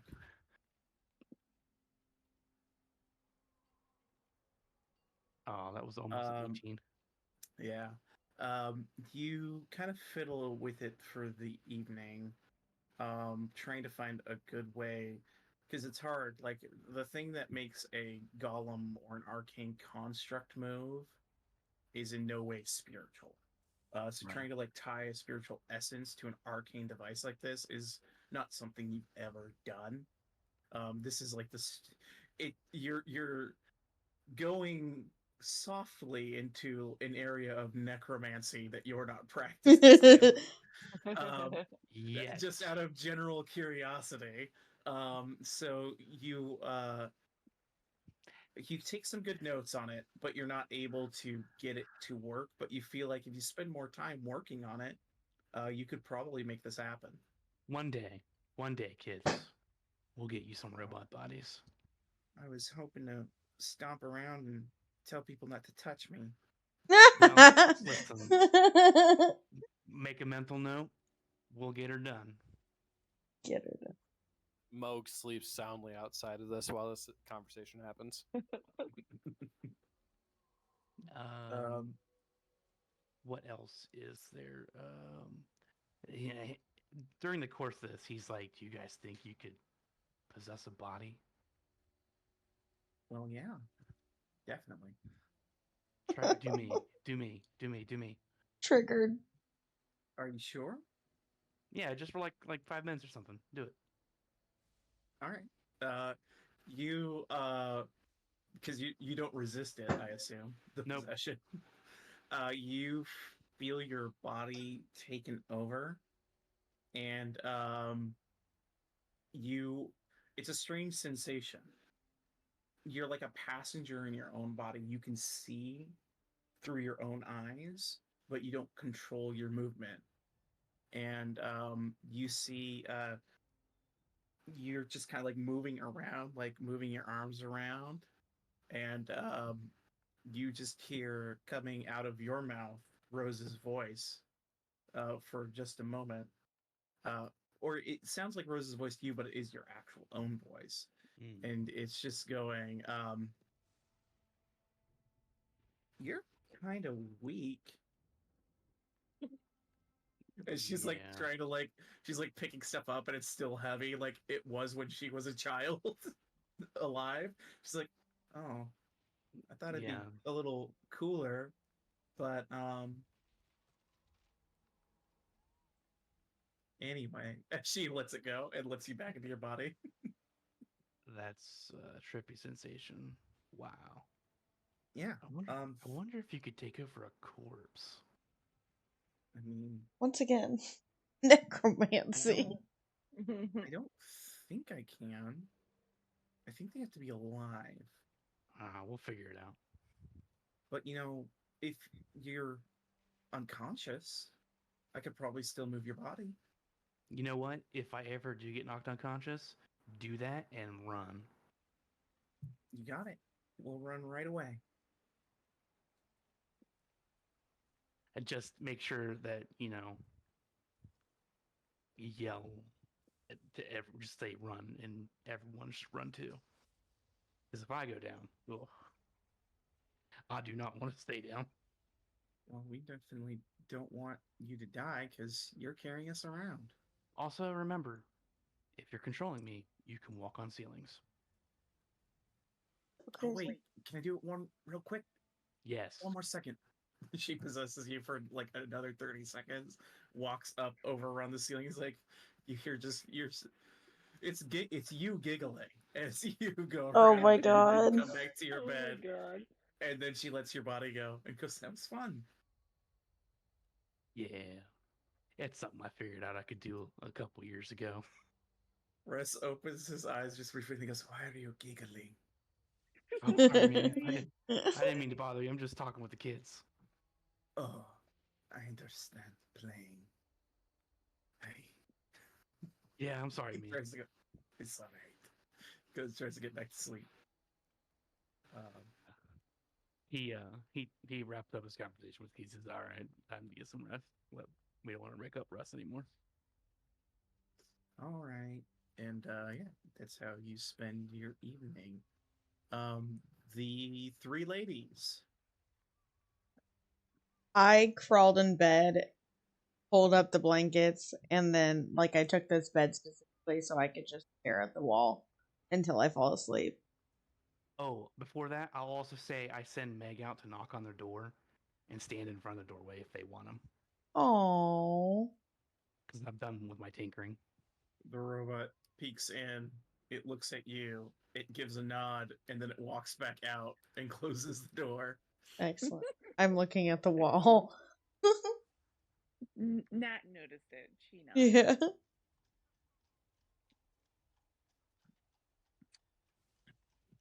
Arena. Are you seriously going to stare at the wall? She pulls the blankets up more. Okay. It has Do you look? been an interesting time. So, It has been, yes. What are your thoughts on this church that they want you to go to? um, honestly, I don't know where my brother was even thinking of me staying. So, a church is always a welcome place to me. I wouldn't mind going there. We can at least meet with this man, and see what he has to say, Father Lucian. If he's anything close to as nice a man as Father Donovich, I'm sure he'll welcome me and it'll be fine. So, you know, going back to a little while ago, your experience with the devil, um, can you Yes, talk to me a little bit more about that? Because you seem to be the one he really, really wants to be with you. Why? she sighs and says, I don't know specifically why, but he has been visiting me for some time. He uh, tries to woo me to get me to come with him to the castle of Ravenloft. He sends he sent gifts. He's very kind to me, and to be frank, at one moment I found myself even a bit interested, and well, it is in his nature, and on that particular evening he bit me, He bit you. and she kind of Ella rolls over. shows He bit you? she shows her neck, and you see the scar of like two puncture on her neck. Now, I am not familiar with the biting thing, but what does that do to you?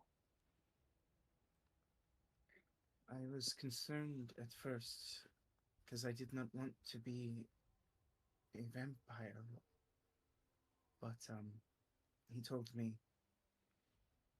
that that would not happen with a single bite.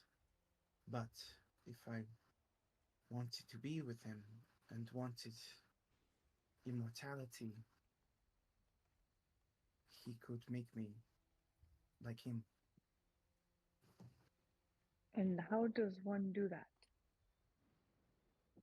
I did not explain it fully, but he said the bite is not enough.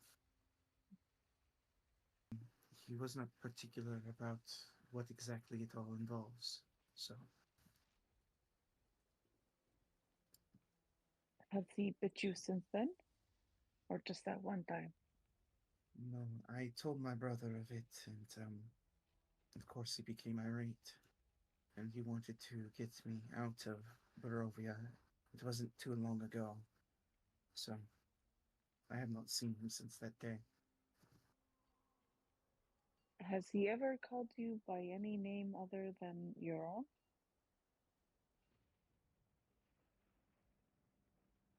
She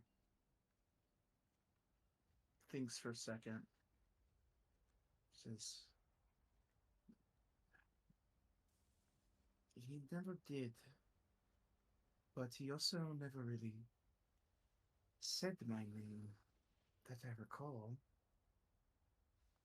He just platitudes, like Mm. my beautiful, my love, he would say. I don't think he What else? ever called me Irina. Mm. Hmm. Nat kind of looks to Ella like side eye, like, Yeah, normally when a guy doesn't say your name, it's because he's trying not to say a different name.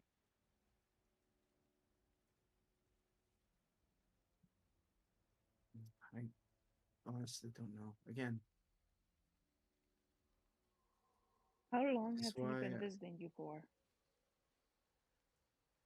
months. So, tabletop, they know he's a vampire then. The whole town knows he's a vampire. They just call him the devil. Oh yeah, Okay. I thought they didn't realize that he was a vampire. He who must not be named. Yeah. You hear it? The devil. yeah. She refers to as like it seems pretty obvious from what she's describing that this man is a vampire, and Yeah, yeah, yeah. it doesn't seem to be any sort of secret at all. If she knows it, it's probably common knowledge. Yeah, okay. I guess that threw me off when she said the vampire thing because I was thinking that was like a big secret. Yeah, it's kind of almost No. nonchalant the way she mentions it. Yeah, very.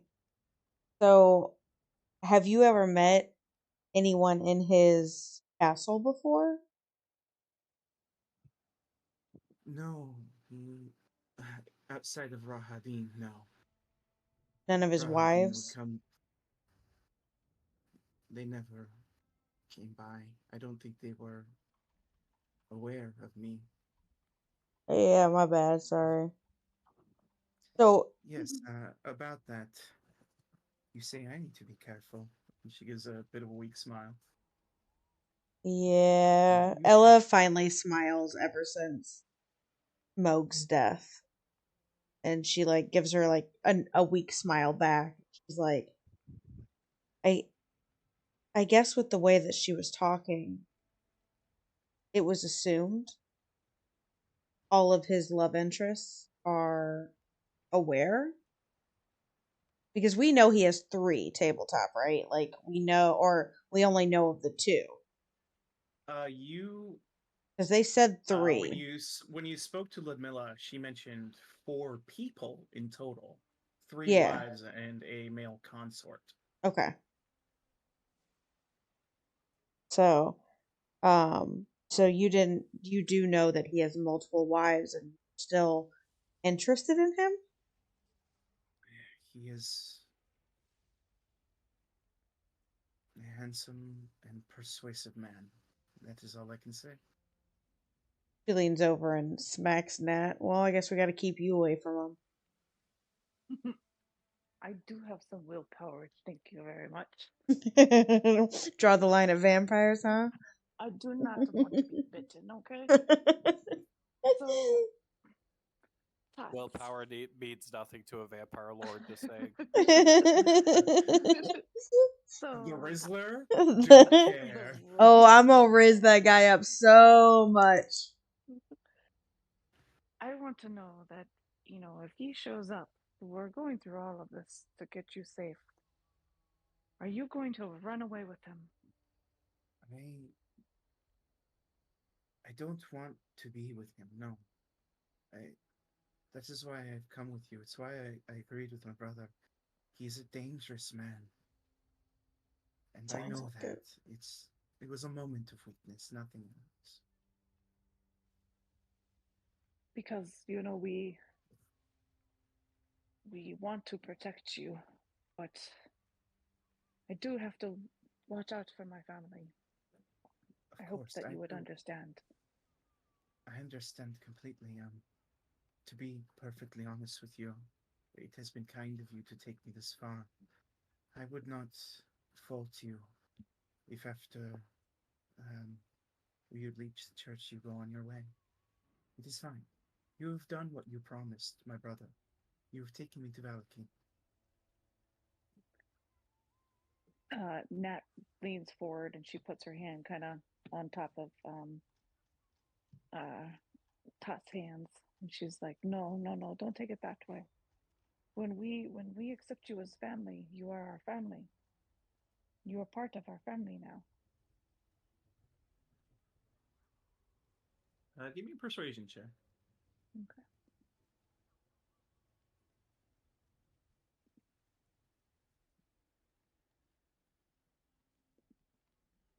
He looks at you and says, family.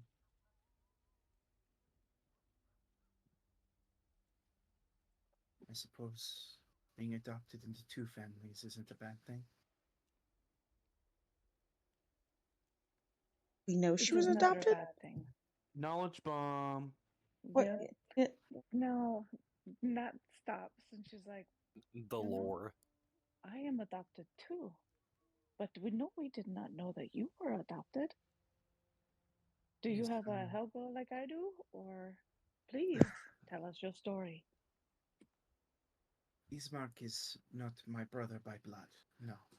He is a kind brother. It was his father who found me. Um, I was but a babe, alone in the woods, abandoned.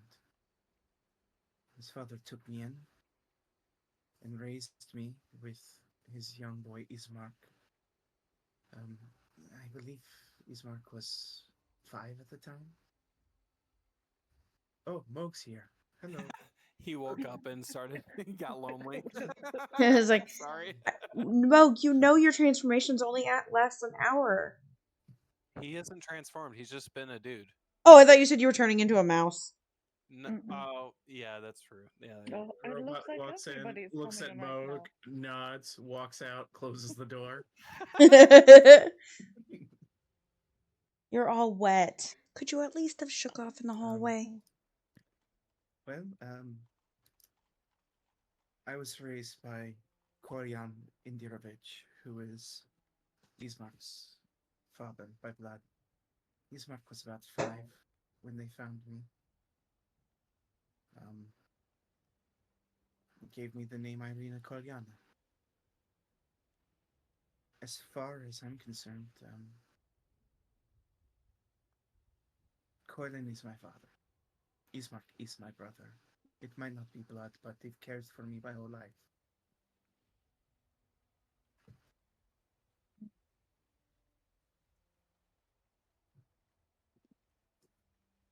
It'd be really awesome if there was like a 23andMe spell. Can I Right? trace your lineage? Who are Your you? lineage. Who are Who you? are you? I cast legend lore on this person to learn all Tell about me, them. tell me everything. She's like, did you, did they ever tell you you were left with any belongings or anything? My father was very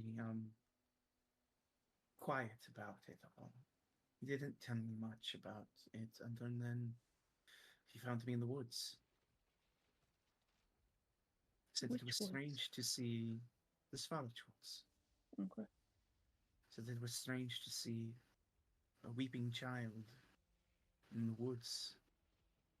He, He said it was stupid of him to wander so deep, but it was like fate. Mm. He was a good man. So we've heard. Mm.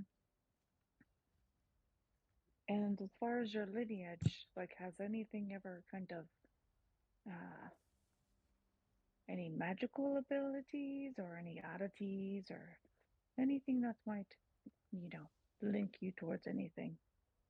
I wish I could say I was so special. I'm clumsy with a sword, and I couldn't cast a spell, even if you spent a decade teaching me. I'm just me.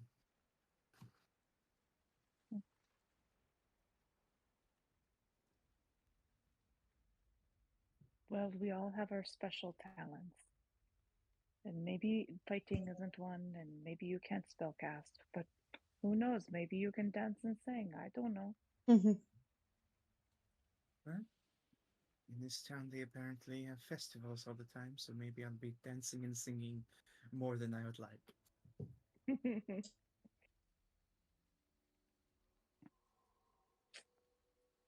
Interesting, interesting. Mm.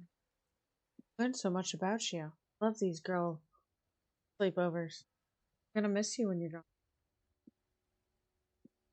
Well, I'm sure wherever I end up, you'll be more than welcome to visit. I'm afraid I don't know if you'll ever be able to leave this place, so at least you have me as a family, sister. Hmm? Sister. Ella smiles and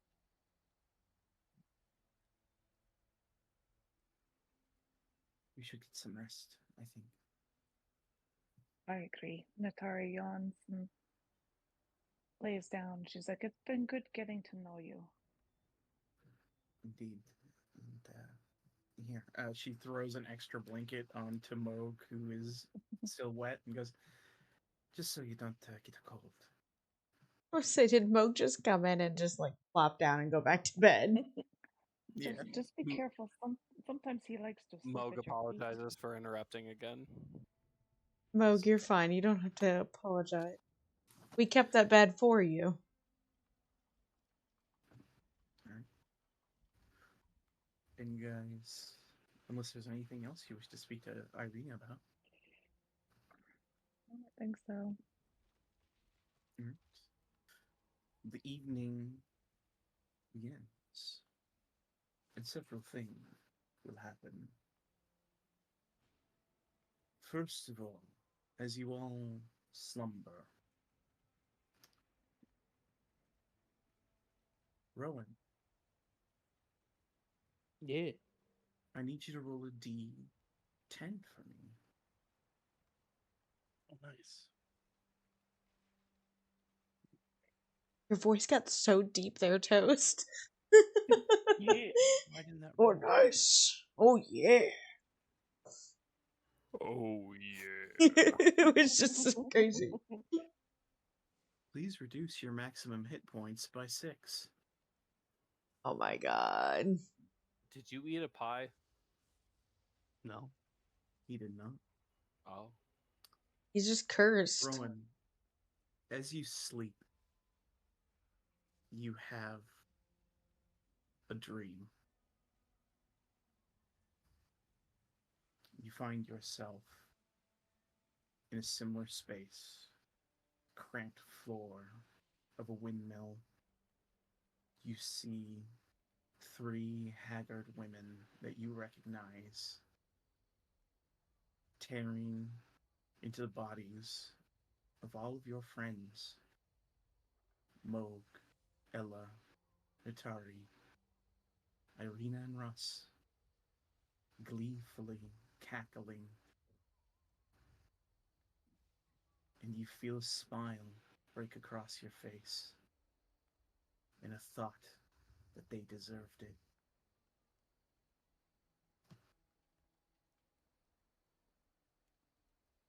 And that is what you dream this evening.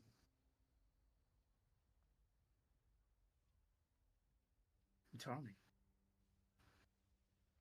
Yes. We're gonna swap things up here a little bit music-wise. We are going to go back to this old chestnut. Oh no. Trigger. Look at your Trigger. shadow. Time. Your sleep invaded again by a violet light piercing a night sky. You feel as if you can see the whole of the Valley of Barovia, as if you are the star itself gazing. An eye flitting across the landscape that focuses in on the looming dark Castle Ravenloft. You see the castle in flames, ruin, walls breaking down, gouts of lightning, fire, explosions. You hear the screams of people and the mad cackling of hags, monsters. Oh. Wolves howl, and the tower itself, the highest tower of the castle, cracks and breaks, and you see a burning red light, and it pulses like a beating heart. And you feel a terrible fate awaits you somewhere in this castle. Ruin lies ahead of you. You've been warned. And that, my friends, is where we will end tonight's session. Yeah. Yeah. Yeah. Yeah. Yeah. Evil Yeah. people don't do that. Yeah. Don't worry about it. Aw, man. I'm using a Humblewood character and making Darkwing Duck as my next character. There- Can we take a quick bathroom break? I really gotta pee. Yeah, go ahead. Level Yeah, up. I Take a gotta break. Pee in a cup. Yeah. I'm a Get a- girl. You can Girl, still pee you in a do. cup. We can still aim at. I got the shiwi. Yeah. Oh God. Alive. He's okay. Yeah, he's alive. He's alive. literally not right dead. here. He's right here. I don't understand what the issue is. You should be able to see. There you go. Eyeballs. Turn a light on in your room, Crafty. Don't tell me I how to hear live you. my life. Why are there No. toes in this Discord? What toes?